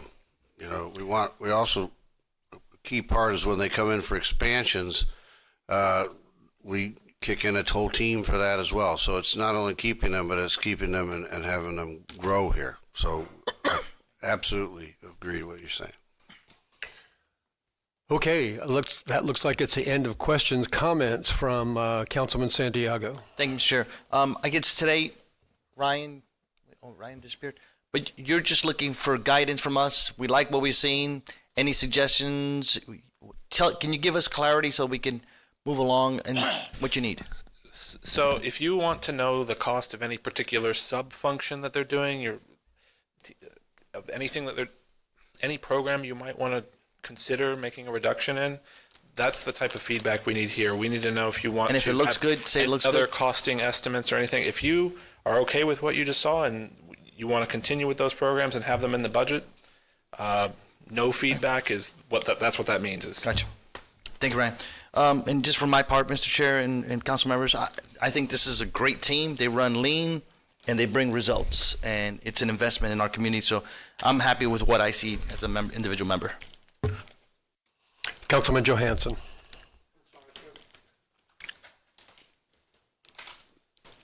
You're done, okay. Lou, oh, there you are. I just want to add to what he just said. For your budget, it's not a huge budget, but you have a tremendous effect on Volusia County, not only on keeping businesses, but helping entrepreneurs create business, and that's invaluable. Small business is the backbone of America, not just Volusia County. So I think your budget is a really good investment from this council to the future, and your partnership with Team Volusia. For a little bit of money, they add a lot to what you do and what happens here in Volusia County. So I'm happy with the budget. So thank you for your presentation. Okay.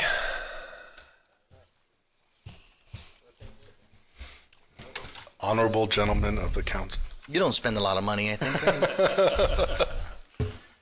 Ben Bartlett, Public Works Director. So we got a couple presentations here. We're going to start with one of the shorter ones, which is, as you know, Public Works is responsible for maintaining the county's transportation road network. Most of that maintenance and construction associated with that is funded through gas tax or transportation trust. However, we do receive property tax revenue that goes towards the maintenance of our road network. Specifically, we get $5 million from the MSD for local road maintenance, and we get the general fund road transfer, which has been a recent add of $5 million. So what does that fund? Specifically, the MSD funding.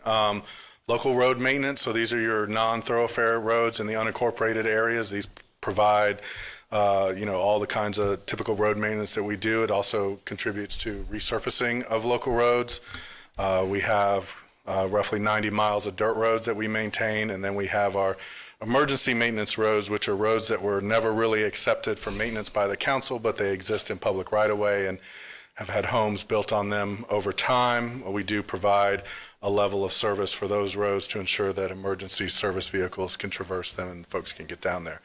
The newer funding that we received from this council is much appreciated, and that goes towards, like we've talked about before, roadway safety projects. It allows us to, safety projects aren't funded either through, one of our main construction funding sources is prop fair share and impact fees, which funds our capacity. Gas tax mainly goes towards maintenance. We do have some money for gas tax for these projects, but we don't have much, and so this funding helps move those projects along and gets them done. We have a lot of roads that were built prior to current safety standards, and bringing those up to current safety standards is beneficial for the traveling public. Pedestrian signals and sidewalk projects, these are things that council has spoken greatly about and wanting to do. Bridge repair projects, you just approved one today, the crutch bent for Taylor Road, which was something that came up as a result of a hurricane, and we're able to quickly move forward with that. And then we have other bridge repair projects on the horizon, and then dirt road reduction is something that's funded. So as Ryan alluded to, if there's any questions or anything you want to look at in terms of this funding, happy to answer them. Otherwise, we can move on to mosquito control. Councilman Robbins. Thank you, Chairman. Ben, how do we get some dirt roads paved? Well, we got to get some asphalt and throw them down, but we're working on it. We're going to get some dirt roads paved. We've, Mr. Rechtenwald done a great job when he was Road and Bridge Director getting roads paved, and we've revived that program, so we should be getting those done soon. I got to throw You do some every year. Yes, sir, we do. We budget every year for those, and with this money, we're hoping to accelerate some of that. So. I know we're using up that MSD fund. Is there any more that we can pull out of there, or is that kind of a... We've gotten the MSD funding for quite some time, and that is very, very helpful for our local. I mean, I can tell you, during the downturn when budgets were really tight, the resurfacing program focused mainly on the thoroughfares, and the local roads were deferred, and so we've actually focused a lot on resurfacing local roads. That has a major impact if you live in a neighborhood, the house or your house, the road you drive to your house on every day. So we've really focused on some of those roads and getting that resurfacing done. So we definitely value the money that we get for the MSD. All right. Continue. All right. Mosquito control. So mosquito control is funded through a dedicated millage within the East Volusia Mosquito Control District that has existed since 1936, I believe, and mainly on the east side of the county. And we also perform work for the cities on the west side of the county, and we do receive some MSD funding, about $300,000 from the MSD to fund disease response in the west side of the county. So we utilize those funds to provide limited mosquito control services on the west side of the county outside the mosquito control district. We do get some revenue, like I alluded to, when the cities on the west side of the county request service. We charge them through our municipal services agreement. They pay the bill, and we also surplus equipment. That's mainly the source of revenue we have. Org chart, we have 28 full-time employees, FTEs, and we run a pretty lean ship as well in mosquito control. We're aware, of the restraints that we have, and we work hard to make sure that we make use of those resources as much as possible. So what do we do? So I've talked about this before. Two things have made Florida habitable: air conditioning and mosquito control. And so what's mosquito control's mission is to provide relief from mosquitoes that carry diseases as well as nuisance mosquitoes. And we spend a lot of time controlling those mosquitoes through various methods, whether it's larvicide, utilizing organic material to get the mosquitoes before they turn into flyers, and then also adulticiding, which is where we spray material or chemicals to either get them while they're flying, either utilizing trucks or our helicopter. This is a public health service that we provide. We provide, defense against mosquitoes that carry a tremendous amount of different types of diseases. I would urge any of you to Google some of the outbreaks that have happened in other countries recently, Cuba and China, from chikungunya and other diseases. And, we work hard to make sure that doesn't happen here. We do get occasional travel-related cases where someone comes and contracts a disease because they were traveling and then comes back to Volusia County. The health department notifies us of those things, and we go out and treat. And the whole goal is to prevent locally acquired diseases and make sure that doesn't occur. So we do all the things we do to make sure that the citizens of Volusia County aren't being exposed to those types of diseases. And another part of what mosquito control funds is the 137 miles of canals on the east side of the county that we've spent a lot of time talking about and are pretty famous on Facebook these days in terms of how we making sure everybody knows we're going out and clean them. But that $800,000 for mosquito control is allocated to Road and Bridge, where we have all our drainage maintenance crews and things like that to handle those ditches. So operating expenses, chemicals, canal maintenance, like I talked about, our aircraft maintenance. We have 2 helicopters, service charges, insurance. You got to have pretty significant insurance on aircraft, and then the remainder of the budget is split amongst some other items. So future challenges, inflation, chemical costs. We work hard. The mosquitoes can become resistant to the chemicals we use, so we spend a lot of time, or I like to call them our science folks on that side of the house, spend a lot of time studying to make sure that we're using the pesticides in a manner that prevents resistance. Growth, as more people come in, we're going to have more people exposed to mosquitoes, and then, like we talked about, the mosquito control canals. What I will say is, the millage rate for mosquito within the mosquito control district is, it's a tax. People pay the taxes. It's on their property tax bill. Just got bit by one. On a house that's valued at $300,000, you're looking at about $40 a year is what that person would pay. So less than $4 a month for a pretty important service, just to put that in perspective. Happy to answer any questions or about anything we do, or if there's any ideas y'all may have regarding what we do in terms of mosquito control. Councilman Johansson. Ben, you say $800,000 for canal maintenance, and that's all out of the mosquito budget. Do we put additional money into canal maintenance from the other budgets from a stormwater perspective? So we have other ditches and canals throughout the county that are funded through other means. If they're alongside of a road, we can use transportation trust, gas tax money, or if they're in the west side of the county and they're for unincorporated, we can use stormwater funds. But for those 137 miles, those mosquito control canals were dug specifically for mosquito control purposes when they started the. And we don't use them for stormwater. Yeah. Well, they've over time become conveyances for stormwater, but their primary purpose is flushing and mosquito prevention. Right. So that's my point. If we're using them for stormwater, couldn't we be using some stormwater funds to help? Well, cost? No. And the reason is because the utility, which is the other funding source, stormwater utility, is in the unincorporated area. Most all of these are in cities, and so therefore that's their only main source.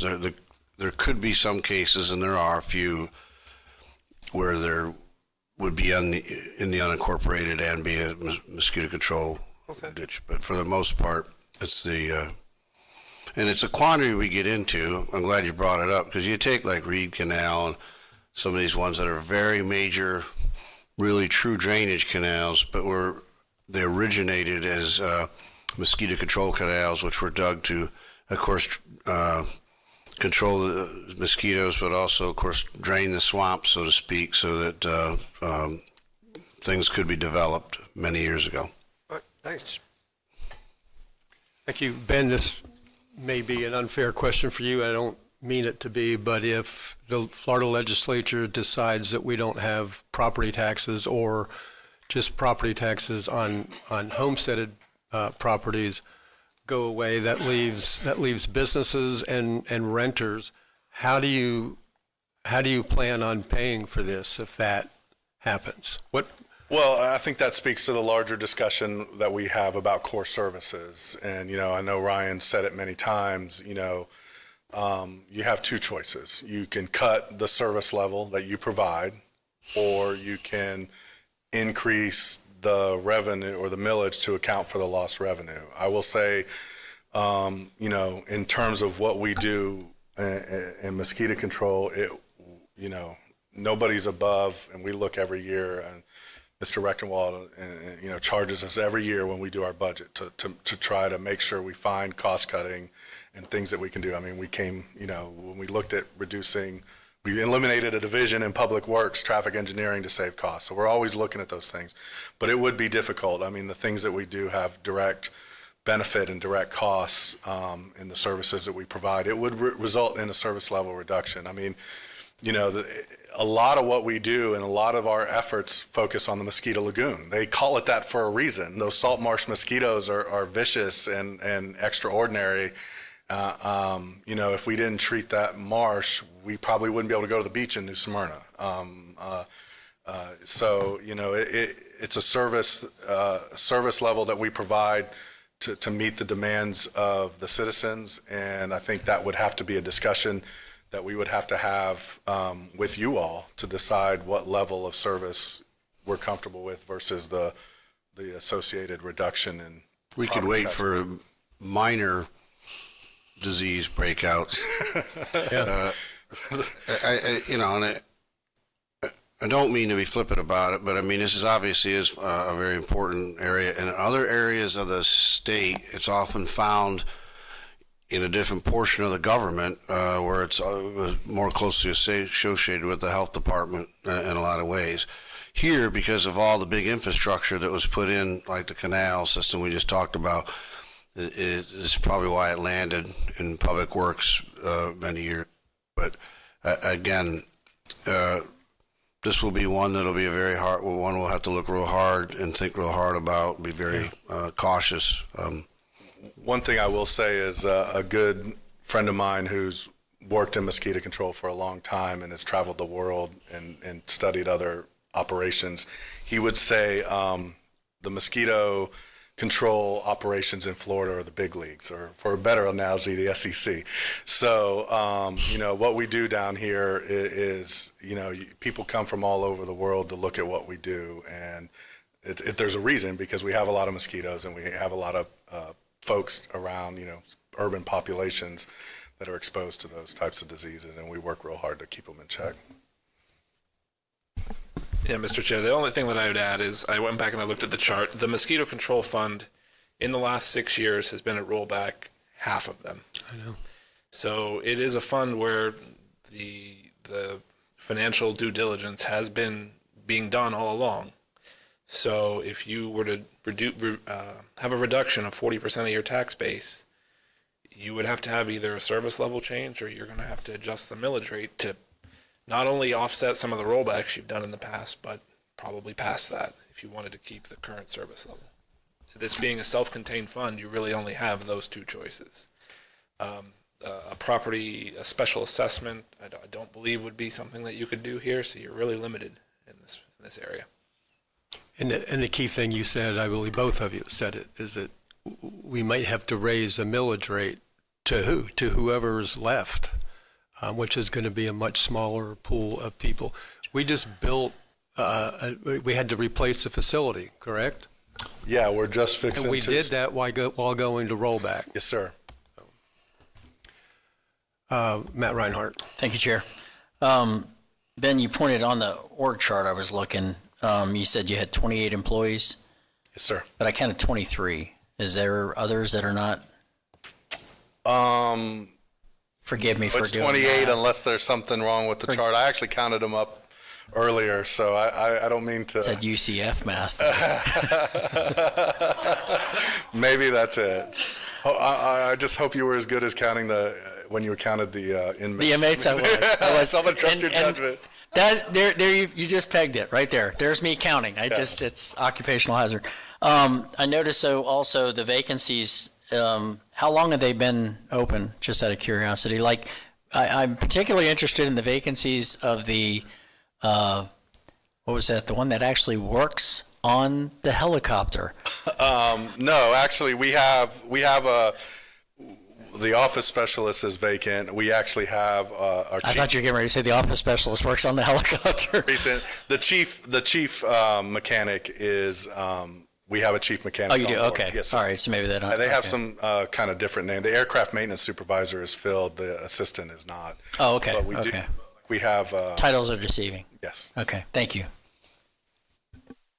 Okay. All right. Unless there's any other questions, I'll move on to the Port District, which again is another taxing district, pretty much the same as the Mosquito Control District. It resides on the east side of the county, and it's funded through a millage rate tax on those folks within the district. I will say, going back to that $300,000 house example, $300,000 valued house, you're looking at about $16 a year is what someone with that value of a house would pay.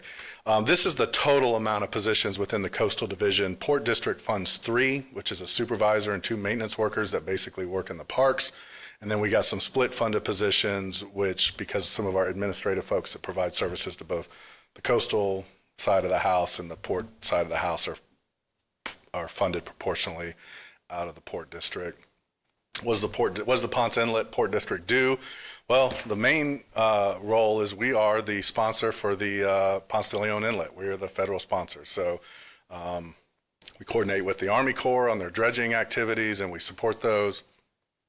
We also support public waterway improvements within the district. So there's many like fantastic waterway access projects that the Port District has helped to fund, including like the Swoop boat ramp and other boat ramps along the water, as well as fishing piers like the one at Wilbur Boathouse. So basically we fund through grant program with the cities, we fund access to the waterway. And then obviously I'm a little partial, but two of the best beach parks I've ever seen are Smyrna Dunes and Lighthouse Point Park, are both funded through the Port District. And what are our costs?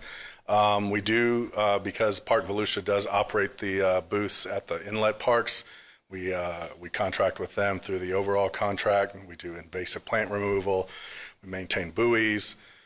We also do beach profile monitoring that's associated with the inlet that kind of tells you where the sand's going, from whether it's going from the beach to the inlet, and it helps with the dredging operations. And then we have typical indirect costs, seasonal staff, and maintenance of our facilities and grounds. So future challenges is, managing the beach going forward, funding of that. I will also throw in, we haven't had a increase in the fees associated with access to the parks. It's $10 a day and $20 for an annual pass. That's been the same since 2015. But that provides a majority of the revenue to offset some of those costs. That's basically it for the Port District. Happy to answer any questions. Oh, Ryan's got some words. I'll add one more thing, just because I added it for the last one. This fund has been at rollback 5 out of the last 6 years. Councilman Jake Johansson. I think you answered one of my questions, but so I haven't been in a while, but in order to go, our parking fees don't apply. We still have to pay to get in. Correct. So we've actually seen quite an uptick in people getting annual passes to the parks because they go on and register with Park Volusia and get their free resident pass. And then they see that for $20, they can have a year pass into the parks, and they check that box too and pay their $20. So yes, sir. Got it. I just want to make sure that, and I think I know the answer, but I want to make sure that we're not giving the whole county access to something that only some of the county pays a tax for. Correct. But it sounds like there's no clear. free for anybody. Right. There you go. Thanks. Future challenges, you say funding of beach management plan in future years. Describe the beach management plan. I'm gonna let Jessica handle that. She's Good evening, gentlemen of the council. Jessica Fentress, Coastal Director. So we have an excellent partnership with the Army Corps of Engineers and the Florida Inland Navigation District to ensure and maintain navigation through the Intercoastal Waterway and the Ponce de Leon Inlet. If the sand in the Intercoastal Waterway and the Ponce de Leon Inlet is beach compatible, because it most likely came from our beaches through the inlet, then we can put it back on our beaches.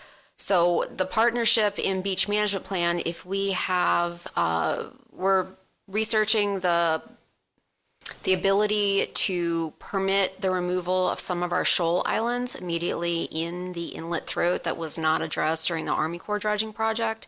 The funding of moving those shoal islands onto the beach in a recurring nature could be offset by the Port District, because in theory we're reducing the shoaling in the navigation channels, where I can't put it in Ormond because it's not the right sand material, but for a portion of our beach management plan, we could fund it through the Port District. We can't not keep the inlet navigable. So the federal channel is the obligation of the Army Corps to maintain. The Intracoastal Waterway Channel is the obligation of the Florida Inland Navigation District to maintain through the Army Corps. Outside of those navigation channels, basically the white lines that you keep the boats in, they're shoaling outside of that. That area is still beach compatible when you're very close to the inlet itself. Right. That material, that's where the Port District can come in and remove it as advanced maintenance, but it's also beneficial material that we can put back on our beaches. Okay, so we're okay this year. We are currently, as part of the FDEP recovery grant, we are in the process of permitting approximately 1.7 million cubic yards in the throat of the inlet right now that we can put on our beaches. It's being called the Shoals to Shore project. It's basically going to be our third project from our hurricane recovery grant, expected to go on the beach in 2027. Thank you. I just want to make the point that these, we're okay this year. Next year, this whole conversation is going to be, could be a lot different and a lot tougher. Jake? No? Matt, you're done too? Yes, sir. Okay, go on. I think that's it. That's it. Okay, thank you all. You don't need any other vote. You just heard direction from the council.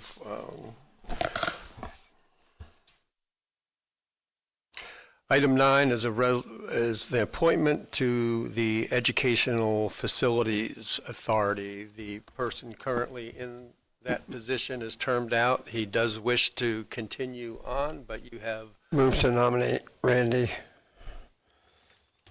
a motion by Jake Johansson to nominate Randy. Sorry, I lost this. Randall Howard. Randall Howard. Randall Yep. Howard. Second by Vice Chair Reinhardt. Any questions on the applicants? All in favor of Randy Howard, say aye. Aye. Any opposed? And Randy is reappointed 7-0. And that brings us to the final public participation.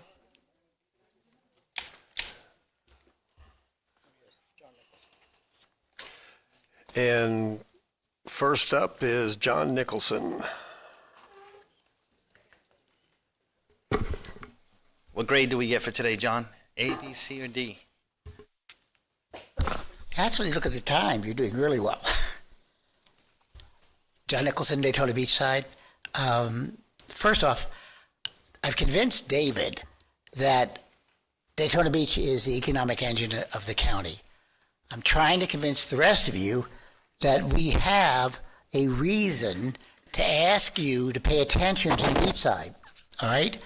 I again ask you to go to A1A and check out what FDOT has done to A1A. Because if it screws up our tourist industry, it does affect your bottom line. So again, I ask you to take a look and make sure it doesn't keep happening, because it will go up to Ormond and it will go down to New Smyrna Beach if you don't correct it. Secondly, there's a woman that came in earlier, said she was from the Democratic Party. And she read this little dissertation about fair voting, all right? And she wanted all of you to apparently do something about a fair and honest election. That's why I keep asking. I wish somebody would find me a Republican somewhere, because Daytona Beach does not have fair and honest elections. You cannot have half of an entire city in one zone and have most of your Republicans in that zone. So when you put 27,000 people in one zone, most of which are Republicans, it means that the other zones are free to elect Democrats. So why are the Republicans not interested in winning seats in Daytona Beach? It makes no sense to me. So if any of you know a Republican, try to contact the Republican Party to take a look at the voting in the city of Daytona Beach. You know we're into another lawsuit, right? ACLU is suing us again because we didn't do it right the second time, or the third time, or the fourth time. So please pay attention to that. I also was contacted today. A friend was talking about New York Post is again, as you know, our mayor's wife got pulled over, and he, instead of just supporting his wife, attacked our police department. So he's not in a very good position at this point. And again, it gives another black eye to the city of Daytona Beach. They're just, you know, we have a commissioner that every meeting puts the city in a bad light, all right? You cannot have a functioning city if you keep shooting it down. So please pay attention to the city of Daytona Beach. Thank you. Gary Singleton. Gary, leave. Michelle Utter.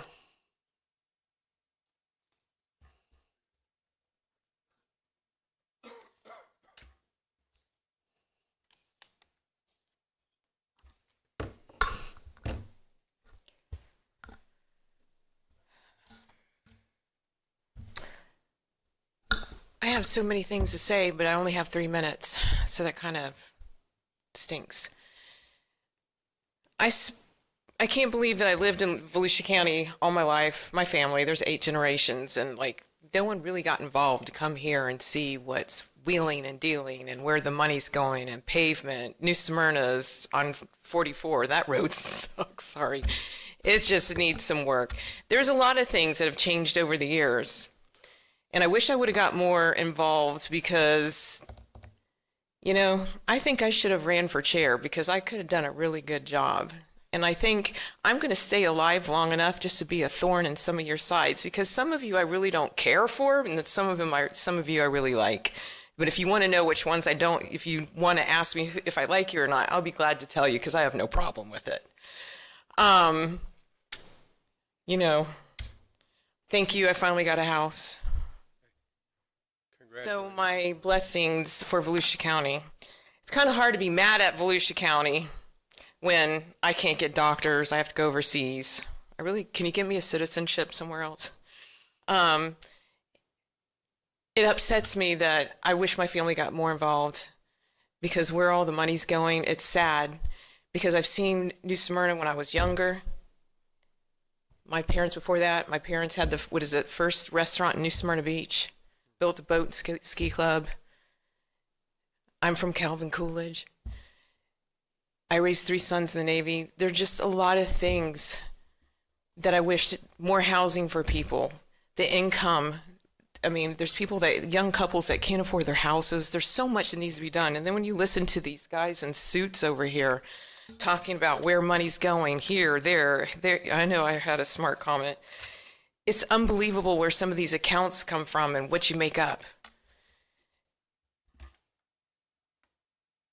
It sickens me because I'm going to do more of an effort to be more of a pain in some of your side than I ever have before. I want people to get more involved. I want them. Some of the decision that you made tonight kind of blew my mind and I'm not happy about it, but I'll just put it all over Facebook and all my other social media accounts. So that's okay. I'm not here to fuss at you. I'm upset that more people need to get involved. And I want you guys, to help the community more. And some of the way you act to some of us, it's not right. I know I'm not making sense. I'm not feeling good tonight. I need to give myself an infusion. Anyway, I hope you kind of understand what I'm saying. I'm disappointed in a lot of things that's been happening over the years. And I get ignored anyway, but I think it's time for me to cause a little action in Volusia County and make you either like me even more. Thank you. Congratulations on your house, Lloyd Bowers.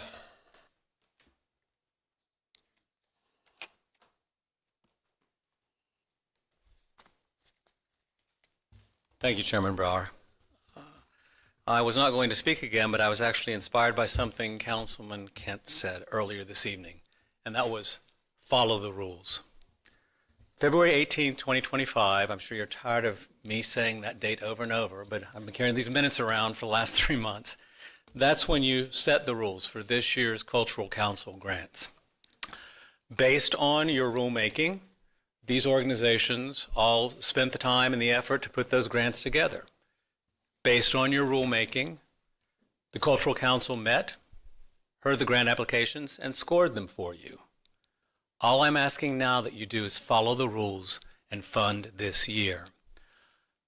Councilman Dempsey, you made on October 7th the motion to fund just the current year and not fund anything else.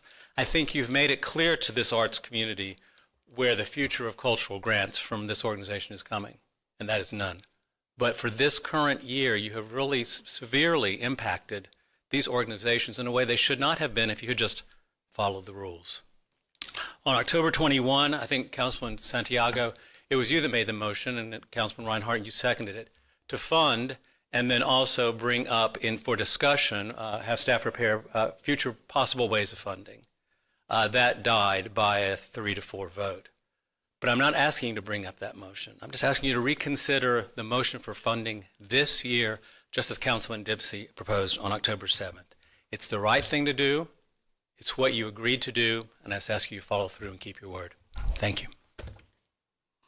Thank you, and that's the end of the second public comment. So we will move to closing comments by the county manager. Sure, Mr. Chair. Did have one thing. I want to give a little shout out this weekend to our emergency management team and our fire team and also the city fire teams that did a lot of diligent work, especially Sunday during the race, which is of course a spectacular event, a community event, but they did a yeoman's job out there. As you probably have read, we had several wildfires that have shut down the major artery, I-95, during the race. They worked real hard to get that back open so that we could get our 150,000 visitors there home. And I just think it's worth noting. And related to that, I am going to let you know that we're very close to having a burn ban put on here in Volusia County. It will probably occur if things, the forecast that we're having today, it'll probably occur this week, maybe in a day or two. So just letting you know that. That's it. Thank you, County Attorney. I have nothing. Thank you. And County Council, this week we start with Jake Johansson. Thank you, sir. A couple items coming up the end of February, unfortunately, in concurrence with our State of the County address, the East Central Florida Regional Planning Council is going to have their Diamond Awards here at the Brannon Center in Volusia County, followed by Jeffersonian Roundtable and a Resilience Council meeting, if you will, that Ben Bartlett and I are both involved in. I encourage anybody that has time, the 25th through the 27th, to come on out and see what that's all about. It'll be interesting. People from all over Florida will be here to speak and listen. Chairman, it's kind of like those MRC meetings we go to down in Brevard on LID, but it has to do with resilience and flooding and all sorts of other cool items. Secondly, I've been working with Jessica Fentress and John Booker on Senate Bill 636, dealing with part of our beach and how that's legislated. And I have an opportunity to reach out to some of our federal officials to reiterate how important that feasibility study that we're trying to get done by the Army Corps in preparation for having an engineered beach. So I just want everybody to know that I'm kind of working outside the lifelines to see if we can get that project approved this year federally. And everything I say and do is in consonance with what we've all done and promoted in the past. So I'm not speaking out of turn, but I am reaching out via some of my contacts. So that's all I have tonight. Thank you very much. Thank you, Councilman Kent. Thank you, Chairman. Just a couple of really brief items. George, if you could just let Mr. Bailey know, Tim Bailey, I feel like he has just been on point with his job. He was wonderful at my district dialogue. We haven't had closing comments in a while, so I want to make sure I shared that. But not only that, but an issue recently up at High Bridge, him and Suzanne Conchin as well have just been wonderful as far as sharing information with residents that want to know what's going on. He's very knowledgeable, and I appreciate that. And then I also wanted to publicly, if you'll share this also with Ben Bartlett and his team, he mentioned it briefly here, but his presence and the presence of what they've been doing on social media has been very impactful.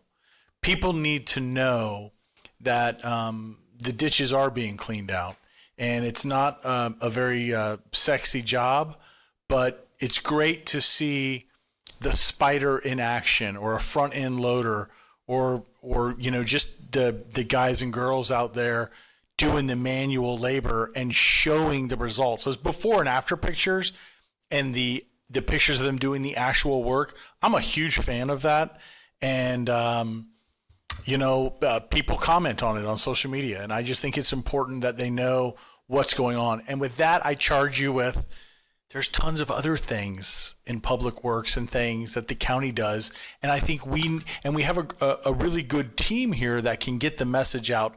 But I think if we could enhance that, if we could just make sure that, all of the good work that's being done, if we can just get it out so people know the incredible hard work that these individuals do. Because you mentioned it, George.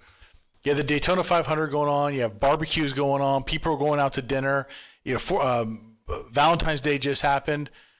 But you had a dedicated team of professionals putting out wildfires. And no one thinks about the 150,000 visitors that have to get home. And you have a real problem if you don't open that up. And you had an elementary school with the fire 50 feet away from it. And, it's important work that we do, and it's important that we share that with the community. Have a great evening, everybody. Vice Chair Reinhardt. Thank you, Chair. On what Councilman Kent just said with respect to Tim Bailey, I have to give him kudos. What we see here behind the scenes, also, he's a lot behind the scenes. When the young lady this morning in the wheelchair came up and talked about, or this morning, I say it this morning, I feel like it was the morning, the Cortland Boulevard Trail. And I had received an email about that, sent it to Tim. Tim right away was working on it. And I noticed after she wheeled away, because she made the comment that it was going to be, she believed to be addressed, it was a contractor issue. And Tim went over to pulled her outside and explained the whole situation. So that was done without anybody knowing it. And Chair, I appreciate you mentioning the fact at the beginning of the meeting that oftentimes we don't recognize, not oftentimes, we don't recognize when somebody asks us a question to keep things rolling. And that being said, I'm glad you pointed that out, because when the other woman asked about the forever, I think every one of us voted for forever. So I'll say that publicly. I think we all did. I can speak for myself. Back in 2002, back in 2022, I can. But we couldn't answer to that. So thank you for pointing that out. So, because oftentimes they think that we're ignoring them. There was another gentleman, and I'm hitting on this so these concerns that were brought up during public comment are addressed publicly.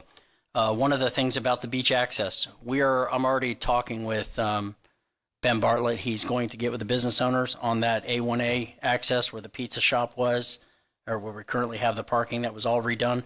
We're going to meet with those individuals and see if we can come to a happy medium, or at least Ben and his crew will. So you gentlemen are aware of that. So I don't violate any sunshine by telling you that offline. We can tell you ahead of time that they are going to address that. So thank you, and thanks Ben to his team for that.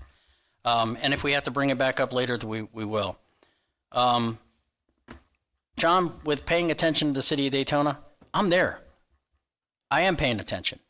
And I do. I see a lot of street signs. I was kind of blown away at that. But then every sign I looked at, I can understand why it's there. And to keep people safe. I get that. But I agree with you on the other side of that coin. It's very, as you're driving, you see a bunch of signs, you don't know which to pay attention to first. So anyways, but we are paying attention. But there's not a lot we can do other than speak to FDOT. That's not our road. Lastly, listening to constituents. And I know it's going to get a little dicey in here probably, but I've heard it. I've heard the arts community come up and talk, and they've come here time and time again. I am going to make that motion to approve it for this year.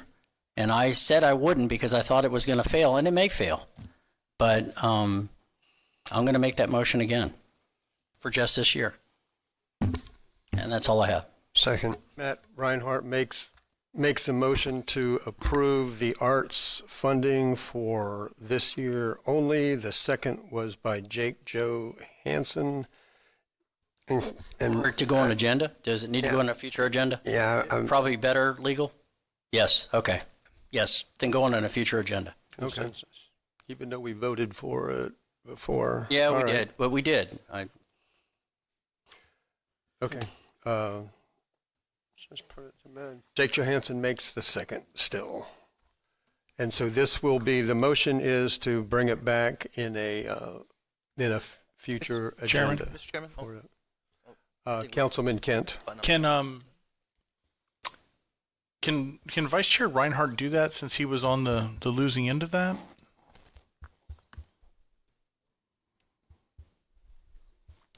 Legal? Yeah. Well, the motion I made never passed. The motion I made never got a second. Legal? My recollection of, you guys can correct me, is that you actually didn't have a motion that passed. We did not have a motion that passed, and even the motion I presented failed for a lack of a second, so there was nothing. We didn't have a motion that got a second, and I think Mr. Dempsey is the one that made the motion to pay it for 1 year only. And it there never was- got- There was no second. Yes. So I think you have a clean slate. That's what I had thought when we talked before. And, I think legally you could pass a motion this evening. I just know you've talked about bringing the agenda item back. I think other people- It's up to council. Okay. To be fair, I think Troy, it needs were to be you an done? agenda. Well, I was just going to say, if we were going to bring it up tonight and then it failed, if we were going to do that, because I agree with, I think, Jake, that we should probably come back on a printed agenda. So if we were going to do that and it failed, then I was going to make a motion to take that $600,000 and distribute it evenly into the sidewalk fund between District 1, 2, 3, 4, and 5, $120,000 each for each of those districts for a core governmental responsibility. So if we're going to do it that way, then I'll make that motion if it fails. But if we're going to put it on the agenda, we'll wait and see what happens there. Okay. You could make that motion, and it would go on a future agenda along with this. I will make that motion, Chairman. Thank you. Contingent that it fails. Yep. No, I will make that motion that it can actually go on the agenda right after that item, so that if it fails, then we can talk about it. If it doesn't fail, then it's a moot point. But that we would put George $120,000 into districts 1, 2, 3, 4, and 5 sidewalk fund. Thank you. And the second came from You Councilman have a Robbins. current motion on the Yeah, floor. I think you can reserve what Mr. Yep. Kent's motion was. Just get through the pending We motion will. first. I'm just trying to catch everything as it comes. The first motion by Matt Reinhardt is to bring the arts vote back at a future agenda. Any questions on that? All in favor, say aye. Aye. Any opposed? Aye. And Mr. Johansson, can you quickly call the roll on that? Because I'm not. aye. Mr. Kent, No. Mr. Reinhardt, Aye. Mr. Robbins, No. Mr. Santiago, Aye. Mr. Dempsey, Mr. Brower. No, but the motion is passed. So that will come back in the future. And that's all I have. Thank you, Chair. And the second motion is on that agenda. If that motion fails, that the money be split up between all the districts to the sidewalk fund. Carissa, would you call the roll on that one? Can you retell me who the seconder was for that one? There wasn't. Danny Robbins. Yes, it was Danny- seconded I'm by sorry. Danny Robbins.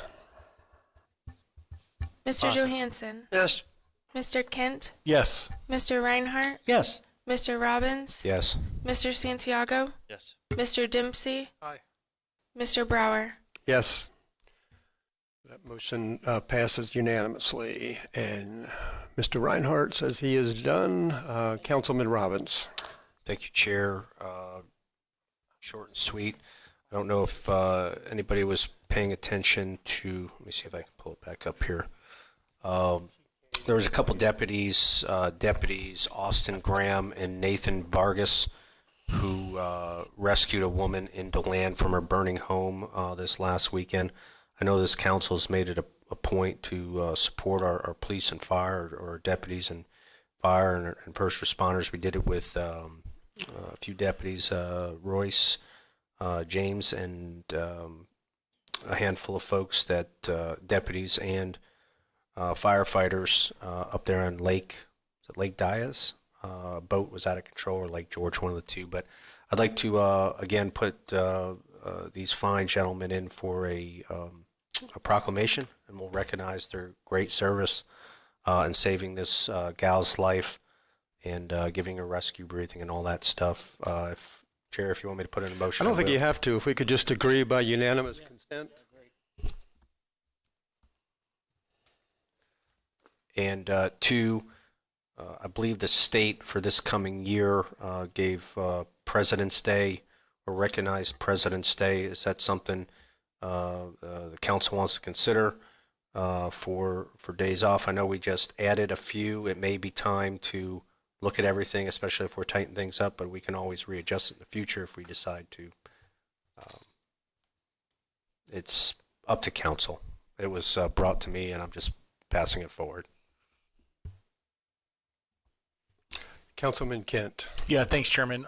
So this is something around Christmas time that, it was very quick, and we went ahead and did it. I raised a little bit of a red flag at the time. This is something that I feel like if we're going to do, this is something that I think we need to put in collective bargaining in George's court to deal with. I don't like doing this from up here because it costs money. And I think it's a bad precedent to set. It feels good, but it's too loosey-goosey for me. So I would rather, it be something that George and his team talk with the unions and the rank and file and, give and take and make decisions upon, instead of us up here. That's just me, Danny. Councilman Johansson.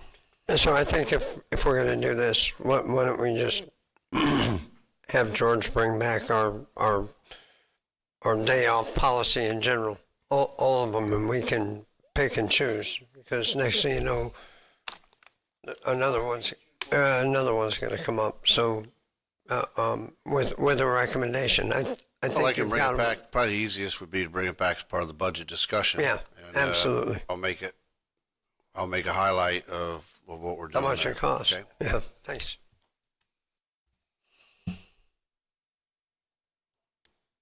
Was that it?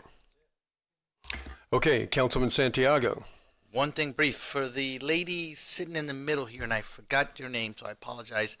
I wanted to acknowledge the murals that you mentioned in the State House. Well, I served there 8 years, and I used to look at those murals all the time when I was in there. I particularly liked the one with the Conquistador walking in there. So I just wanted to, you brought back memories for me, and I wanted to thank you. But those are great murals. I agree. I encourage everybody to see them. Thank you. That's all I got, Mr. Chair. Councilman Dempsey.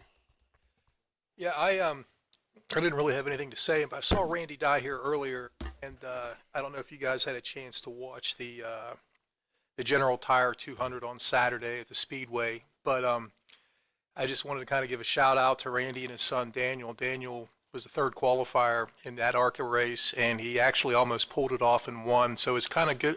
It's actually really good to see a hometown boy from DeLand actually almost pull off a win Saturday at the Speedway. So that was very exciting for myself and my family. His son went to St. Barnabas. My kids attend St. Barnabas. So it was really cool. So I just wanted to give him a shout out. Maybe he'll see it on the monitor later on, but congratulations to the family for a huge success. Thanks. That's all I have. Thanks. Okay, thank you. Just a couple of things. Quick update on the IRL council meeting that I attend every quarter. There was some good reports on water quality from South Florida up to Ormond Beach. Good reports on seagrass, and then some troubling reports that they're hoping was a blip. But one of the most important things that they did is that I got a unanimous vote from the council, which includes a representative of the EPA, representative of St. John's Water Management District, and representatives of the various county councils along the IRL to have a letter of support written to the county, and it was and delivered by Dr. Wayne DeFries and his staff, thanking us for the Volusia Forever program, talked about the importance of it, and specifically the importance of keeping it forever. So I was glad to receive that letter from the IRL staff. Michelle Utter, you mentioned that you received housing, and I wanted to direct this to staff as well as you. I've already said congratulations. It was not an easy process, and I just want to point out that throughout that process, Dr. Brad Burbald, Donna Butler, all the staff included in that worked really hard. It wasn't easy because there's so many strings attached with state money, federal money, and it took far longer than what I wanted, what you wanted. It took far longer than what this staff wanted. Carmen Hall, thank you for not giving up. Took a long time.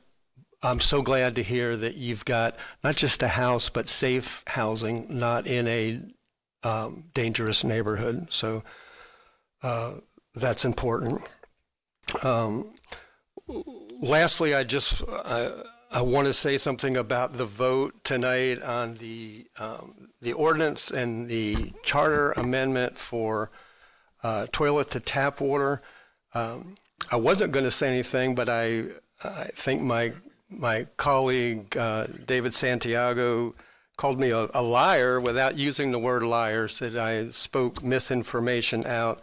And so I will take that up with him, and as he requested, online as well, because I just want to speak to the public on this. I've been very careful that everything I said, I have verification for. To say that it's not here is absolutely false. It is here. In fact, at the Deltona meeting, there was a 30% rate increase on water utility, passed with only about 10 people from the public there. So Michelle's right, we need more people to participate, partially to pay for their injection system. So it's here. It's going to affect all of us, and to the public, the people that have already texted me that said that the council lost, that their protections are hopeless. I want to tell you that you are not defeated, and I will bring this back with the next new council and the council after that. Your protections are not lost because they're voted down twice now, previous council and this council. So don't lose hope, keep fighting, and let's keep our aquifer clean. And with that, at 9:01, this meeting is adjourned.